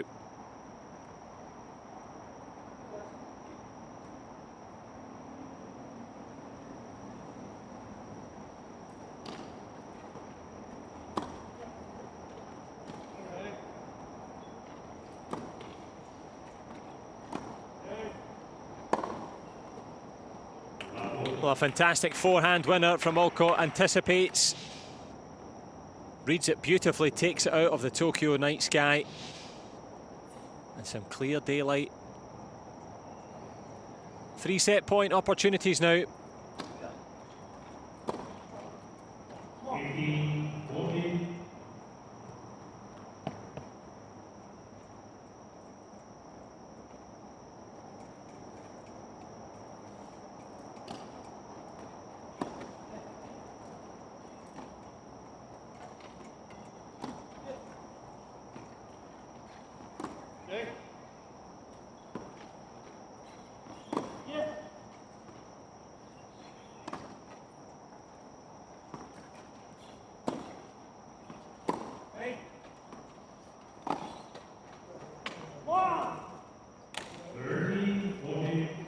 Mauricio and Sugeno doing their best here, clawing back 2 of those break points.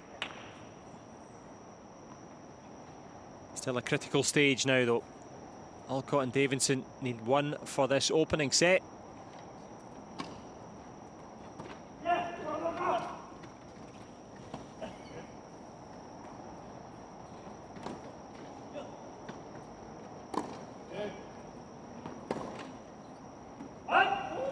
And they've saved another one. And one of the longest rallies of the match so far. Can they get out of the service game and at least make Alcott and Davidson serve this one out? Mauricio will hope so.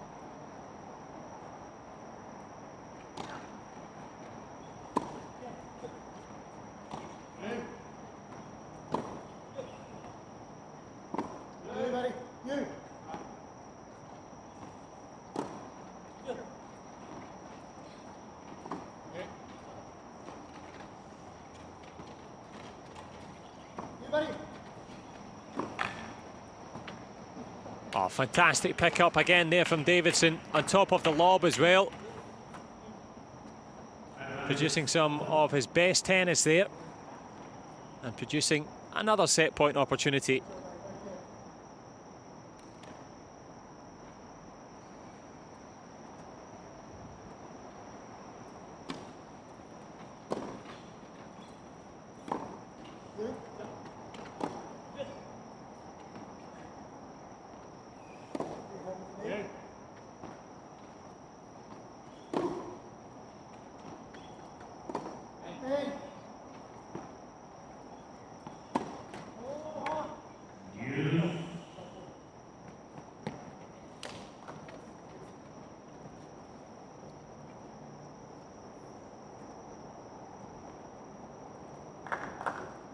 The scoreboard tells one tail, but it's certainly not been straightforward.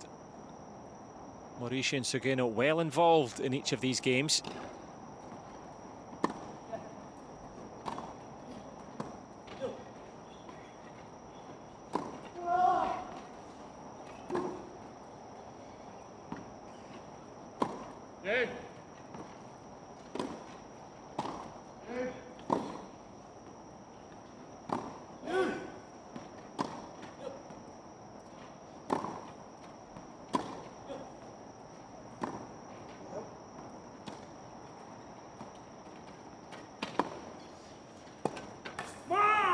Davidson and Sugeno having a little personal battle in amongst that one. The war within the war, so to speak. And Mauricio and Sugeno with their personal pride and indeed Paralympic pride, not giving up anything.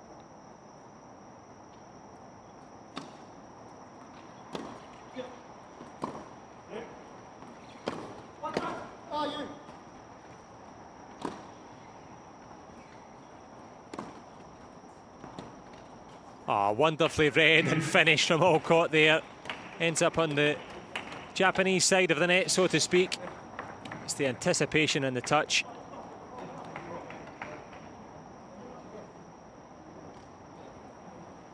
And a nod of appreciation as well.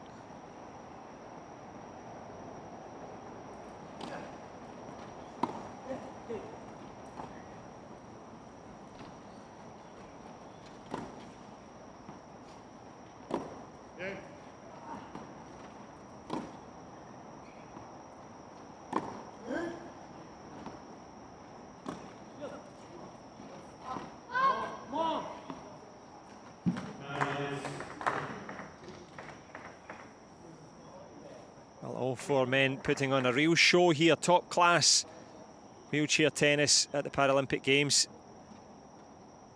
The pendulum swinging back and forth.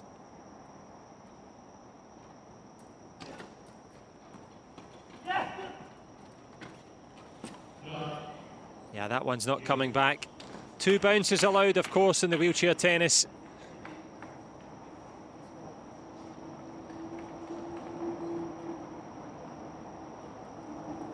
The longest service game of this match so far.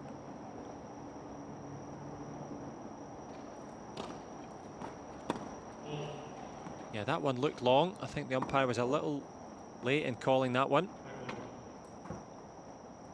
In fact, the lines person, I should say.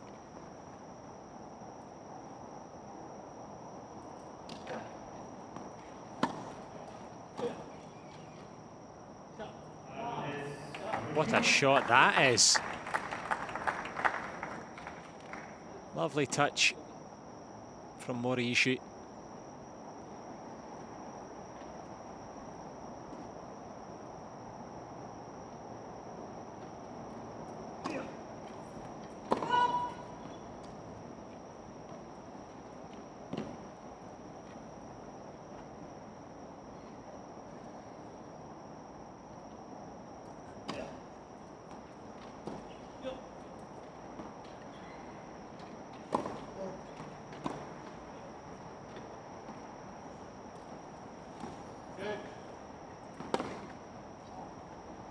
Well, an errant forehand from Alcott, and they do finally get out of that service game there.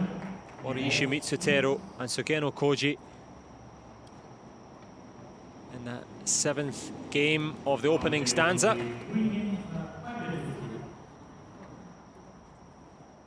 there is confirmation in the semi-final. Alcott and Davidson will now serve for the opening set.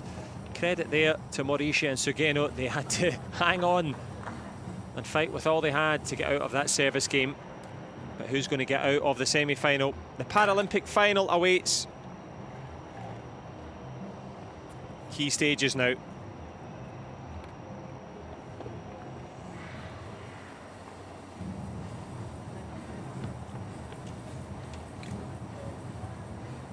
Once again, they're just holding on to that kind of air conditioning pipe. There's cold air that comes out of that one. Maybe just needs to be switched on. That's always a good idea, in order that the athletes can keep cool. So it's the ice towel instead.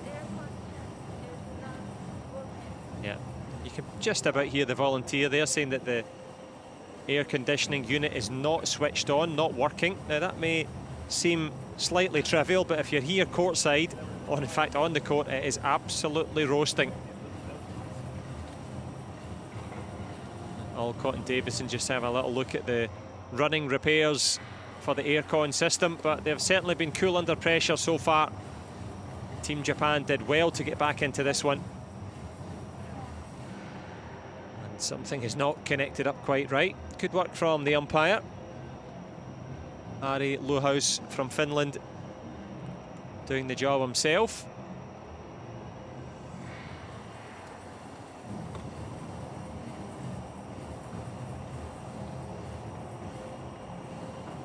And of course, many of the athletes in the quad division, as I mentioned, can't always regulate their own body temperature, so they do need these cooling devices. They will change. I have to call to the office. Yeah, he's going to call to the office to get the air conditioning unit fixed. Okay. I'll take care of it. Yeah, the umpire's going to take care of it. So it's on all four to keep cool. Turn this one off.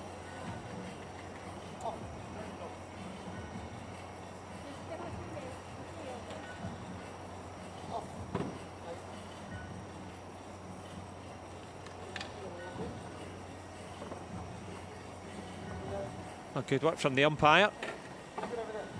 Don't know if that's in the job description, but a little quick changeover.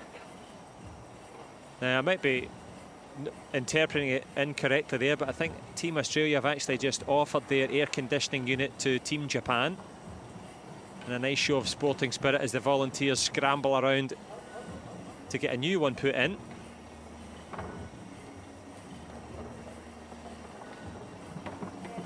Well, let's all go at the workhouse here.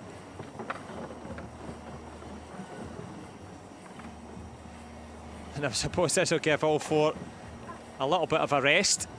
I'm sure that Alcott and Davidson wanted to keep the pressure up. But firm friends off the court. Champions on it.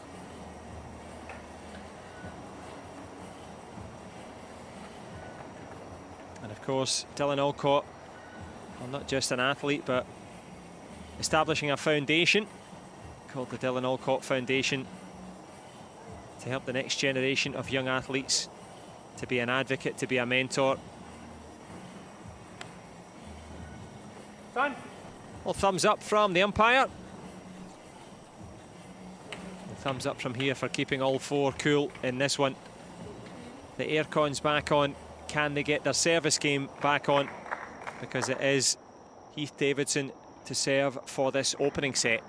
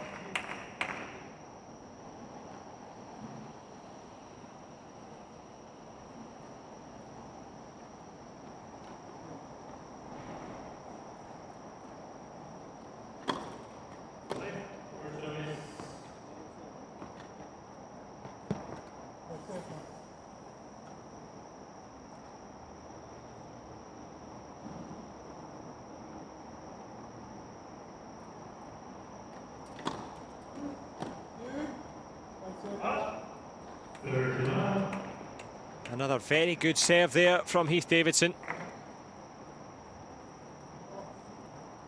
Pushing towards this opening set now.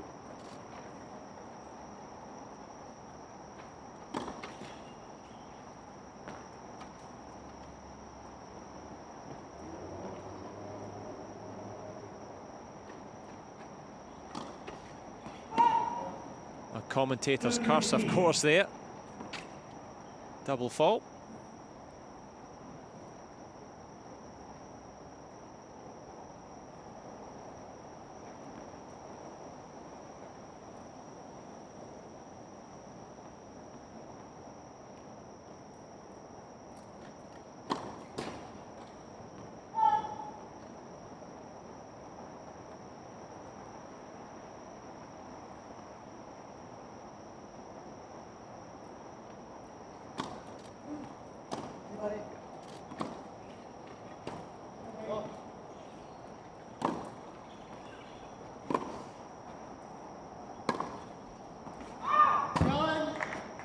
Yeah, an instant challenge there from Alcott.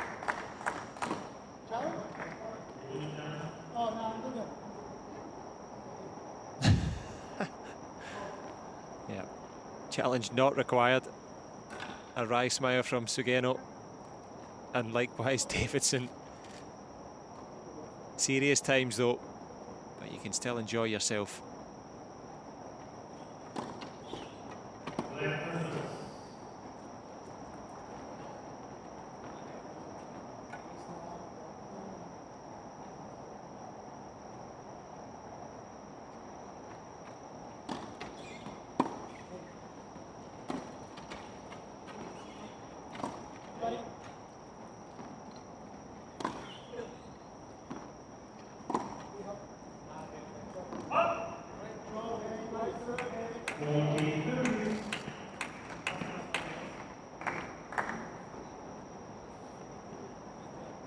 As you can see, set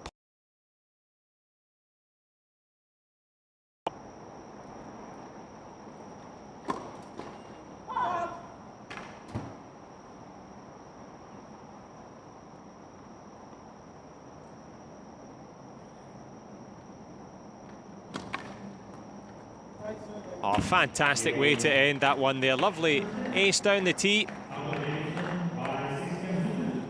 And an opening set there, richly deserved by Alcott and Davidson.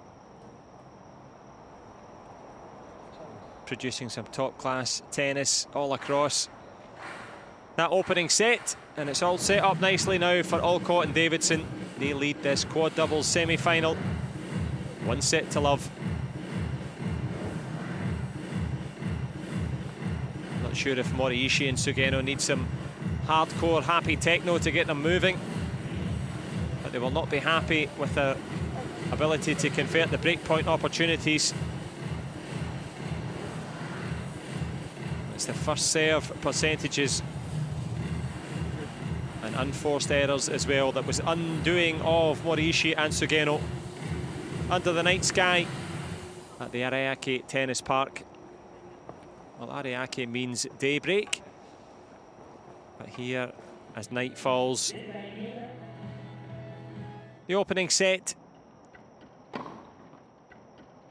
was expected, and the defending champions performed resolutely, of course.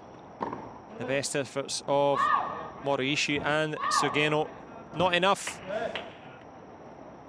And a few moments of magic from Alcott and indeed from Davidson.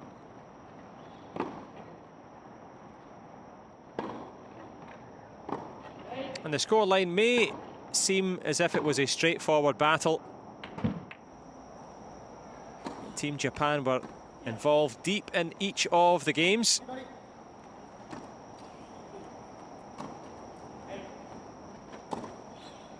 But in the end, quality counts.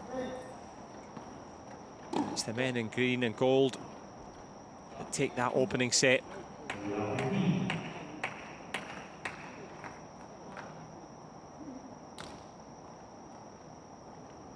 High fives and high scoring.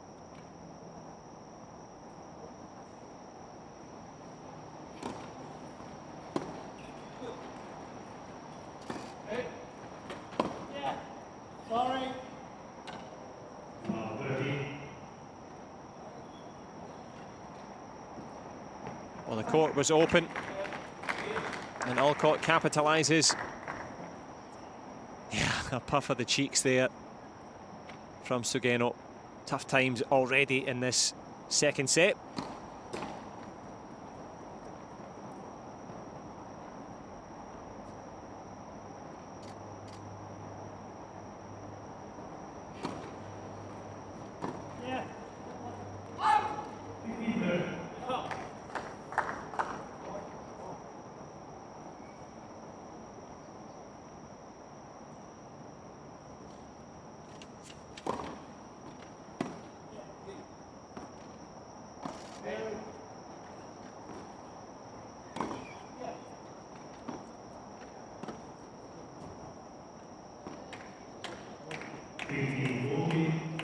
Well, the combination of power and precision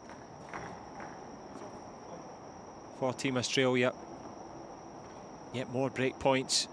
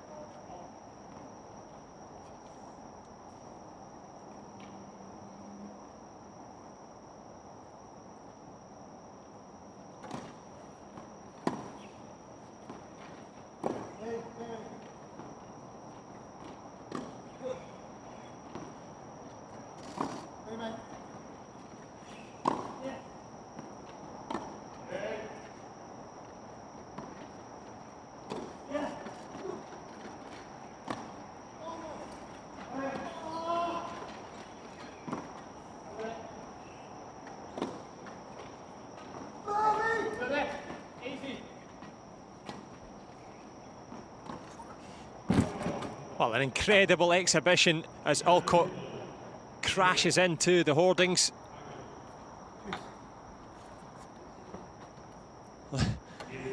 Good work from the camera person to keep up there, the speed at which they were moving. Prodigious effort from all four. and produces parity on the Sugeno serve.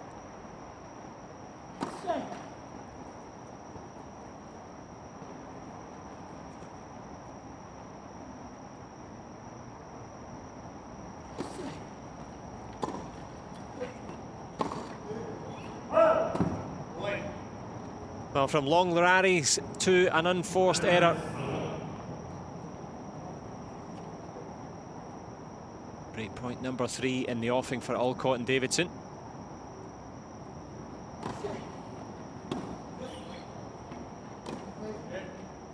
And they take it at the third time of asking, and it certainly wasn't third time lucky. Top class wheelchair tennis on both sides of the net, to be fair, but just the quality counting, as you can see for yourself. The semi-finals in the quad doubles, it's Alcott and Davidson taking that opening set 6-2, and 1-love here in the second.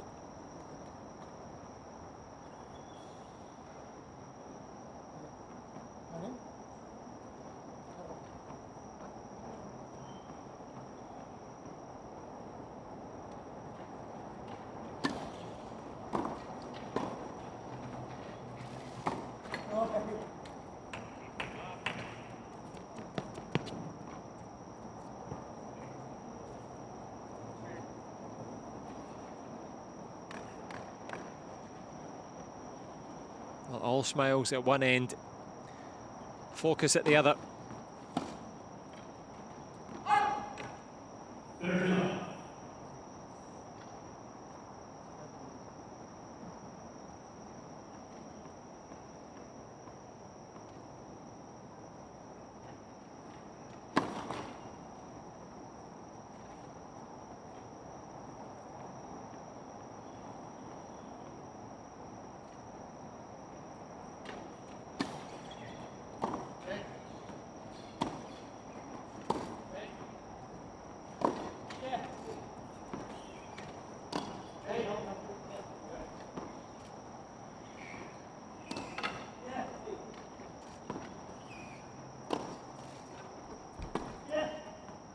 Oh, how do you like it?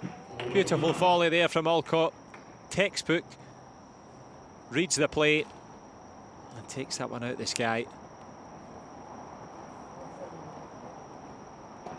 Good moments from Moriishi, but Alcott producing when required.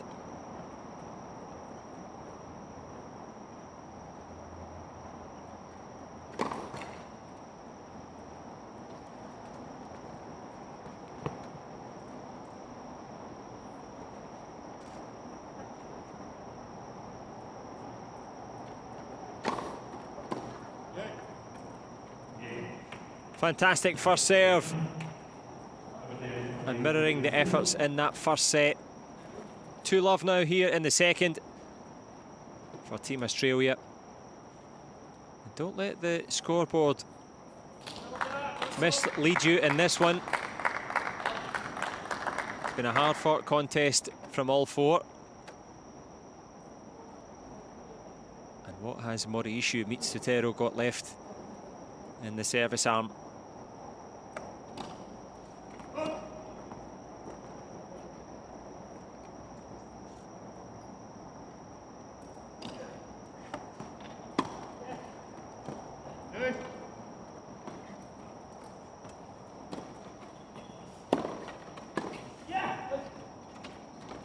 Oh, fantastic stuff. The power from Sugeno turned against him there by Alcott at the net. And not for the first time, it's the anticipation as well as the execution.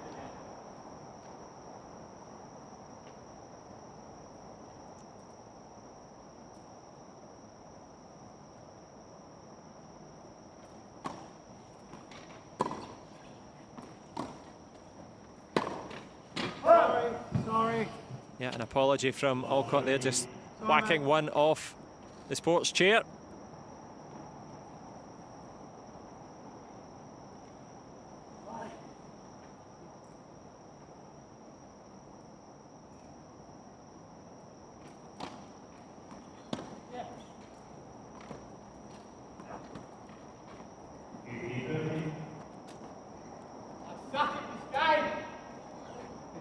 Davison's internal thoughts just coming out there.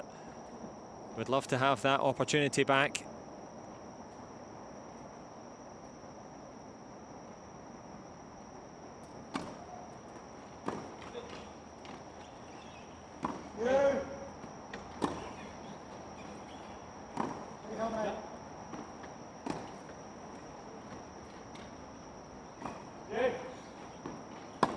Sorry. Well, that one blasted straight forward at Moraishi. Creates a couple of break points. All's fair in love and tennis. Davidson just having that conversation with himself shows the high standards that all four hold themselves to. Frustrations rising as temperatures fall in Tokyo.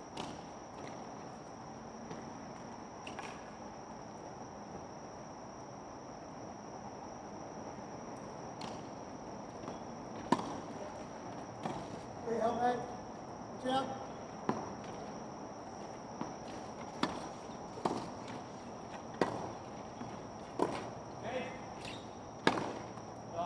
A smasher down the line, and it's been a smashing start for the Australian team in this one. 3 games to love in the second set, already 1 set to the good.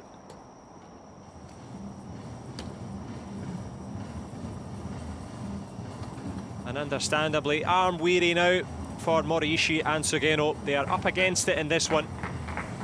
Dylan Alcott and Heath Davidson producing some top-class tennis in this quad doubles semi-final.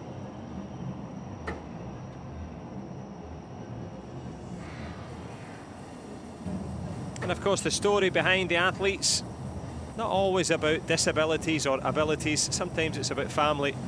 And Martin and Rezi, mum and dad to Dylan Alcott, well, he spoke before the Paralympics about the importance that they obviously had in letting him grow up and run wild, just like his brother Zach.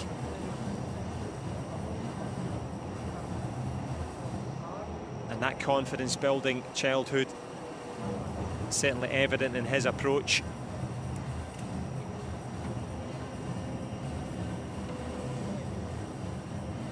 Credit to, of course, to the 54-year-old Moraishi Mitsuteru. Made his debut back in 2005 at age 36, part of his rehab program. He was inspired to try wheelchair tennis by his hero, Satoichi Saida, the Japanese wheelchair tennis impresario and the man that paved the way for the likes of Kanedo Shingo. And of course the two men here as they face up to the Heath Davidson serve. 3-love.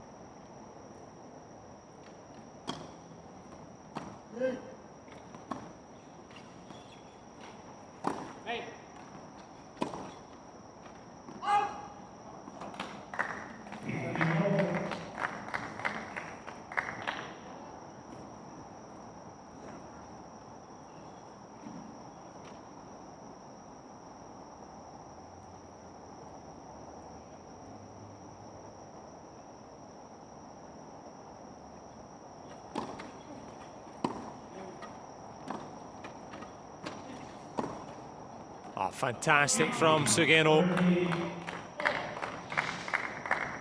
The anticipation and the execution.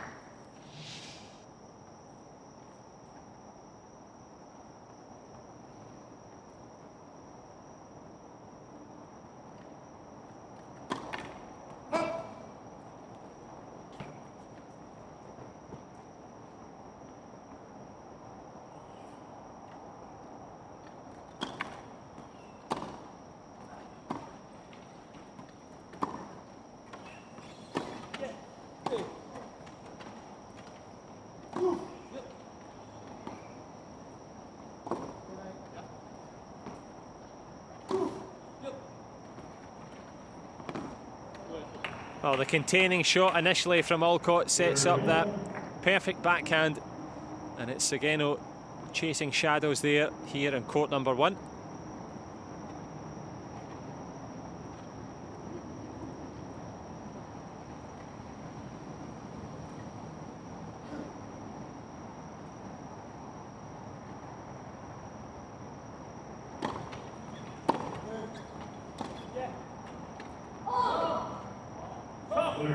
Break point opportunities now for Morishi and Sugeno, just as they had in the first set. And a rueful shake of the head from Heath Davidson. Composure required now from the Aussie.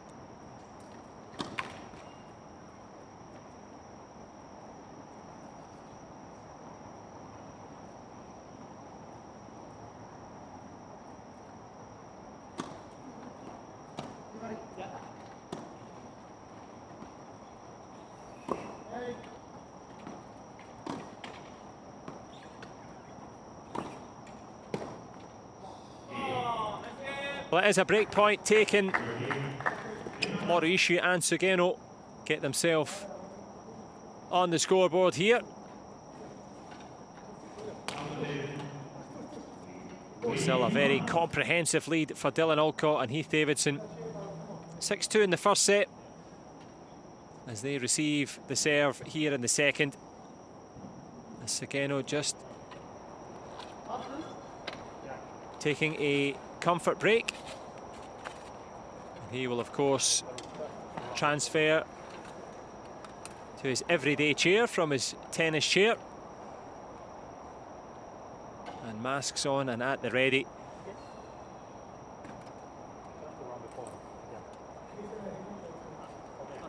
Yeah, Heath Davidson, I think, will take the opportunity to do the same. Maybe you want to have a comfort break yourself. Certainly hope you're enjoying this doubles action here in the quads, semi-final time. And as the athletes take a little break, I think I will as well. Join us again very shortly for the conclusion of this excellent quad semi-final contest.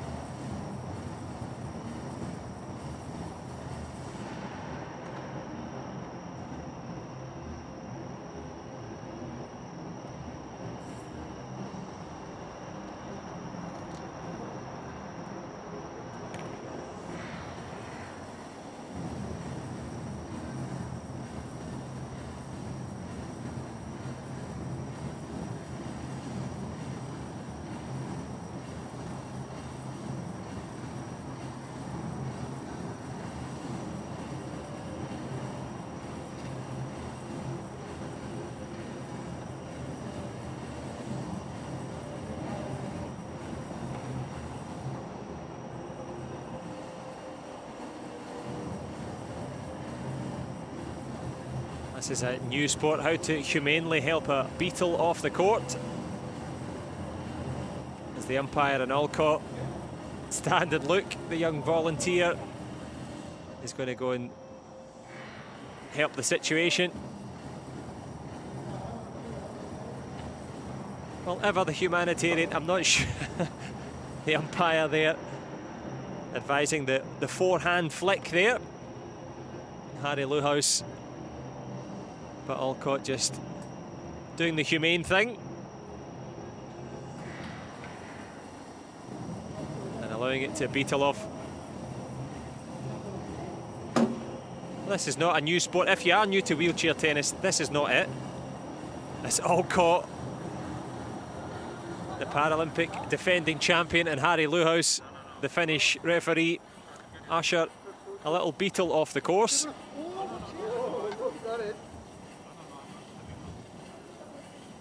I was going to say it's been a long and winding road for the Beatles, but in need of some help is the Japanese duo. Imagine, if you will, the opportunity for them to come back into this one.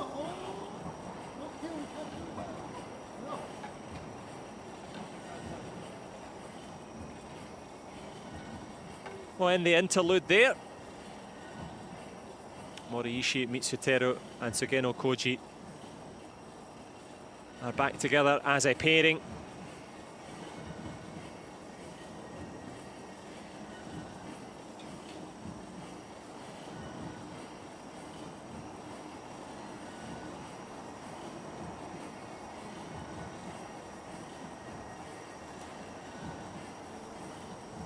And as I mentioned earlier on, hashtag WeThe15 or WeThe15.org. Get yourself along, have a look at it, if you've got time, of course.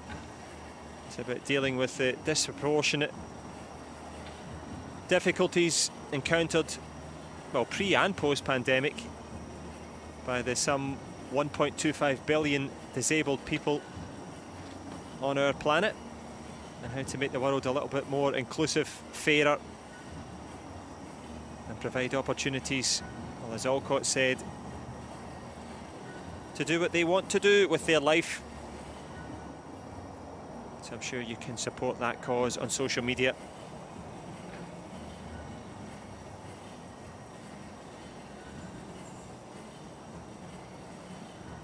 But ready to fight for the cause here, Heath Davidson taking that comfort break and hopefully giving himself a break as well. Some tough talking, some tough self-talk more to the point.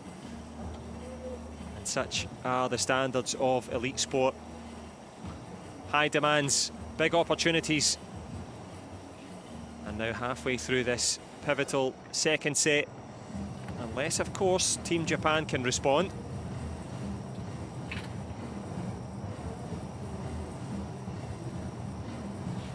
See Davidson there with that core support strapping. And that's much needed. A fantastic athlete, very mobile in the chair, always on the move.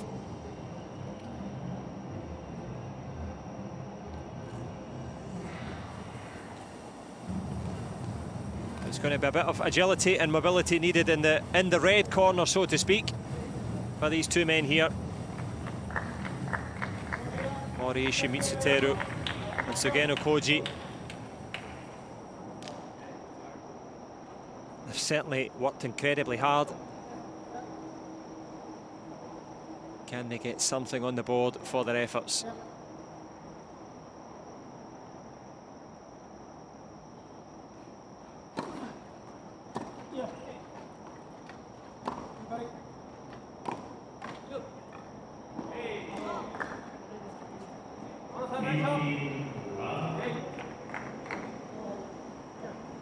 Heath Davidson can't help but laugh, I'm sure, at the encouraging words there from Dylan Alcott.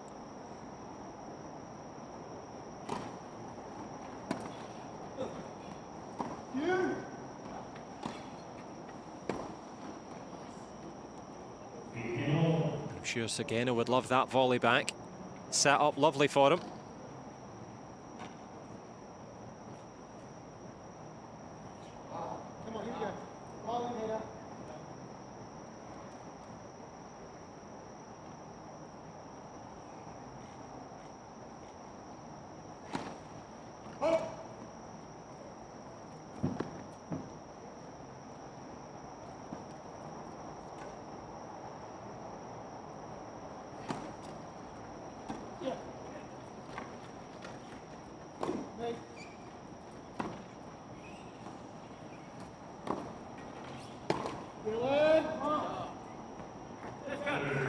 Well, it was the impressive pick-up from Moriishi.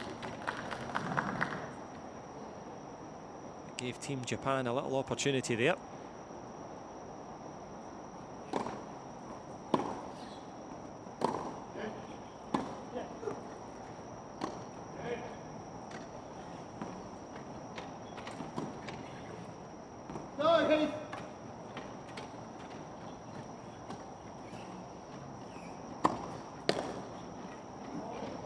Oh, how do you like it at the net there?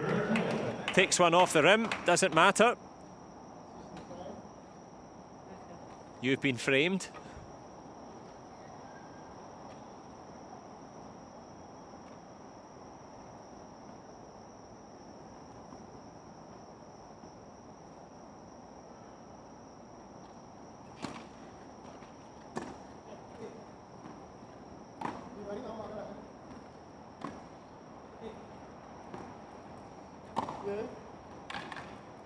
very nice indeed. Moriishi Mitsuteru rolling back the years, cracking down that forehand.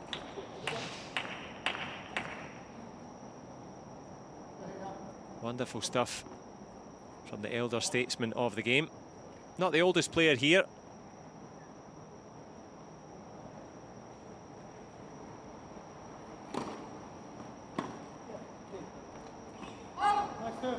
That honour goes to Kim Myung-jae of South Korea, the 57-year-old.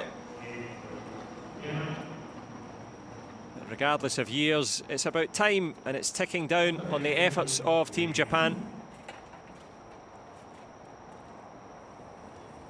But keeping some veneer of respectability in this one. Moriishi Mitsuteru and Sugeno Koji 2-3 down here in this second set. And it was Alcott and Davidson taking the first 6-2.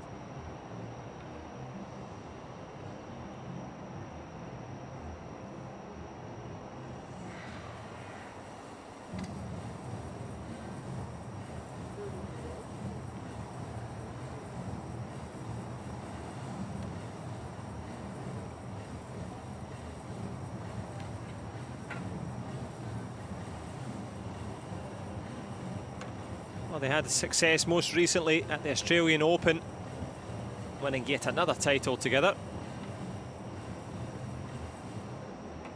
A few deep breaths required.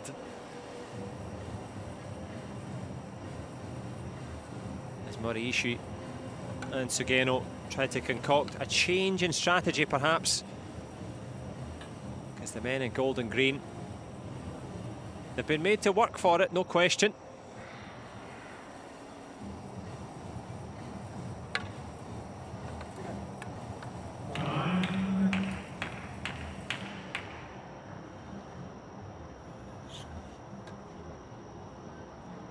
Of course, if you are totally new to wheelchair tennis, keep an eye on the non-dominant hand, or the gloved hand in the case there of Moriishi, the man with the headband.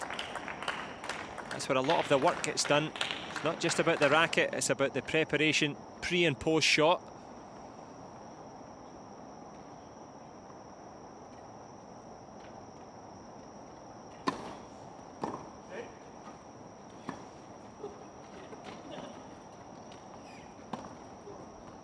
Oh, how do you like it? Moriishi Mitsuteru draws a big smile there from Sugeno, and that's why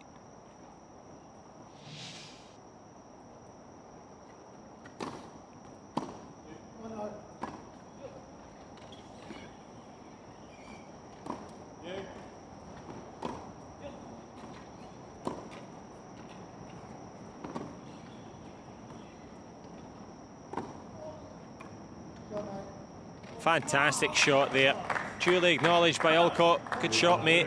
Most certainly was from Sugeno. Finds the corner, and the doubles add court, and it adds up to love 30 so far.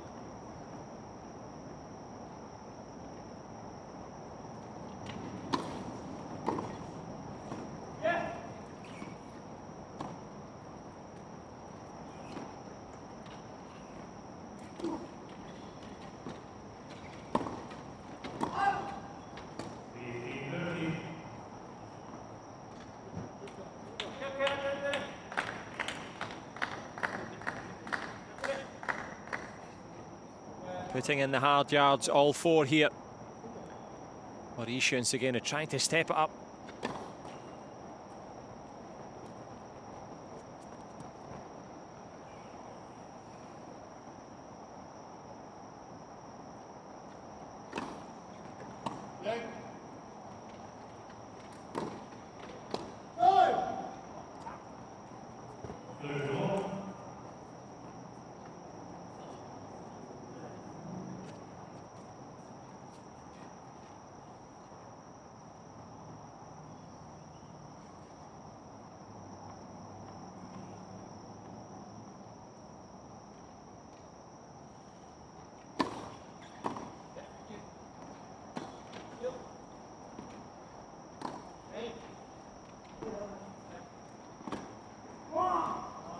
Good work from the Japanese duo. Morishu and Sugeno combining nicely there. And just for the first time, Alcott and Davidson not quite getting their communication right there. That's down to the skill of these two men.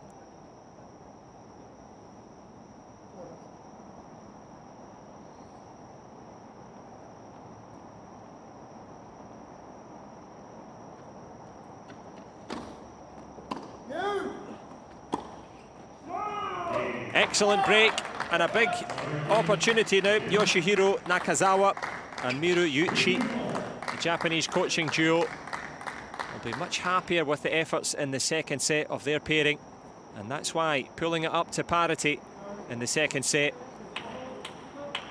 Alcott and Davidson still have that commanding 1-love lead. And it is Morishu Mitsuteru to serve.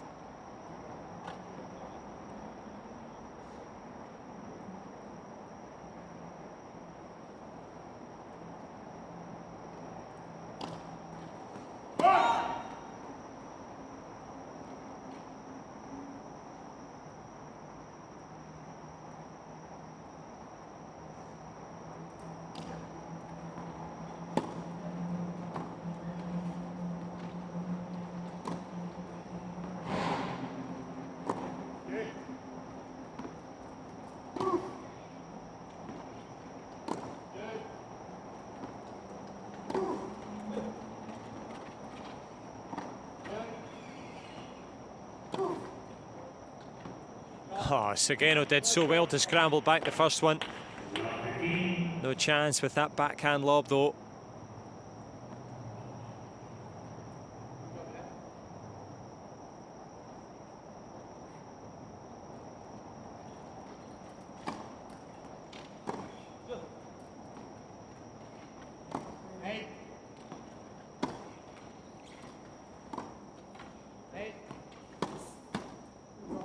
Aggressive shot from Davidson.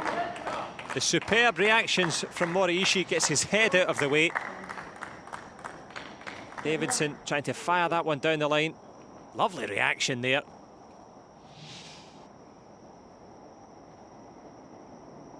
Age is just a number.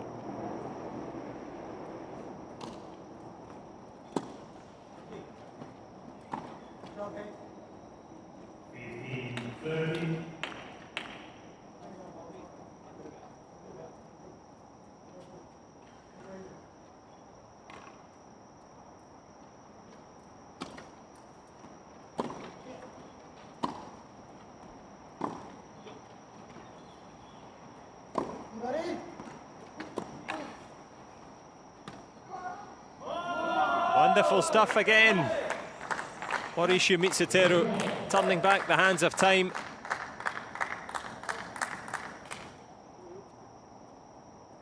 Turning on the style with a backhand at the net.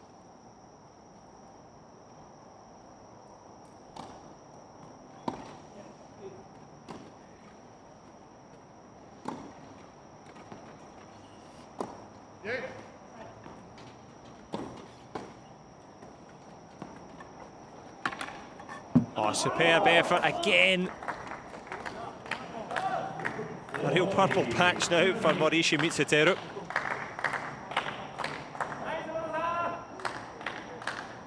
Well, as service games go in your home Paralympics against the defending champions, it's been a good one so far. Good response though for Team Australia.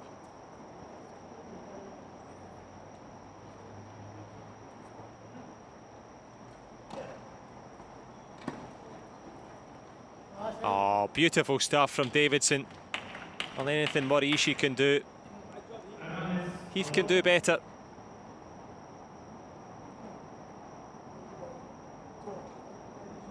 Break point chance to break back.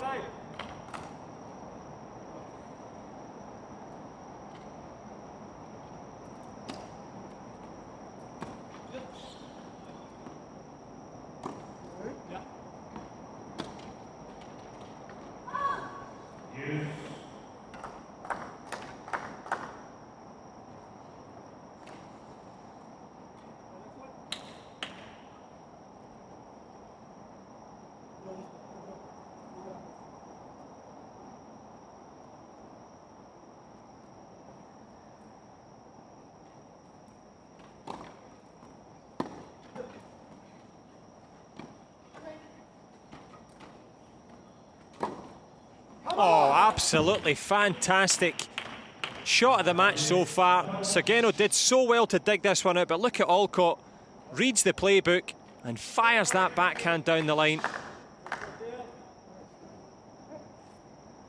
Fantastic stuff. Break point again.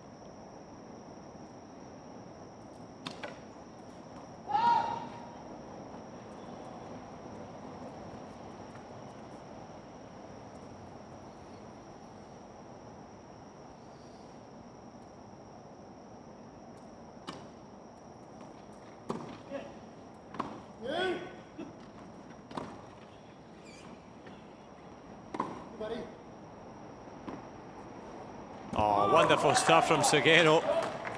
All the variety and the perfect length. And they're going to some lengths here to hang on to this service game.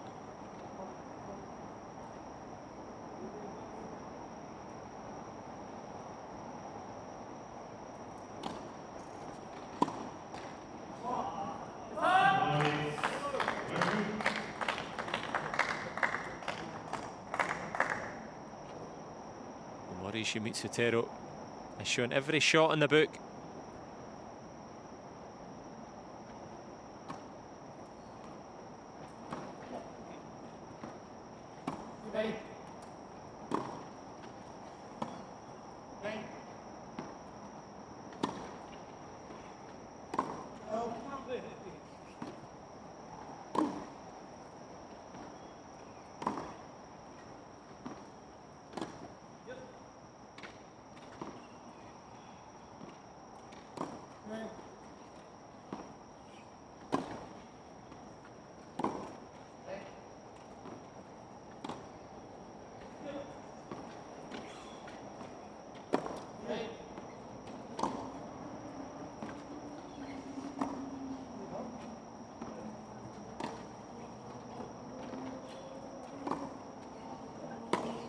Oh, it goes wide.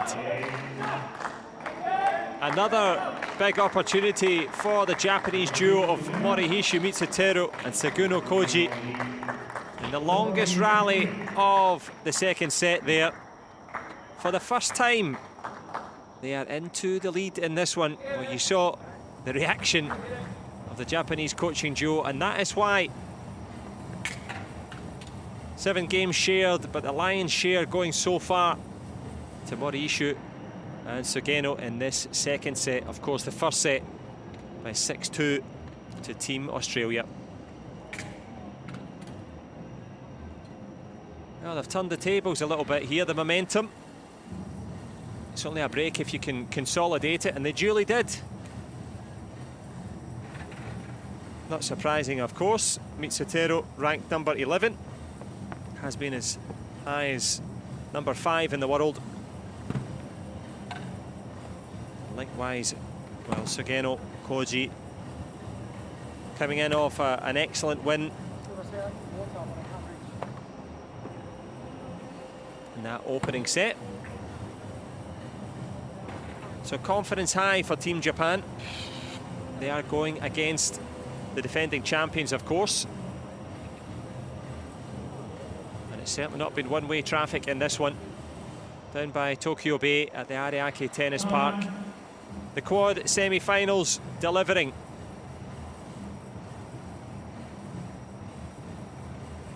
What can the men in green and gold do by way of response? Well, we get to watch, as you do, wherever you are. Great to have you with us.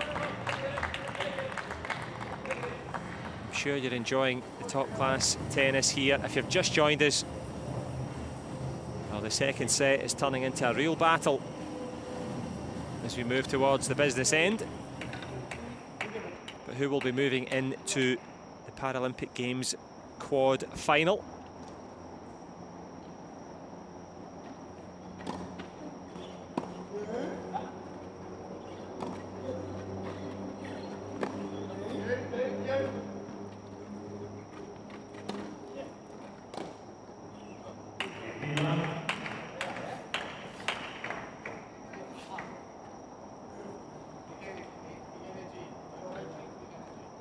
Yeah, no coaching, big energy. get the positivity going. That's what's required.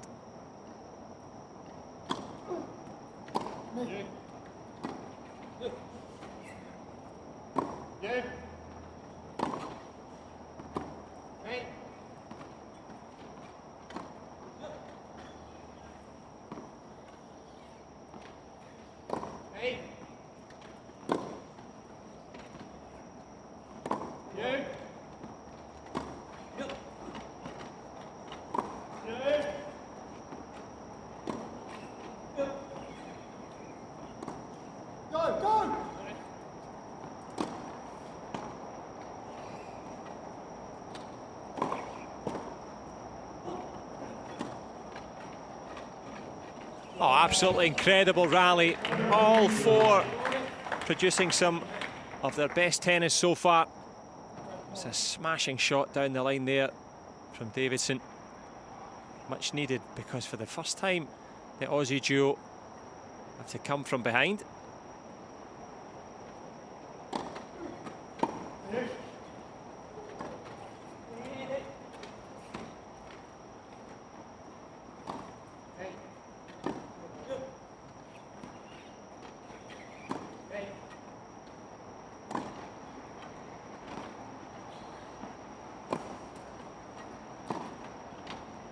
Oh, beautiful from Alcott.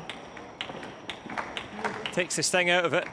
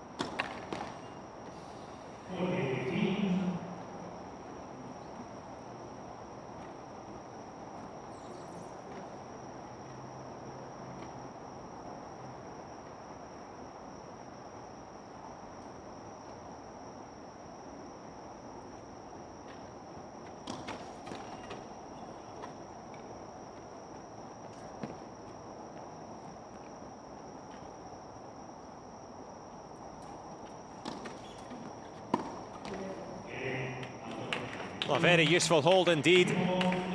Certainly holding the attention of the Aussie contingent in the crowd. 4 games all in the second set. The first set going to Alcott and Davidson. And it will be the turn now of Sugeno and Moriishi to get rid of the old balls, as they will serve with new ones.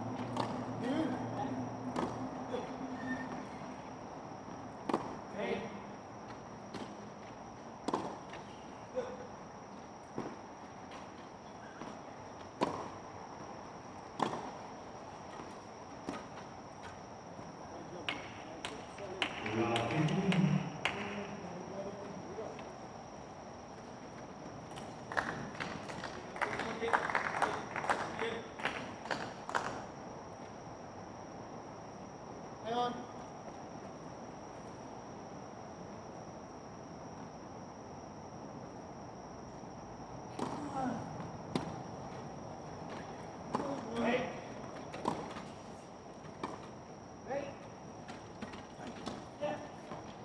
Oh, fantastic again from Davidson. Good stop volley from Sugeno at the net, but no stopping. The Aussie here anticipates, and the athleticism matches the technique.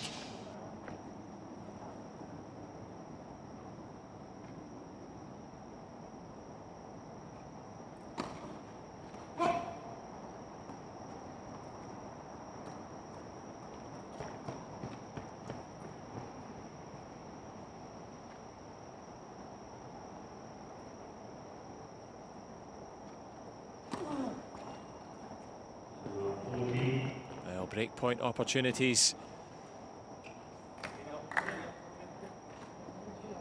for Team Australia. 3 of them at a crucial stage now. Well, at crucial stages, the champions respond, and Alcott fires that one between the despairing reach of both Moriishi and Sugeno there. As you see, confirmation for Team Australia. 6-2 in the opening set, 5-4 now in this semi-final.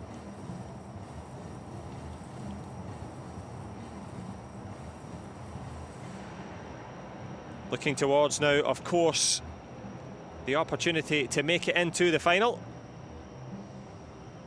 of the Paralympic Games for the second time. Rio 2016, of course, 5 years ago.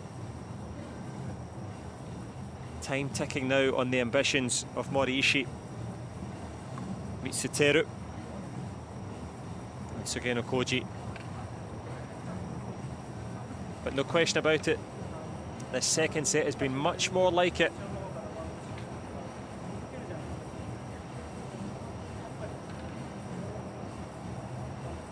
And at 54 years old, well, Moriishi Mitsuteru, a lesson to everyone. The level of physical conditioning matching these two young men on the other side of the court.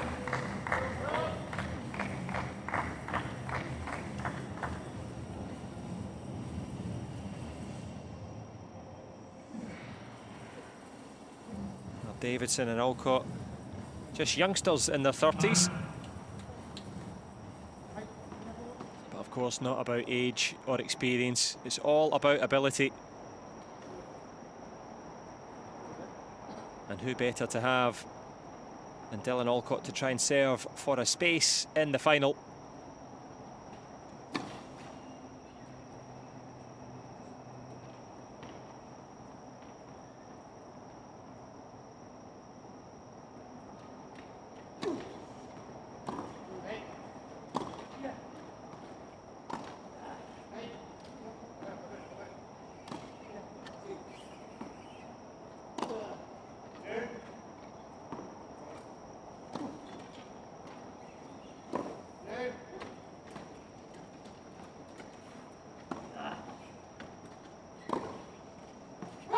Fantastic there.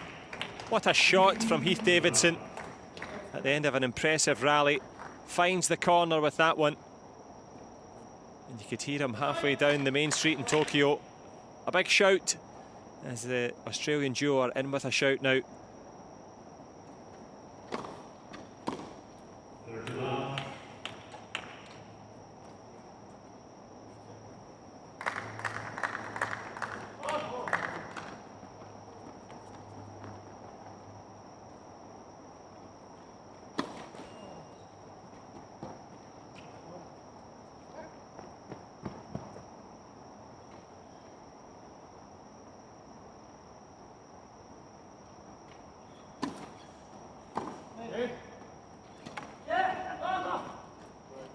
Wonderful shot there. Sets up 3 match points in this semi-final. Well, the first set may have seemed like a bit of a procession in terms of the scores on the board. A keenly fought second set.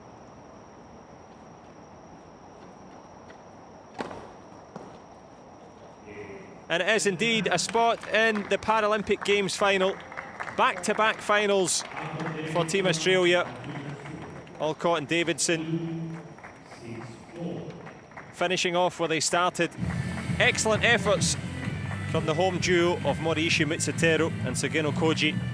But in the end, quality counts. And it's delight for the men in green and gold. They will advance to the final. And on that form will take some stopping. Spare a thought for these two men here though. Gave it absolutely everything. Especially in that second set. A real resurgence for Team Tokyo. But in the end, quality counts, and it's Dylan Alcott and Heath Davidson advancing to the quad doubles final. 6-2, 6-4. First class all the way.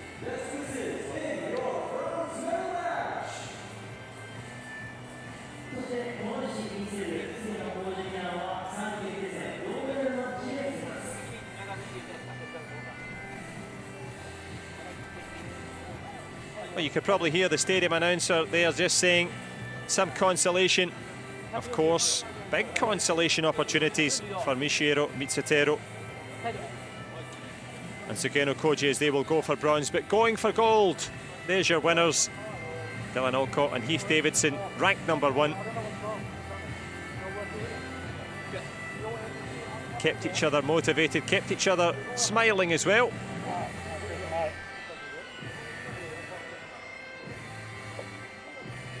And into the final they go.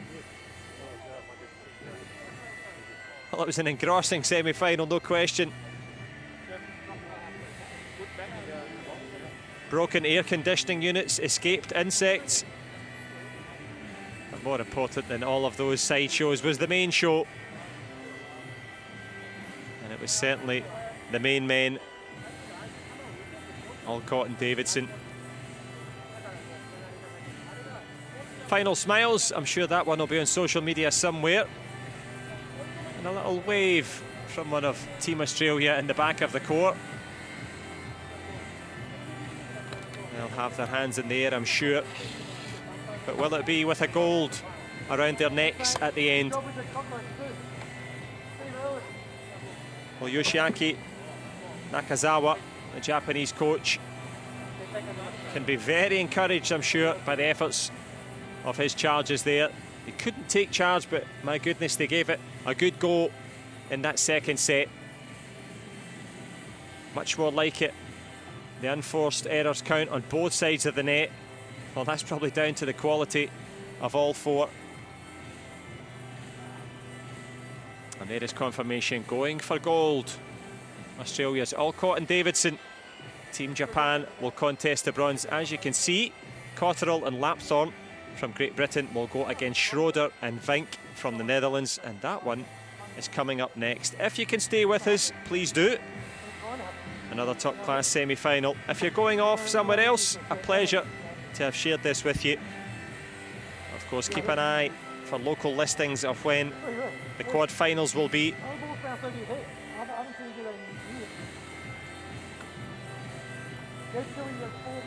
Well, two good mates giving each other a bit of stick there at the end. But these two men certainly stuck to their task as well.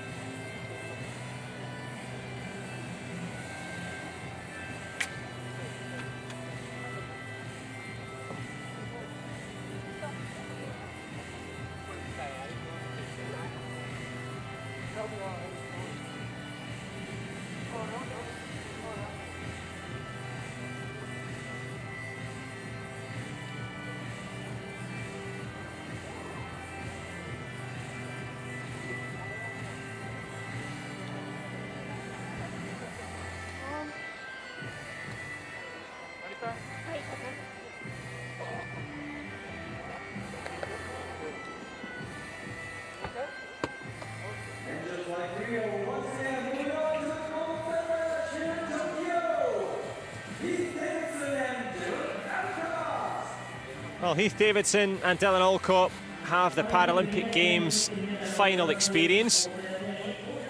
The win they took in Rio, can they replicate it to become back-to-back quad Paralympic Games champions and make yet more wheelchair tennis sporting history?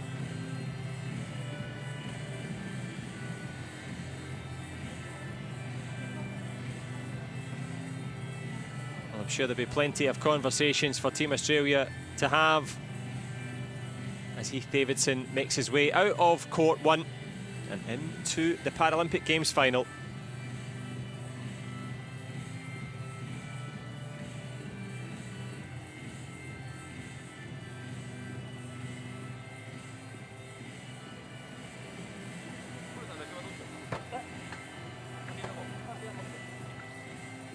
Well, the cooling vests are on.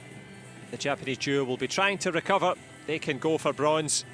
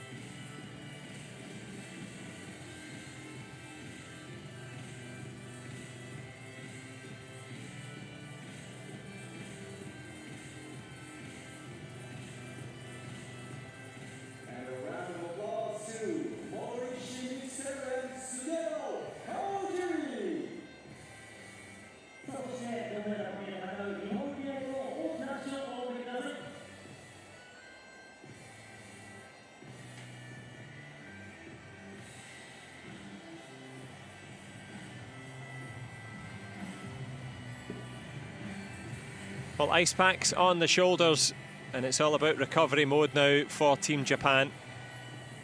Mauricio Mitsutero and Sugeno Koji leave the court, but they'll be back for the bronze. And we'll be back for more semi-final action as well. Hope you can stay with us.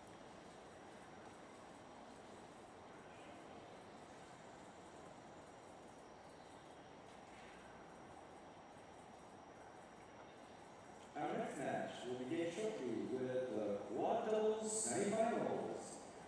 Anthony Cotterill and Andy Lapthorne from Great Britain versus Sam Schroeder and Niels Vink from the Netherlands. こちらの画面はまもなくクワーターダブルス準決勝、英国アンディ・ナンソン、アントニー・コルベペア対オランダ、サンス・ローザー、ニールス・ミックペアが行われます。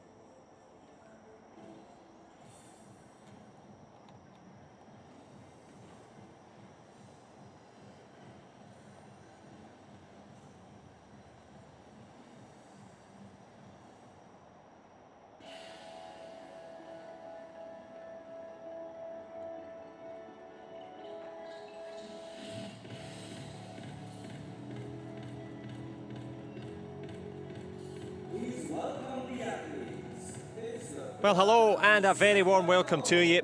And it is a very warm evening still in Tokyo, here at the Ariake Tennis Park. Well, Ariake translates as daybreak, but of course as night falls, what fate will befall the four fantastic athletes that are going to entertain you wherever you're from and wherever you are. A warm welcome to you as we welcome in Andy Lapthorne there, the man in the black mask, and Anthony Cotterill just behind him there. And what can this British dynamic duo produce in what will be an engrossing semi-final contest? Well, of course, in the quad doubles it takes four to tango. And here come the Dutch duo. Well, Sam Schroeder and Niels Vink on their way into the arena. Big expectations for the highly ranked Dutch duo coming in as the #2 seeds in this one. They also have youth on their side. Schroeder 21, Niels Vink just 18 years old.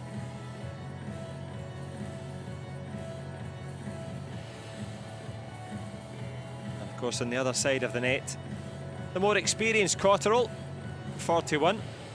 And there's Lapthorne just making his way, transitioning into his sports chair. The tennis wheelchair, of course, bespoke and designed to give that speed and mobility around the ring, and of course, to give them the edge when it comes to competition.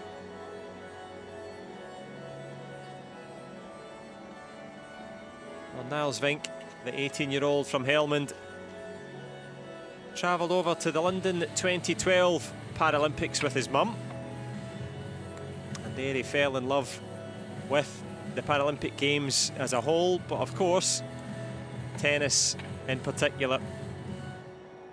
What can he produce as Cotterill gets to work? Well, those chairs, the wheels are angled at just about 20 degrees to give the best possible camber for speed, mobility, but also stability as well. And mercifully, the temperature has dropped a little bit. If it's over 32 degrees, then it's too hot to play, and that's one of the reasons, again, that play has been somewhat delayed. So the athletes will have been anticipating a slightly earlier start, but they'll be looking for a fast start in this one. Sam Schroeder, the 21-year-old, on the left-hand side of your screen, from Geleen in the Netherlands. Won last year's US Open on his debut, so he's certainly got a high pedigree, and I'm sure Joop Brons, his personal coach, will be cheering on back at home.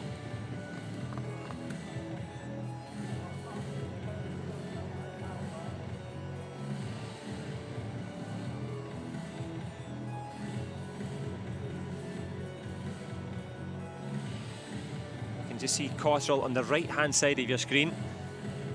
Of course, there are grips and supports around the ankles, at the top of the thighs as well.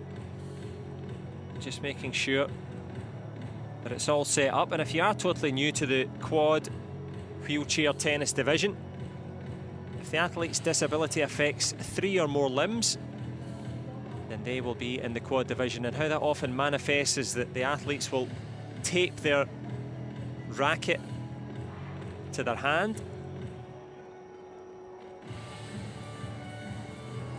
to make sure that they have the optimal grip to try and get a grip and indeed push themselves towards the Paralympic Games final.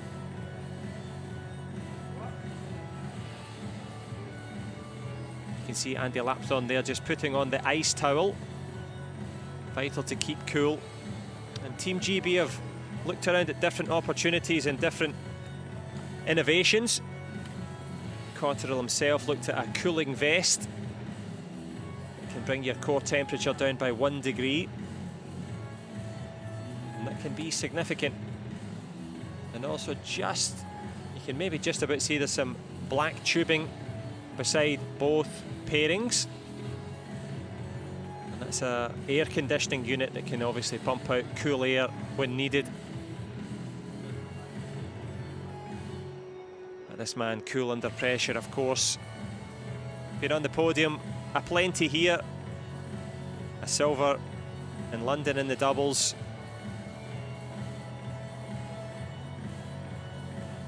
Silver in Rio in the singles as well. And married that up with a 3rd Paralympic medal, and taking bronze in the Rio Games. But that was 5 years ago. In many ways it seems a lifetime ago. Well, this man here was only 13 years old and Lapthorne was taking the acclaim in Rio. So fresh out of the juniors where he was a world #1.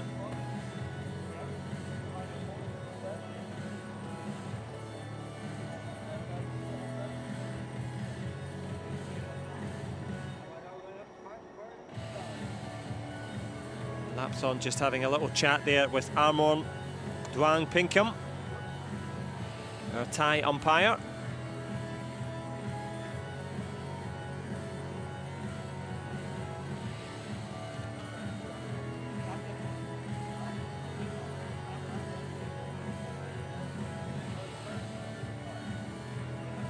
Well, you can see the tapings and requirements there.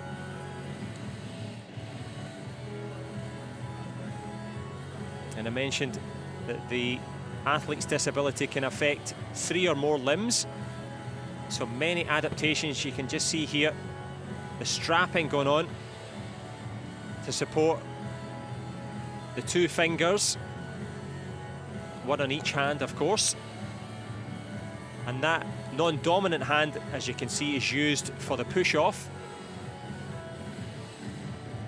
But this will be no pushover as we go through. It will be a very challenging match on both sides of the net.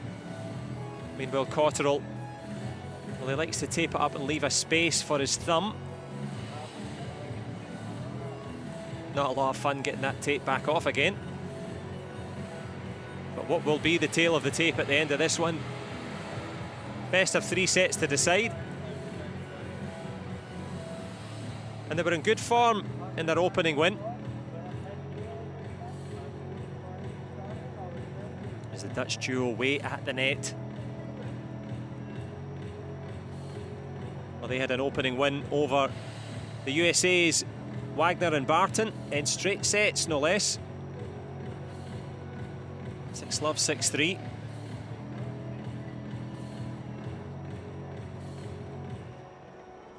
And this duo from Holmfirth on the right-hand side and Hammersmith on the left-hand side of the screen. I'm sure fans at home are cheering them on. And the fresh-faced Dutch duo of Vink and Schroeder. What can they produce in this one? Well, they'll certainly be well conditioned for it. Training 5 days a week, 4 hours a day, plus 2 hours twice a week in strength and conditioning to build up that muscle strength and improve the core stability.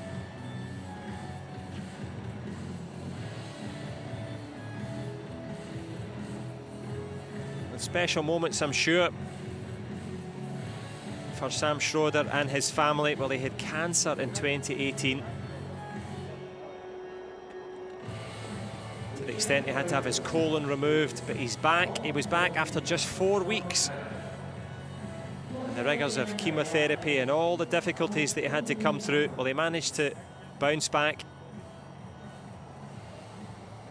And here he is, just having a chat there with our umpire. I'm on Duan Pinkham.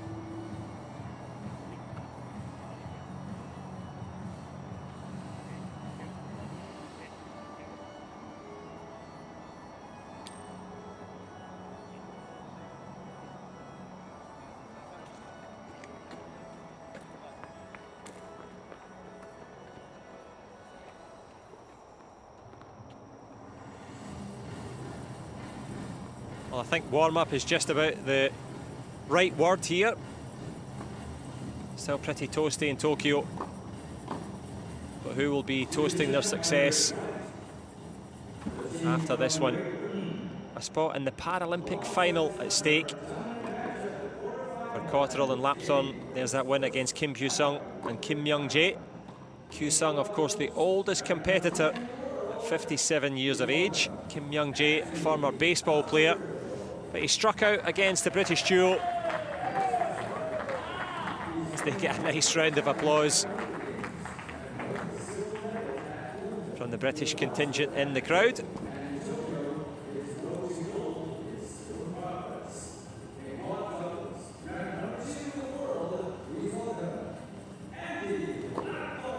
Well, here is Andy Lapthorne.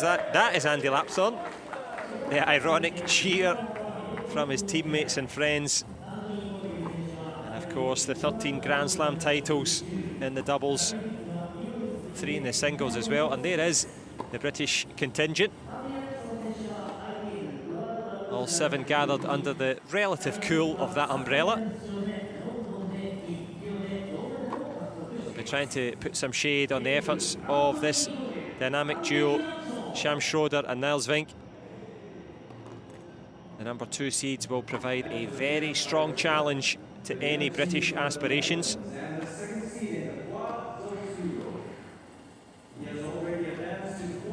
Schroeder began the sport age 11 back in the Adelante Rehab Centre. Tried lots of sports, but well, he fell in love with tennis.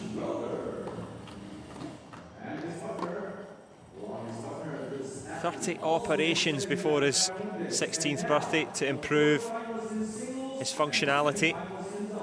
And as we saw, one finger on each hand, so he has to adapt his grip. And as I said, the non-dominant hand used for pushing around. Certainly no pushover is this man here in the back of your screen, Nels Vink, the fresh-faced teenager from Helmond, semi-finalist in the Australian Open in the singles and doubles this year,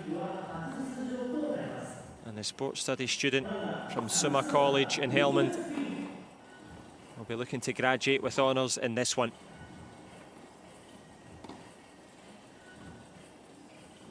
Well, he notes, does Vink, that sport means everything to him. And in these next 2 minutes, they'll have to get everything ready. I'm sure game plans, tactical analysis in place.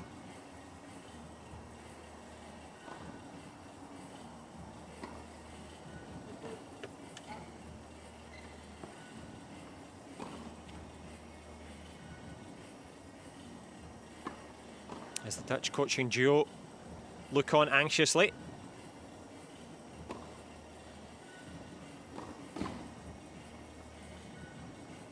Well, 5 years in the making. One more minute till the semi-final starts, and then it will be a chance, of course, to go for the final. Anthony Cotterill.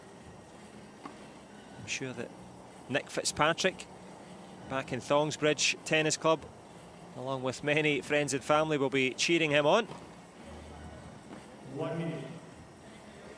60 seconds till the start of this semi-final.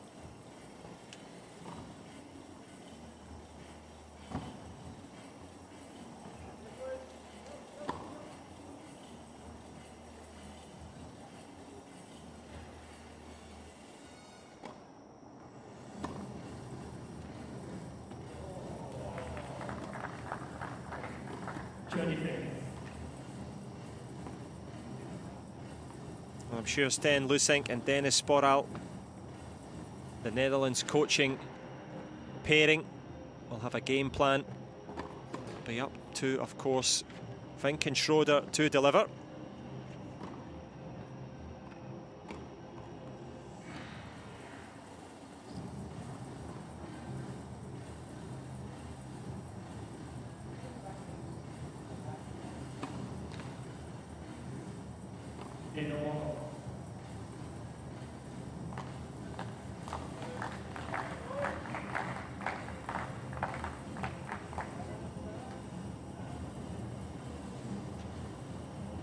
To any of the pre-match nerves, I'm sure there was some.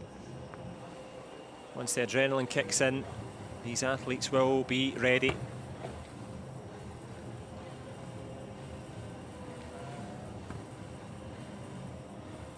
The biggest occasion, the big moments for all four.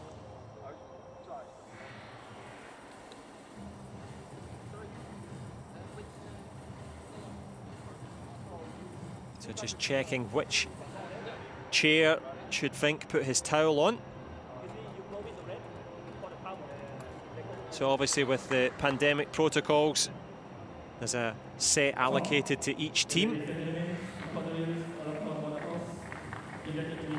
Final stretch for Lapthorne.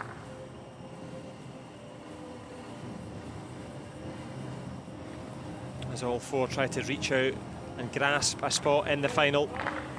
Throws the towel down, but certainly won't want to throw the towel in this one. Eyes down, looking, all four anxious and ready.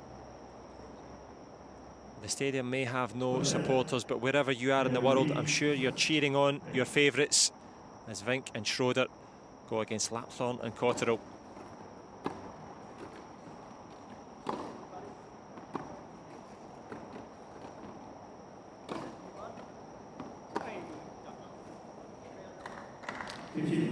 Well, the booming forehand straight away there, showing the power.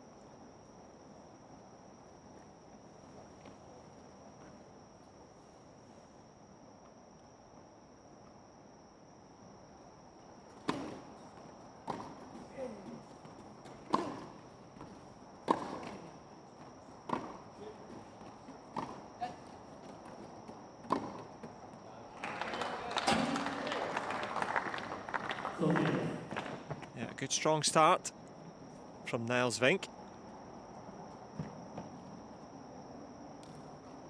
Sam Schroeder not called into too much action just yet.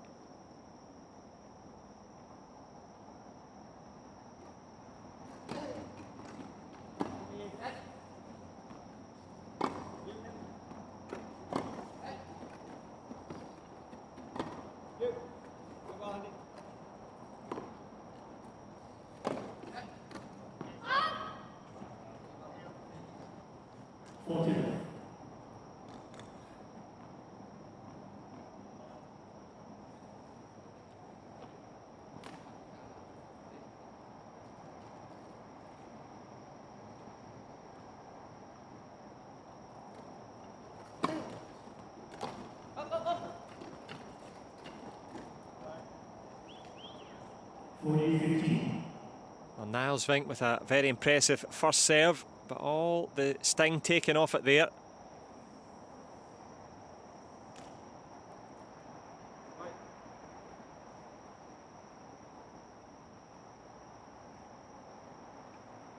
Cotterill just making sure that the wheel or the frame is okay.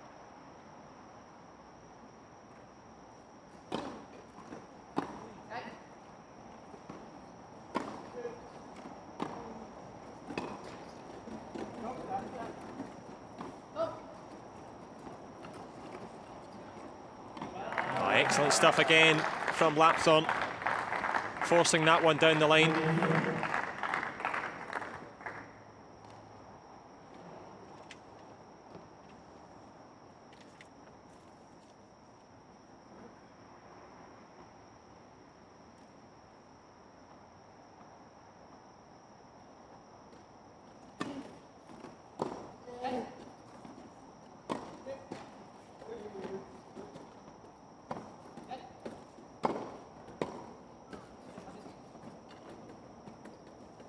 Oh, delicate touch from Niels Vink at the net there. Killing that one stone dead. Fires it across court. And fires the Dutch duo into the lead here. The quad doubles semi-final, Cotterill and Lapthorne.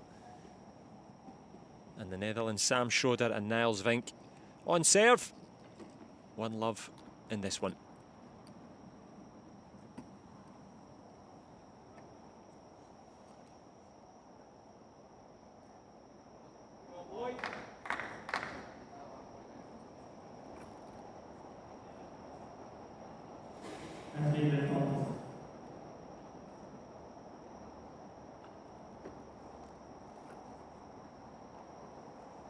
Yeah, the wide-eyed Andy Lapthorne ready to serve.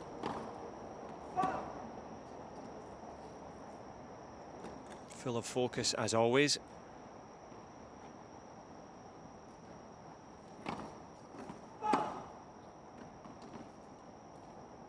And commentator's curse as always, first double fault.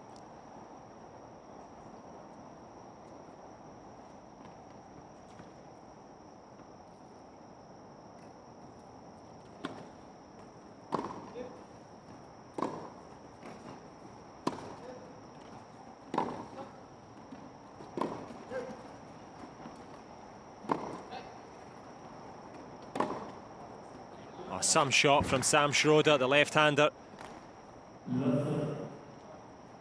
Finds a path past Cotterill. Putting a bit of pressure on the British serve.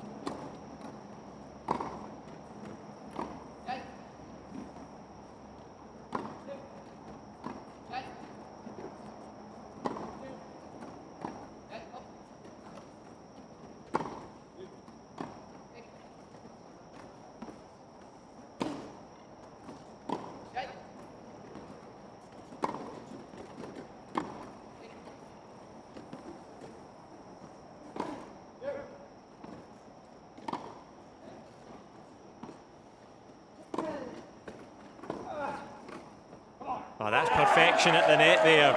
Wonderful stuff from Anthony Cotterill. A long rally, finished off by a short, sharp shot at the net. Sam Schroeder and Nels Vink, oh so impressive.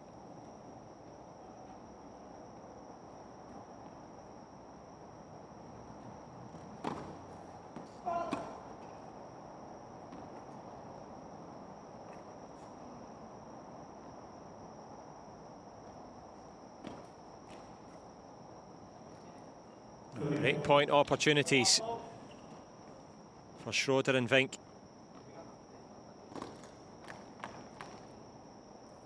The number 2 seeds.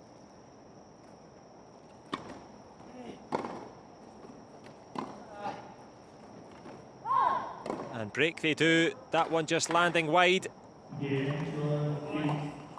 So an excellent start for the Dutch youngsters. Anthony Cotterill and Andy Lapton of Great Britain trailing by 2 games to love in this opening set. And lots to love about the work from Sam Schroeder and Nels Vink. Unless, of course, you're on that side of the court, in which case, work to be done. But they've got the pedigree, they've got the experience. And they've had plenty of success, the British duo together.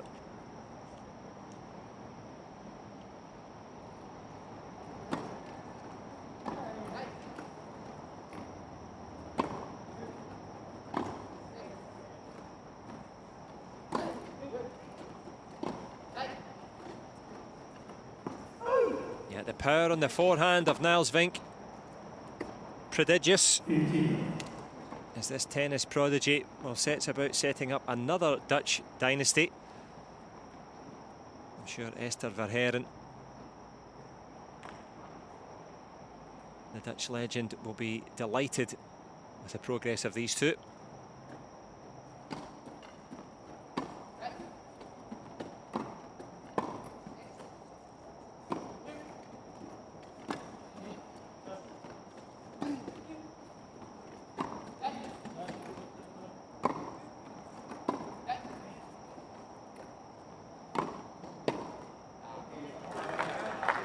Cotterill had set it up nicely with all the ground strokes, got to the net. I'm sure he would love to have that one back again.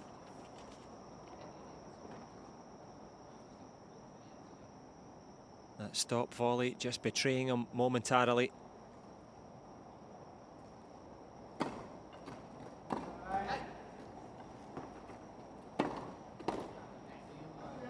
And the big hitting Sam Schroeder, firing that one low again. And the British duo do not have the problems to seek at the moment.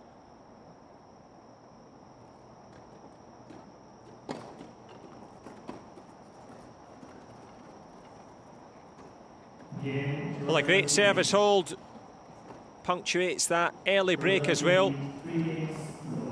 3 games to love early in this first set. But work to be done for Cotterill and Lapton in this one.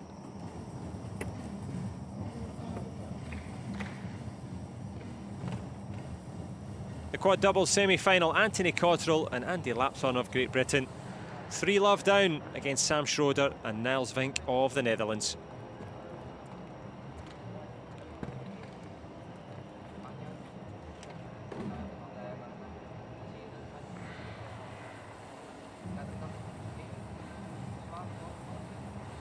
Well, Vink on the right-hand side having a drink.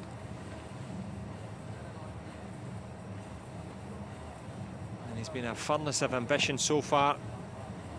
Always on the move.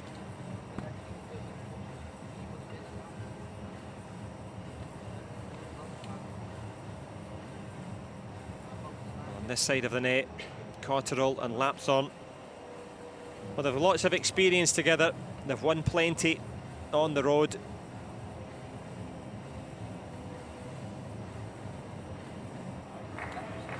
Lapton, of course, 3-time Paralympic medalist, numerous Grand Slam titles.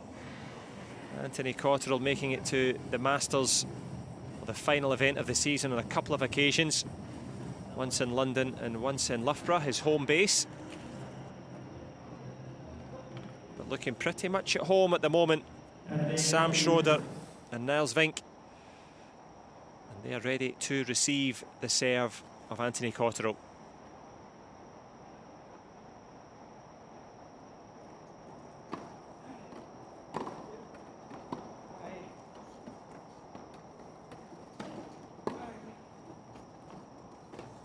Oh, wonderful stuff again from Vink.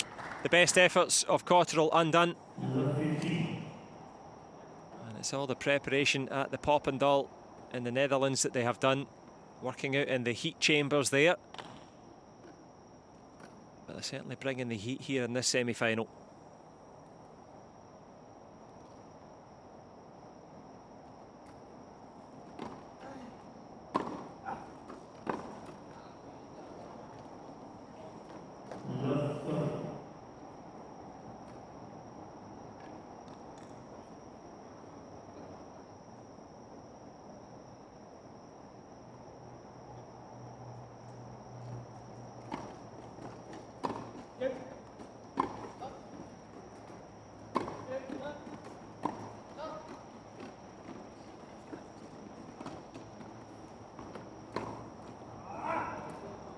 Well, that will be 3 breakpoint opportunities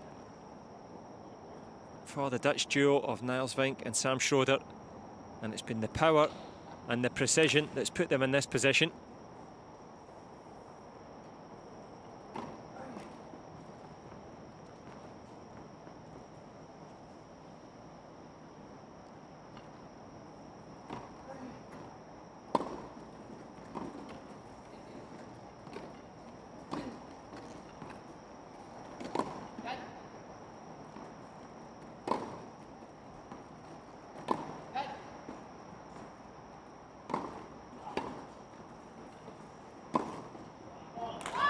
What a rally, and just in time for Cotterill and Lapthorne.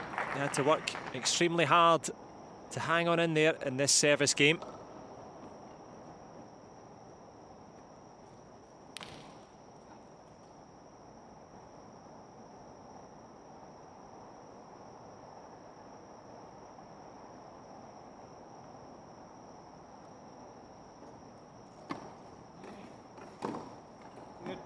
Oh, how do you like it? Reads it perfectly. Niels Vink, a very impressive forehand across court there. And it's a very impressive start for the Dutch duo in this quad doubles semi-final. Cotterill and Lapthorne of Great Britain trailing by 4-love, and lots to love for Sam Schroeder and Niels Vink in this one.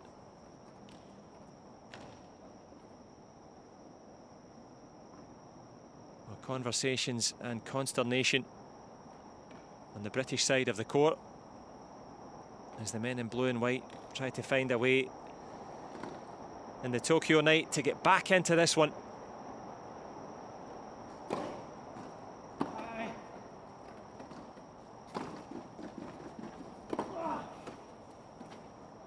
Well, there's no hiding place from that booming forehand.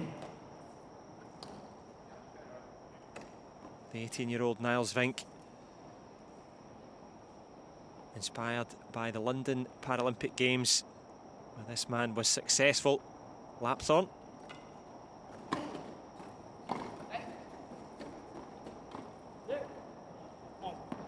He was successful alongside his mentor.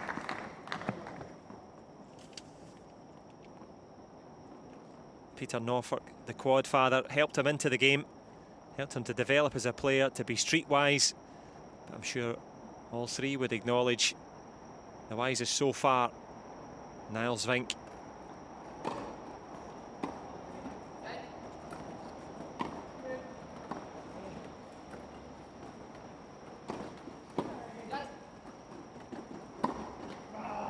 Sam Schroeder had a good old look at it. The court opened up nicely. Can Team GB put some pressure on the serve now?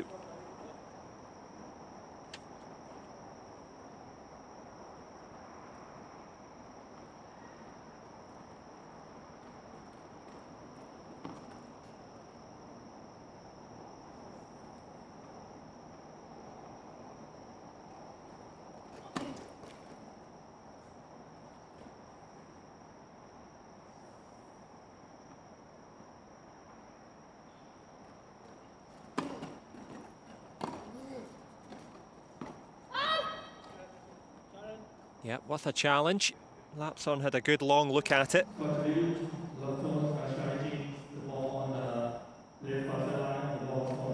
what has Hawkeye got to say about this one? Ball was called out, Hawkeye says. Now you can see for yourself, certainly was. More in hope than expectation there from Andy Lapson. But hope's rising for the Netherlands pairing.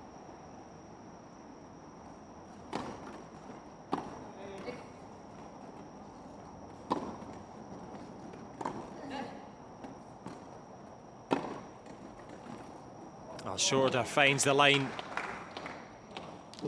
just in time. Perfect precision.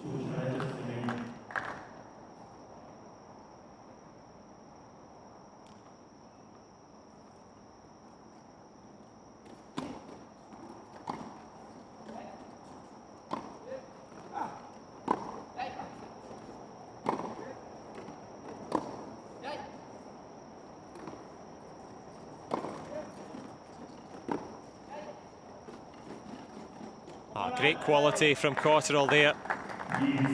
Just when it was needed. The initial containing shot followed up by perfect accuracy. Cuts that one low across the net.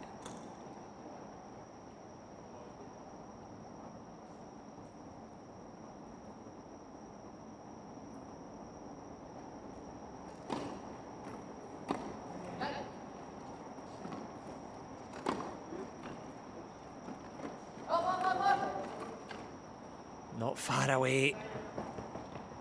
Tried with a drop shot there. Millimetres short, and it gives Schroeder and Vink an opportunity to get out of this service game and ever closer to this opening set.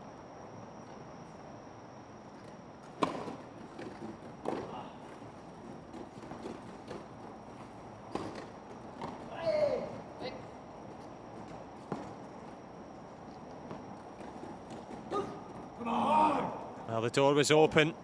A little bit too casual there from Niels Vink. Hangs his head, and his teammate there, Sam Schroeder, said, don't worry about it. An opportunity missed. Deuce here in the fifth game.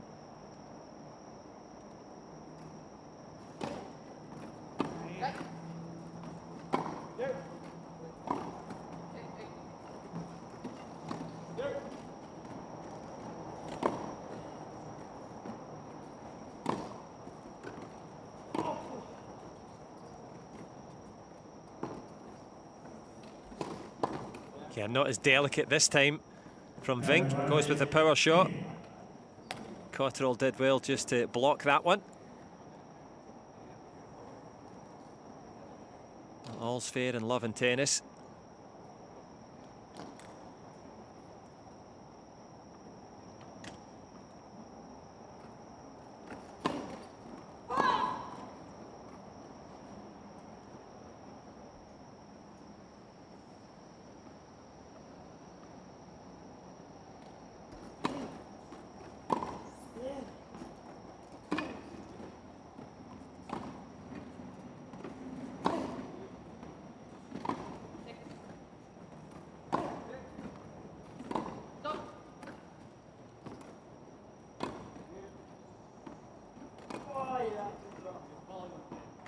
Yeah, good shot indeed.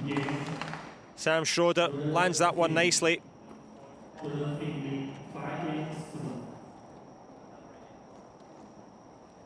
And you saw Sten Levinsky and Dennis Spoord, the Dutch coaching team. They'll be happy with the start from their pairing, Sam Schroeder and Niels Vink, in a commanding lead in this opening set here in the semi-final of the quad doubles.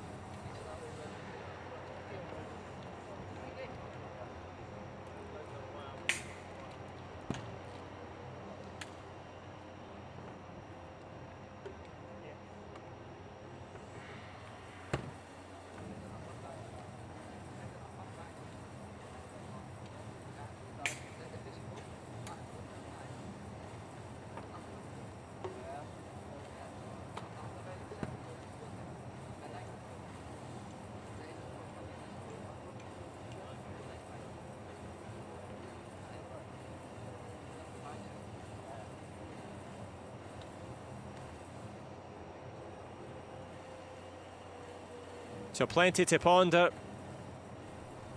for Anthony Cotterill and Andy Lapthorne. Getting their best tennis going, but just coming up against, well, the next generation, if we're honest about it.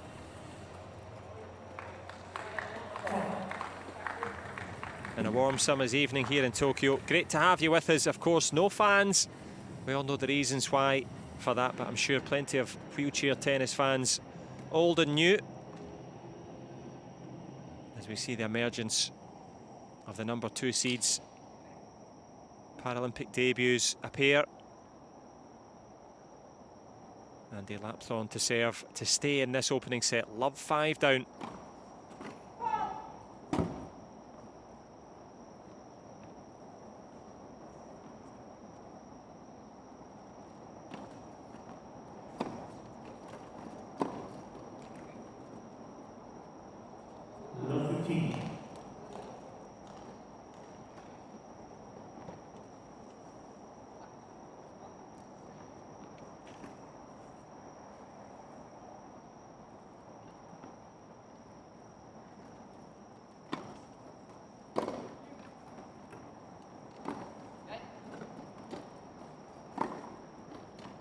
Oh, fantastic again. Sam Schroeder. That left hand forehand right down the line.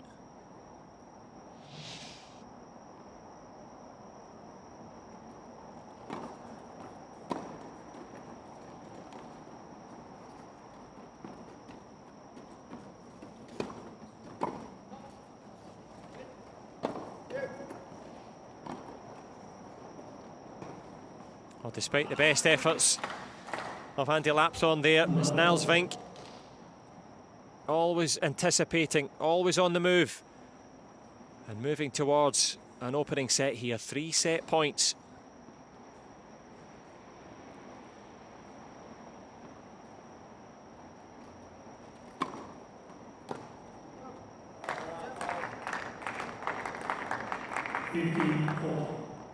Good time to get a good powerful serve in there.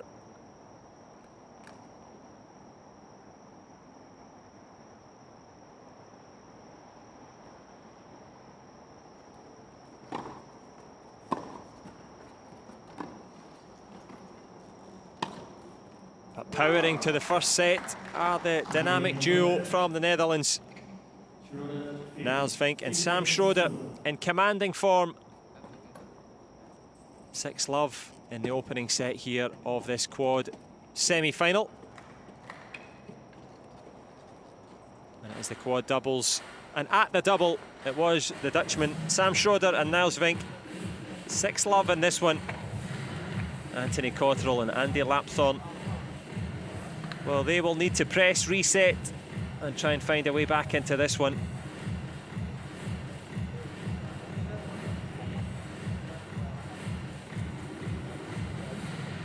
Here's the tail of the tape. Cotterill and Lapthorne with the first serve at 75%, but look at Schroeder and Vink up at 90, almost perfect from the pairing. And when it came to breakpoint opportunities, well, Team Netherlands made 5 and took 3, and that's why they took the opening set.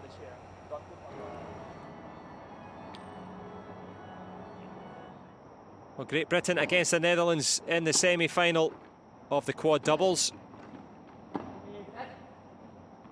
The British pairing came in with hope in their hearts, but it was quickly extinguished by Niels Vink and Sam Schroeder's quality tennis. Aggression, timing, but most of all precision.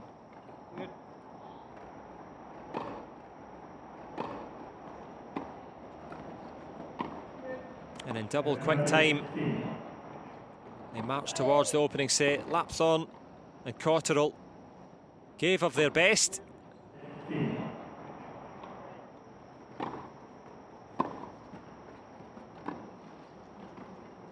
But the number 2 seeds producing top quality wheelchair tennis to take that first set.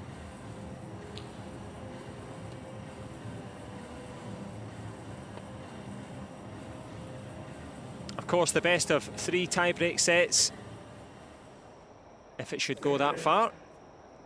Sam Schroeder and Niels Vink, the men in your picture here, will be hoping not. Obviously, Cotterill and Lapthorne looking for a big response.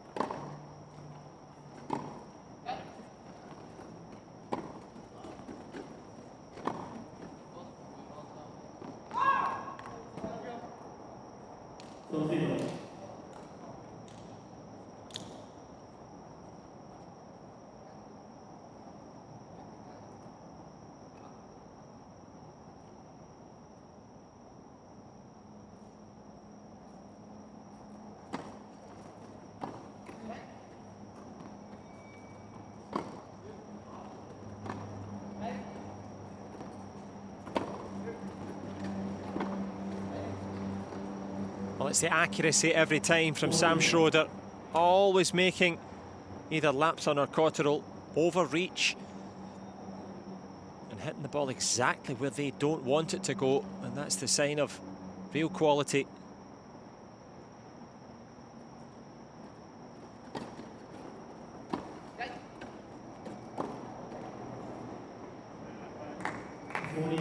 Good response there, Andy Lapthorne.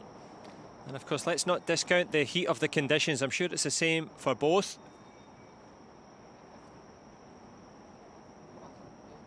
But Niels Vink, half the age of his counterparts on the other side of the net.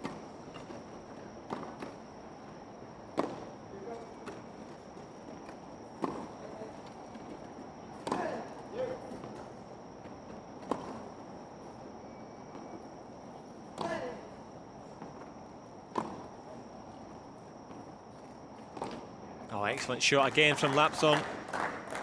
Digging deep into the database of creative shots.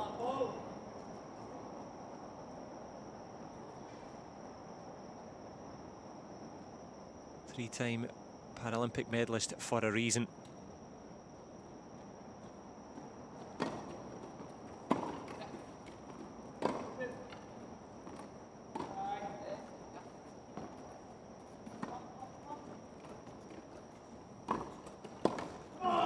And some reasons to be cheerful as well for Anthony Cotterill, putting the pressure on the Dutch serve for the first time.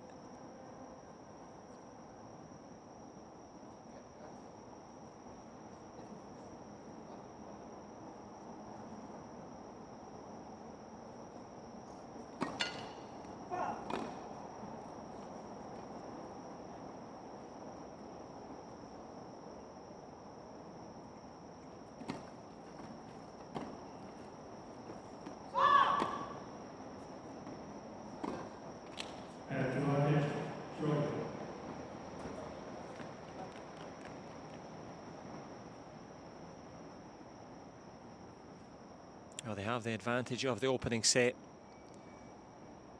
Can Sam Schroeder capitalise here?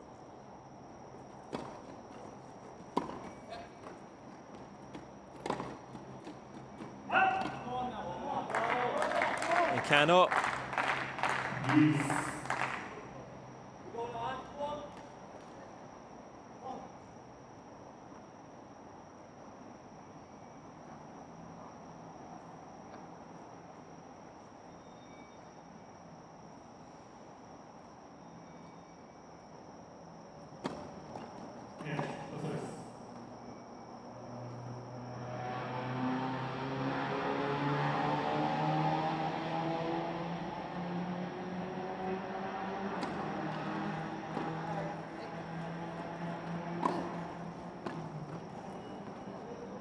Well, it might sound like a Formula One track here in Tokyo. Trying to motor forward is Schroeder and Vink. They've been in the driving seat for much of this match so far. Good pressure from Cotterill and Lapthorne, principally this man here.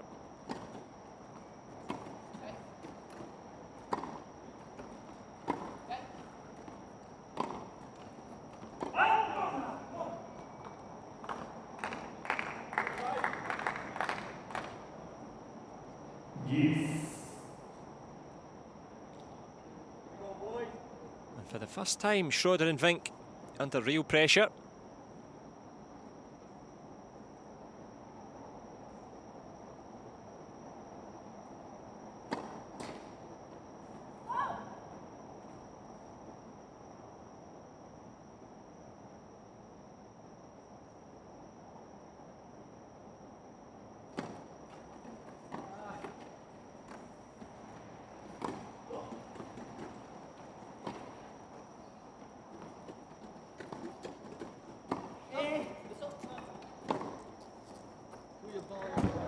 Again, Schroeder finding the gap.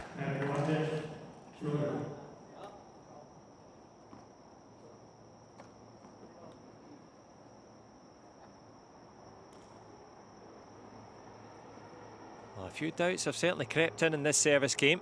Can they extinguish those this time?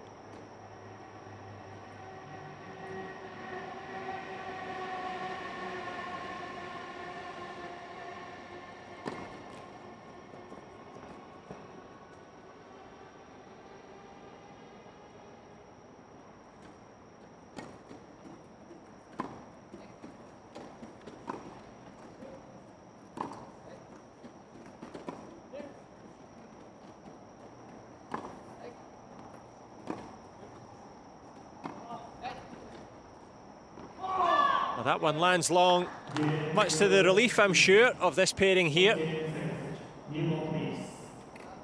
Pushed the furthest they have been so far as they change ends. And they'll be receiving new balls from the British side of the court. But can they find a new way forward? In the quad doubles semi-final, Anthony Cotterill and Andy Lapthorne trail by 1 set to love. And 1 game to love. Sam Schroeder and Nels Vink of the Netherlands have a useful lead. What can Anthony Cotterill produce now? Renowned for his work ethic and no shortage of skills either. Can he engineer a way back into this second set?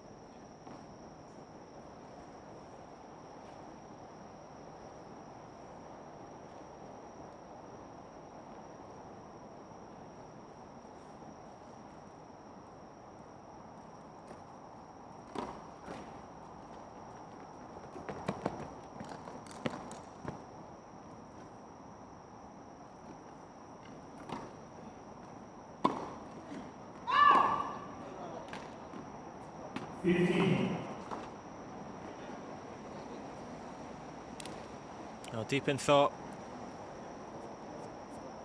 with Cotterill and Lapthorne, slowing things down quite advisedly as Nels Vink and Sam Schroeder had the momentum. They line up in parallel here at the Paralympics.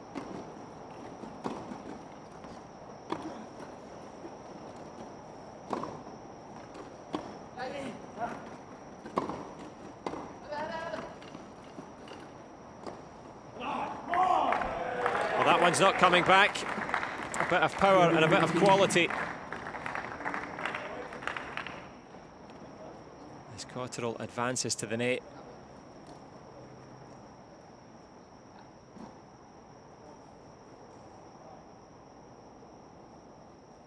Critical stages.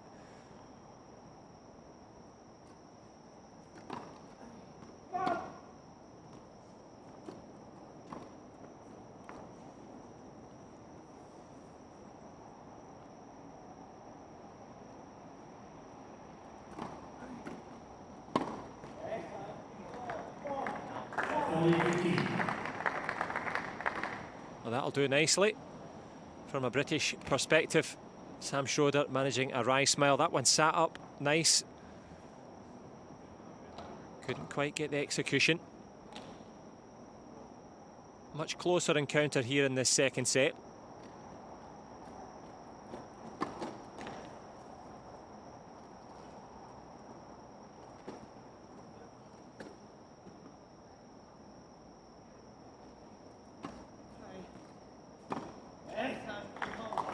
And it's a very useful hold for the British pairing.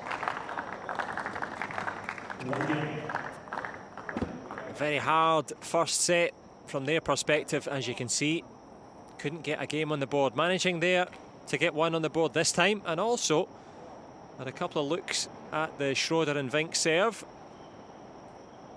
So perhaps some doubt for the Dutch duo. And how will they respond? Well, plenty of preparation and expectation. They won't have too many thoughts of the final, I'm sure.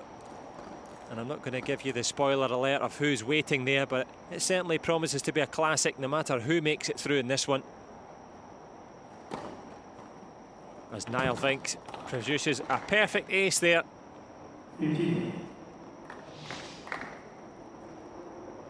Execution on the tee and to a tee.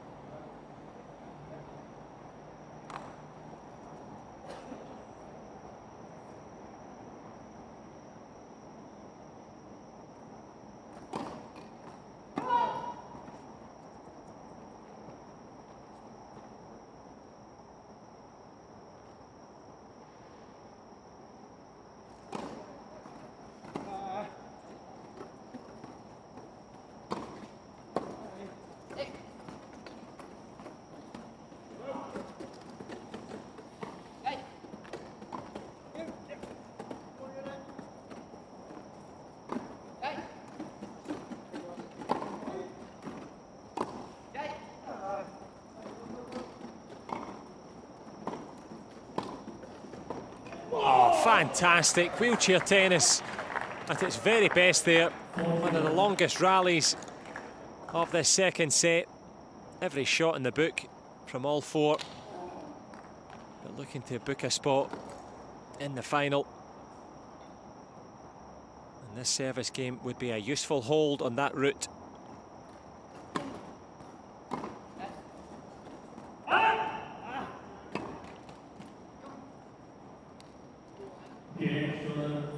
Well, a very useful hold it is indeed. They've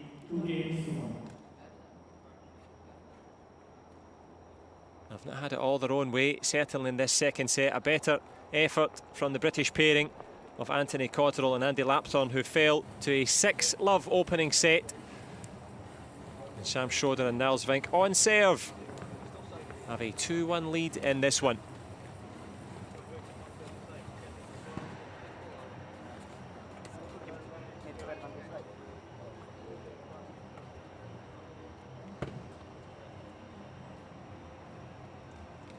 So mercifully, as the temperatures begin to drop slightly here in Tokyo, better conditions for all four to play in, but there's just a little signal of how hot it is. Anthony Cotterill has noted that, in his own words, his body can't self-regulate in terms of keeping himself cool.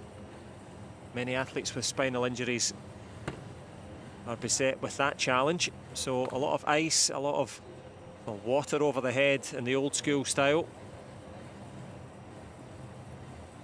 But comfortably ahead in that opening set was this pair. But the fast start has just been beginning to claw back a little bit here. As Lapthorne and Cotterill call on their podium experience at the Paralympic Games. Of course, the losers in this match would go into the bronze medal match, and they would go against the hosts, Japan.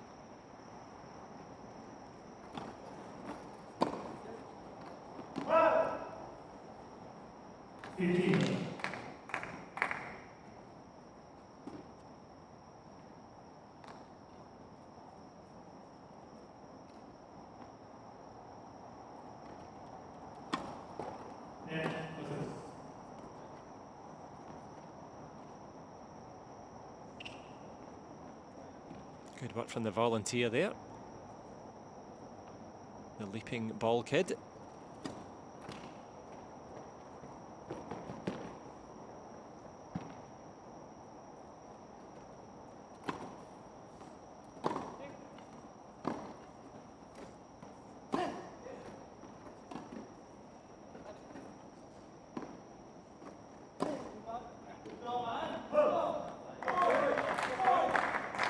Yeah, good work from Lapthorne there, giving Niles Vink plenty to chase down.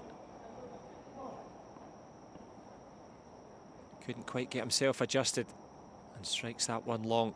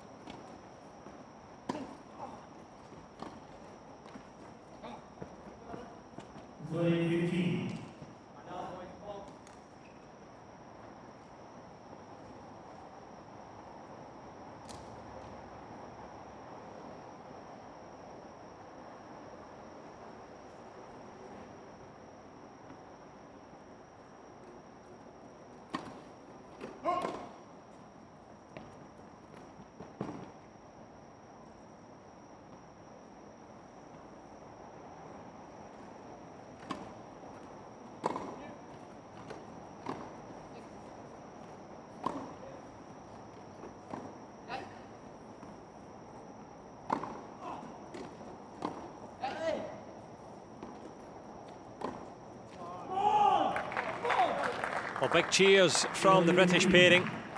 A much better showing here. And the initial speed and confidence at this end of the court still there, but slowing ever so slightly.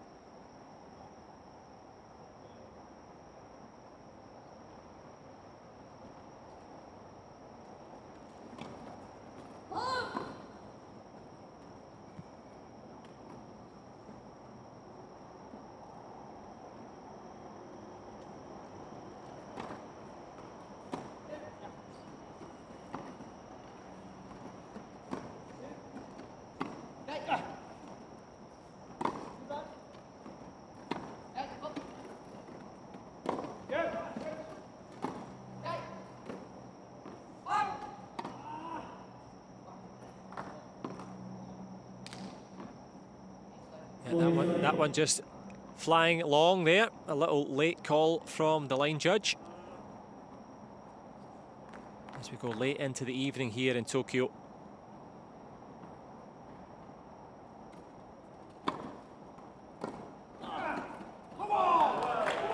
Well, a very useful hold, and big shouts and exclamations from Lapthorne and Cotterill, trying to force a fight back here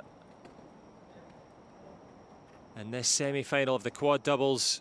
As you can see, Sam Schroeder and Niels Vink with that opening set 6-love.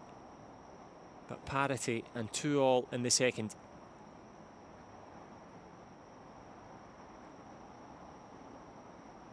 Well, from that super quick start, it's been the superb Sam Schroeder to try and get a little bit more daylight between them and the British pairing.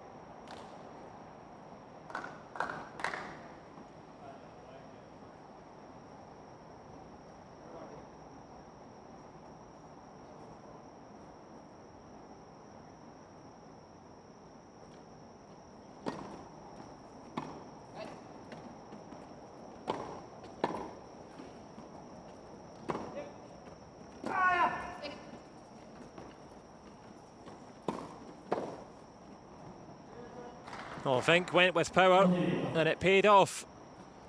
Cotterill having to reach for that one there. But reaching deep into his repertoire was Niels Vink. That also impressive US Open debut. Pretty powerful Paralympic debut so far as well.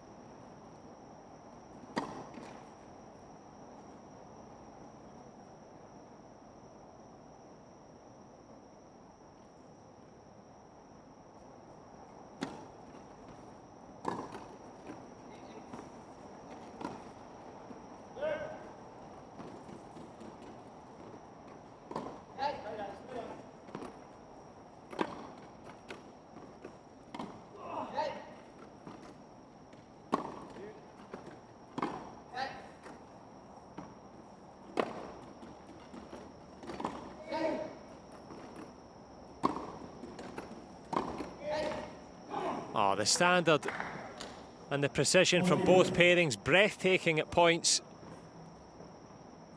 But it's pointing towards a Dutch service game hold at the moment.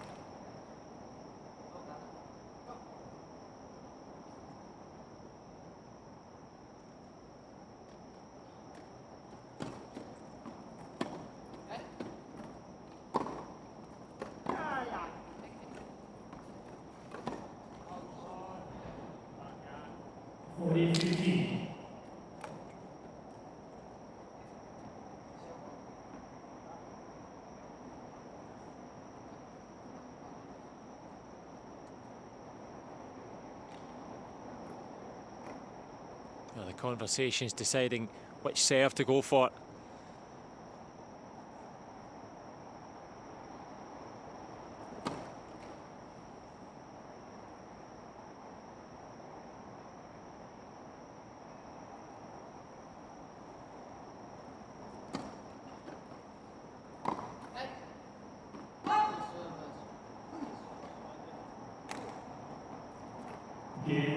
Well, a good hold, and we are on serve and on track for a spot in the Paralympic final. Yeah, a puff of the cheeks from Cotterill. Not so much a lack of motivation, but just the oppressive heat here. And every ball is a heavy ball coming back from the Dutch end as Sam Schroeder and Niels Vink consolidate that opening 6-love first set as they hold a slim advantage here, 3-2 in the second.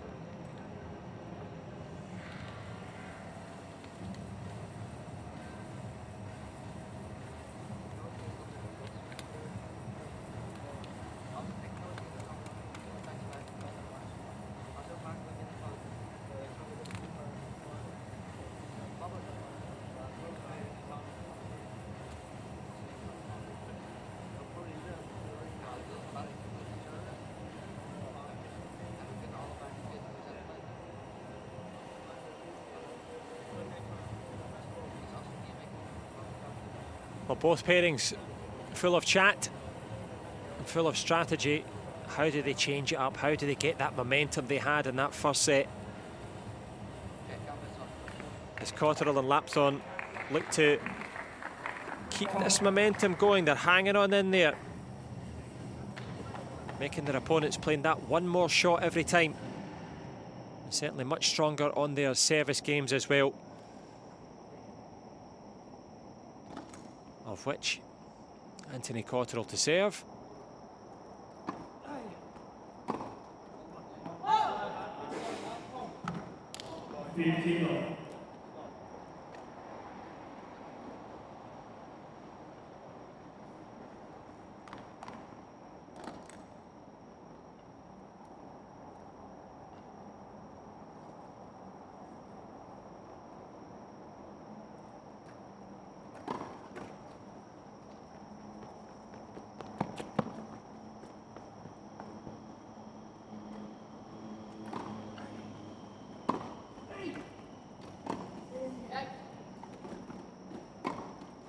Oh, fantastic. The big backhand there. Sam Schroeder slams one down, picks this one out of the night sky, and the reverse backhand just swats that one down. A little confidence booster there if they needed yet more. Composure required from Cotterill.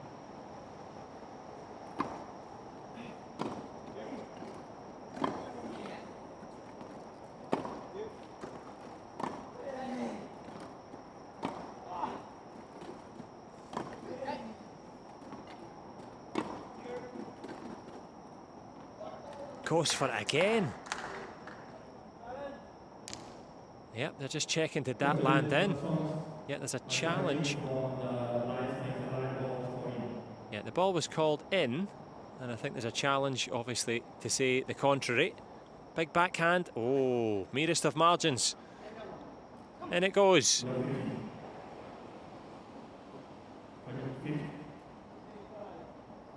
Yeah, 15:30, the umpire just getting caught up in the occasion. Correct scores. Can he find the correct serve?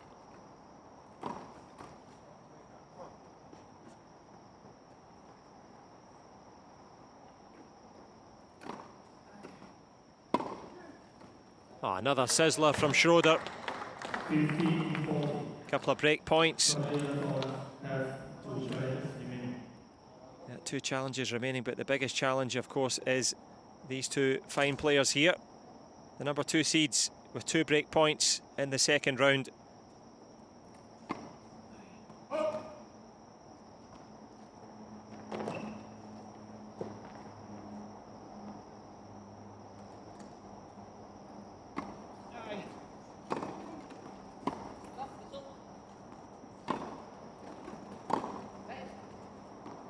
That one's going to land long, then it's going to land a powerful blow for the Netherlands pairing of Sam Schroeder and Niels Vink.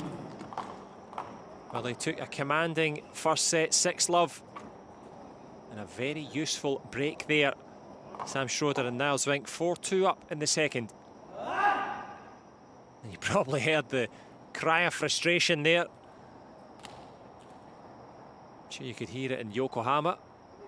Lapthorne trying to get the motivation going. They want to make it into the final. But the desire from the Dutch evident as well.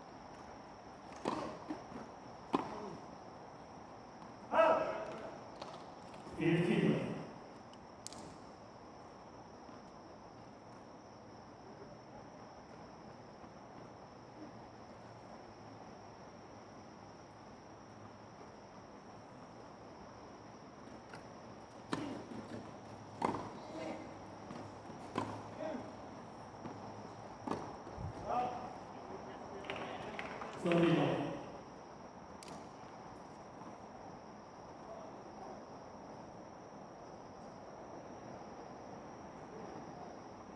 shake of the head here. There's some powerful shots coming at them, raining in.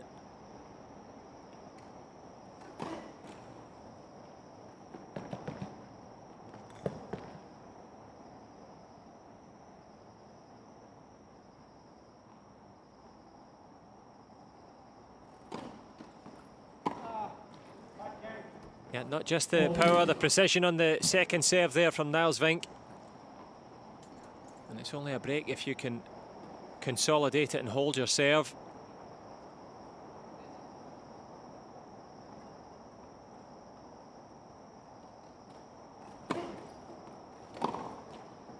And Niels Vink has managed to do that at the first time of asking.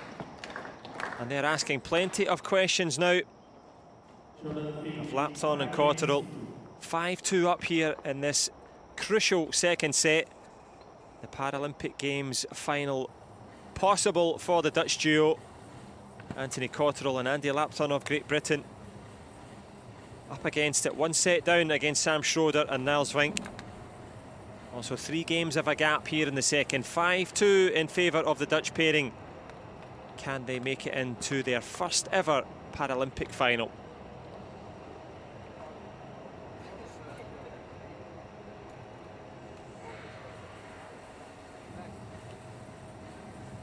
Well, they're certainly full of vim and vigour, full of energy. Schroeder just a little puff of the cheeks there. Cotterill and Lapthorne trying to summon something special up here. Well, Niels Vink, 18 years old, Sam Schroeder, 21. Anthony Cotterill on the right-hand side of your screen there, 41 now. Andy Lapthorne, 30 years old. So in a battle of youth against relative increased experience, so far it's going the Dutch duo's way.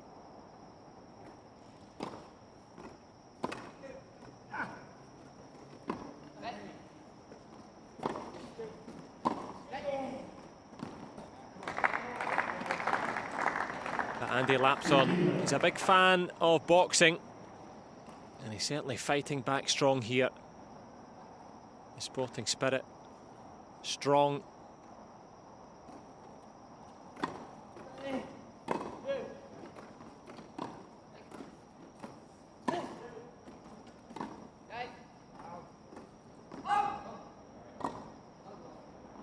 Yeah, Cotterill and Lapthorne on the ropes.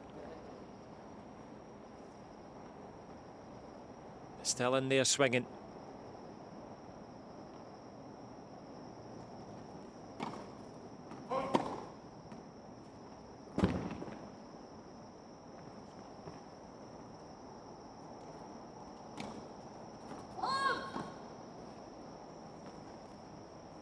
Oh, 15:30. A microcosm of the match here. Couple of points from the Paralympic final for this pair.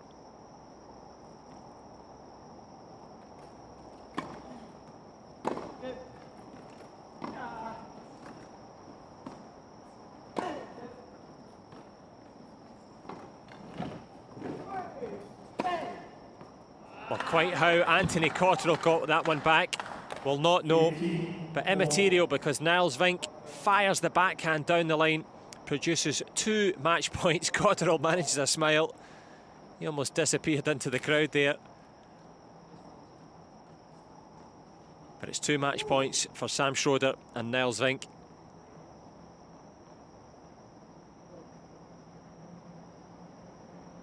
Well, still smiling. Lapthorne to try and stay in it.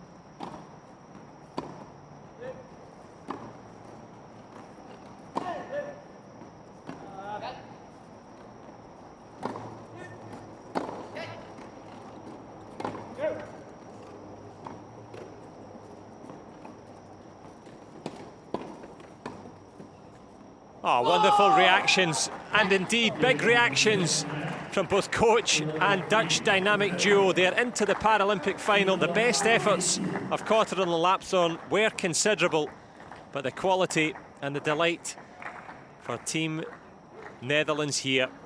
Into the Paralympic final they go in the quad doubles. The British duo will fight it out for the bronze, but look at that. The delight from both. Wonderful stuff. A tremendous performance in straight sets, no less. Wasn't straightforward. They had to work for it, but they've given the coaches and indeed fellow fans plenty to cheer. Anthony Cotterill and Andy Lapthorne will go for bronze, but Sam Schroeder and Niles Vink, 6-love, 6-2, and they will be going for Paralympic gold.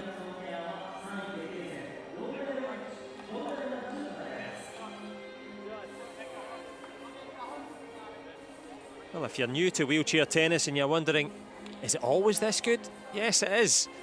But these two particularly special. And the reaction, wonderful. Niles Vink still has plenty of energy as he fires round to the other side of the net.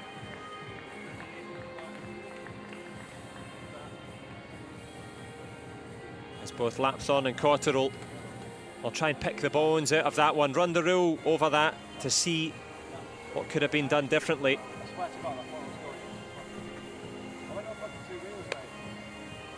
I think Cotterill just talking there about going up on 2 wheels and almost ending up in the stands. I was going to say with the fans, but you're all at home cheering.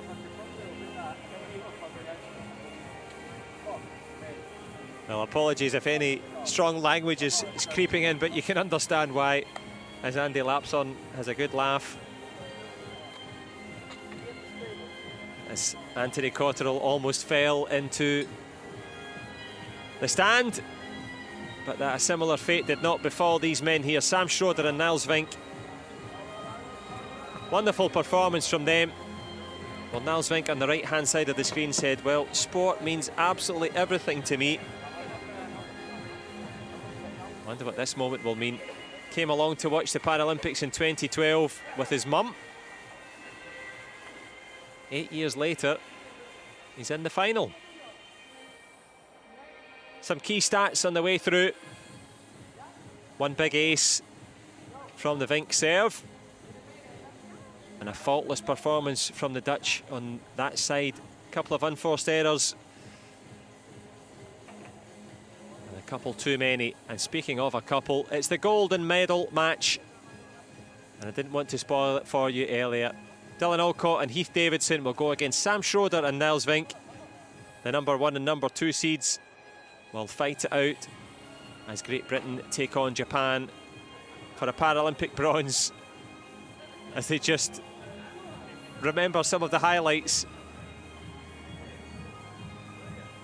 Well, they certainly came for gold, but the camaraderie, weren't even sure if the Paralympic Games were going to happen, but great to see friends and teammates smiling. Couldn't have given it any more, and they will come back to go for bronze.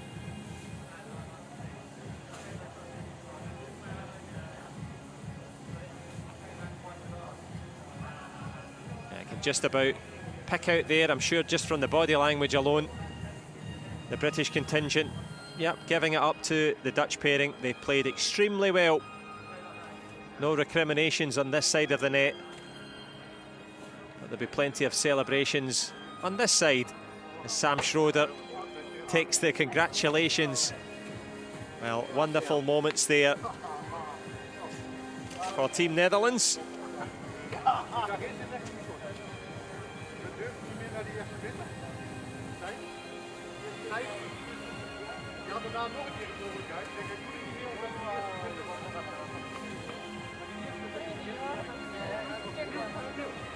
Well, I don't know how good your Dutch is. Mine extends to Dankjewel and Oosterbrieft. If you are watching from the Netherlands, you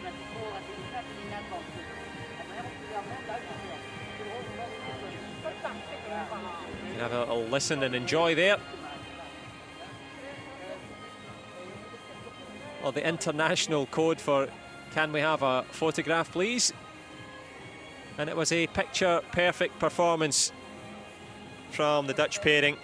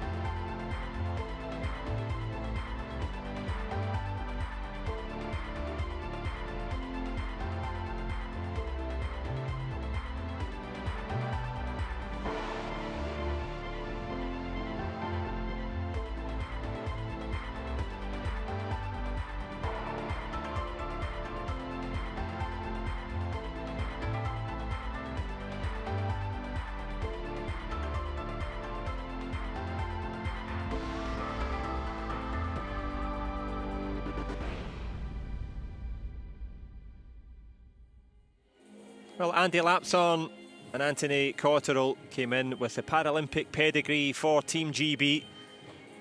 But it was the Dutch duo of Niels Vink and Sam Schroeder producing a masterful performance in this semi-final. They advanced to the Paralympic Games final.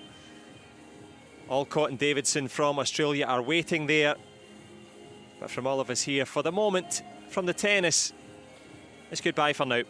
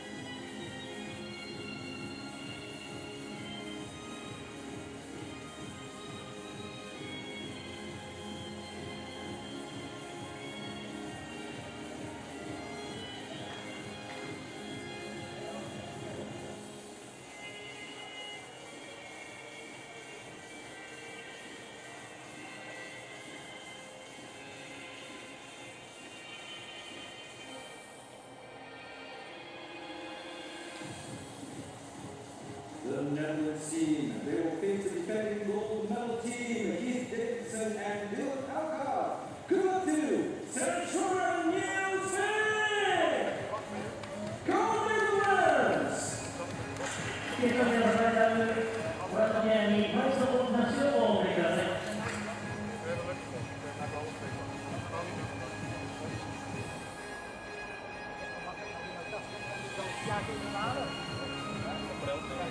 Right.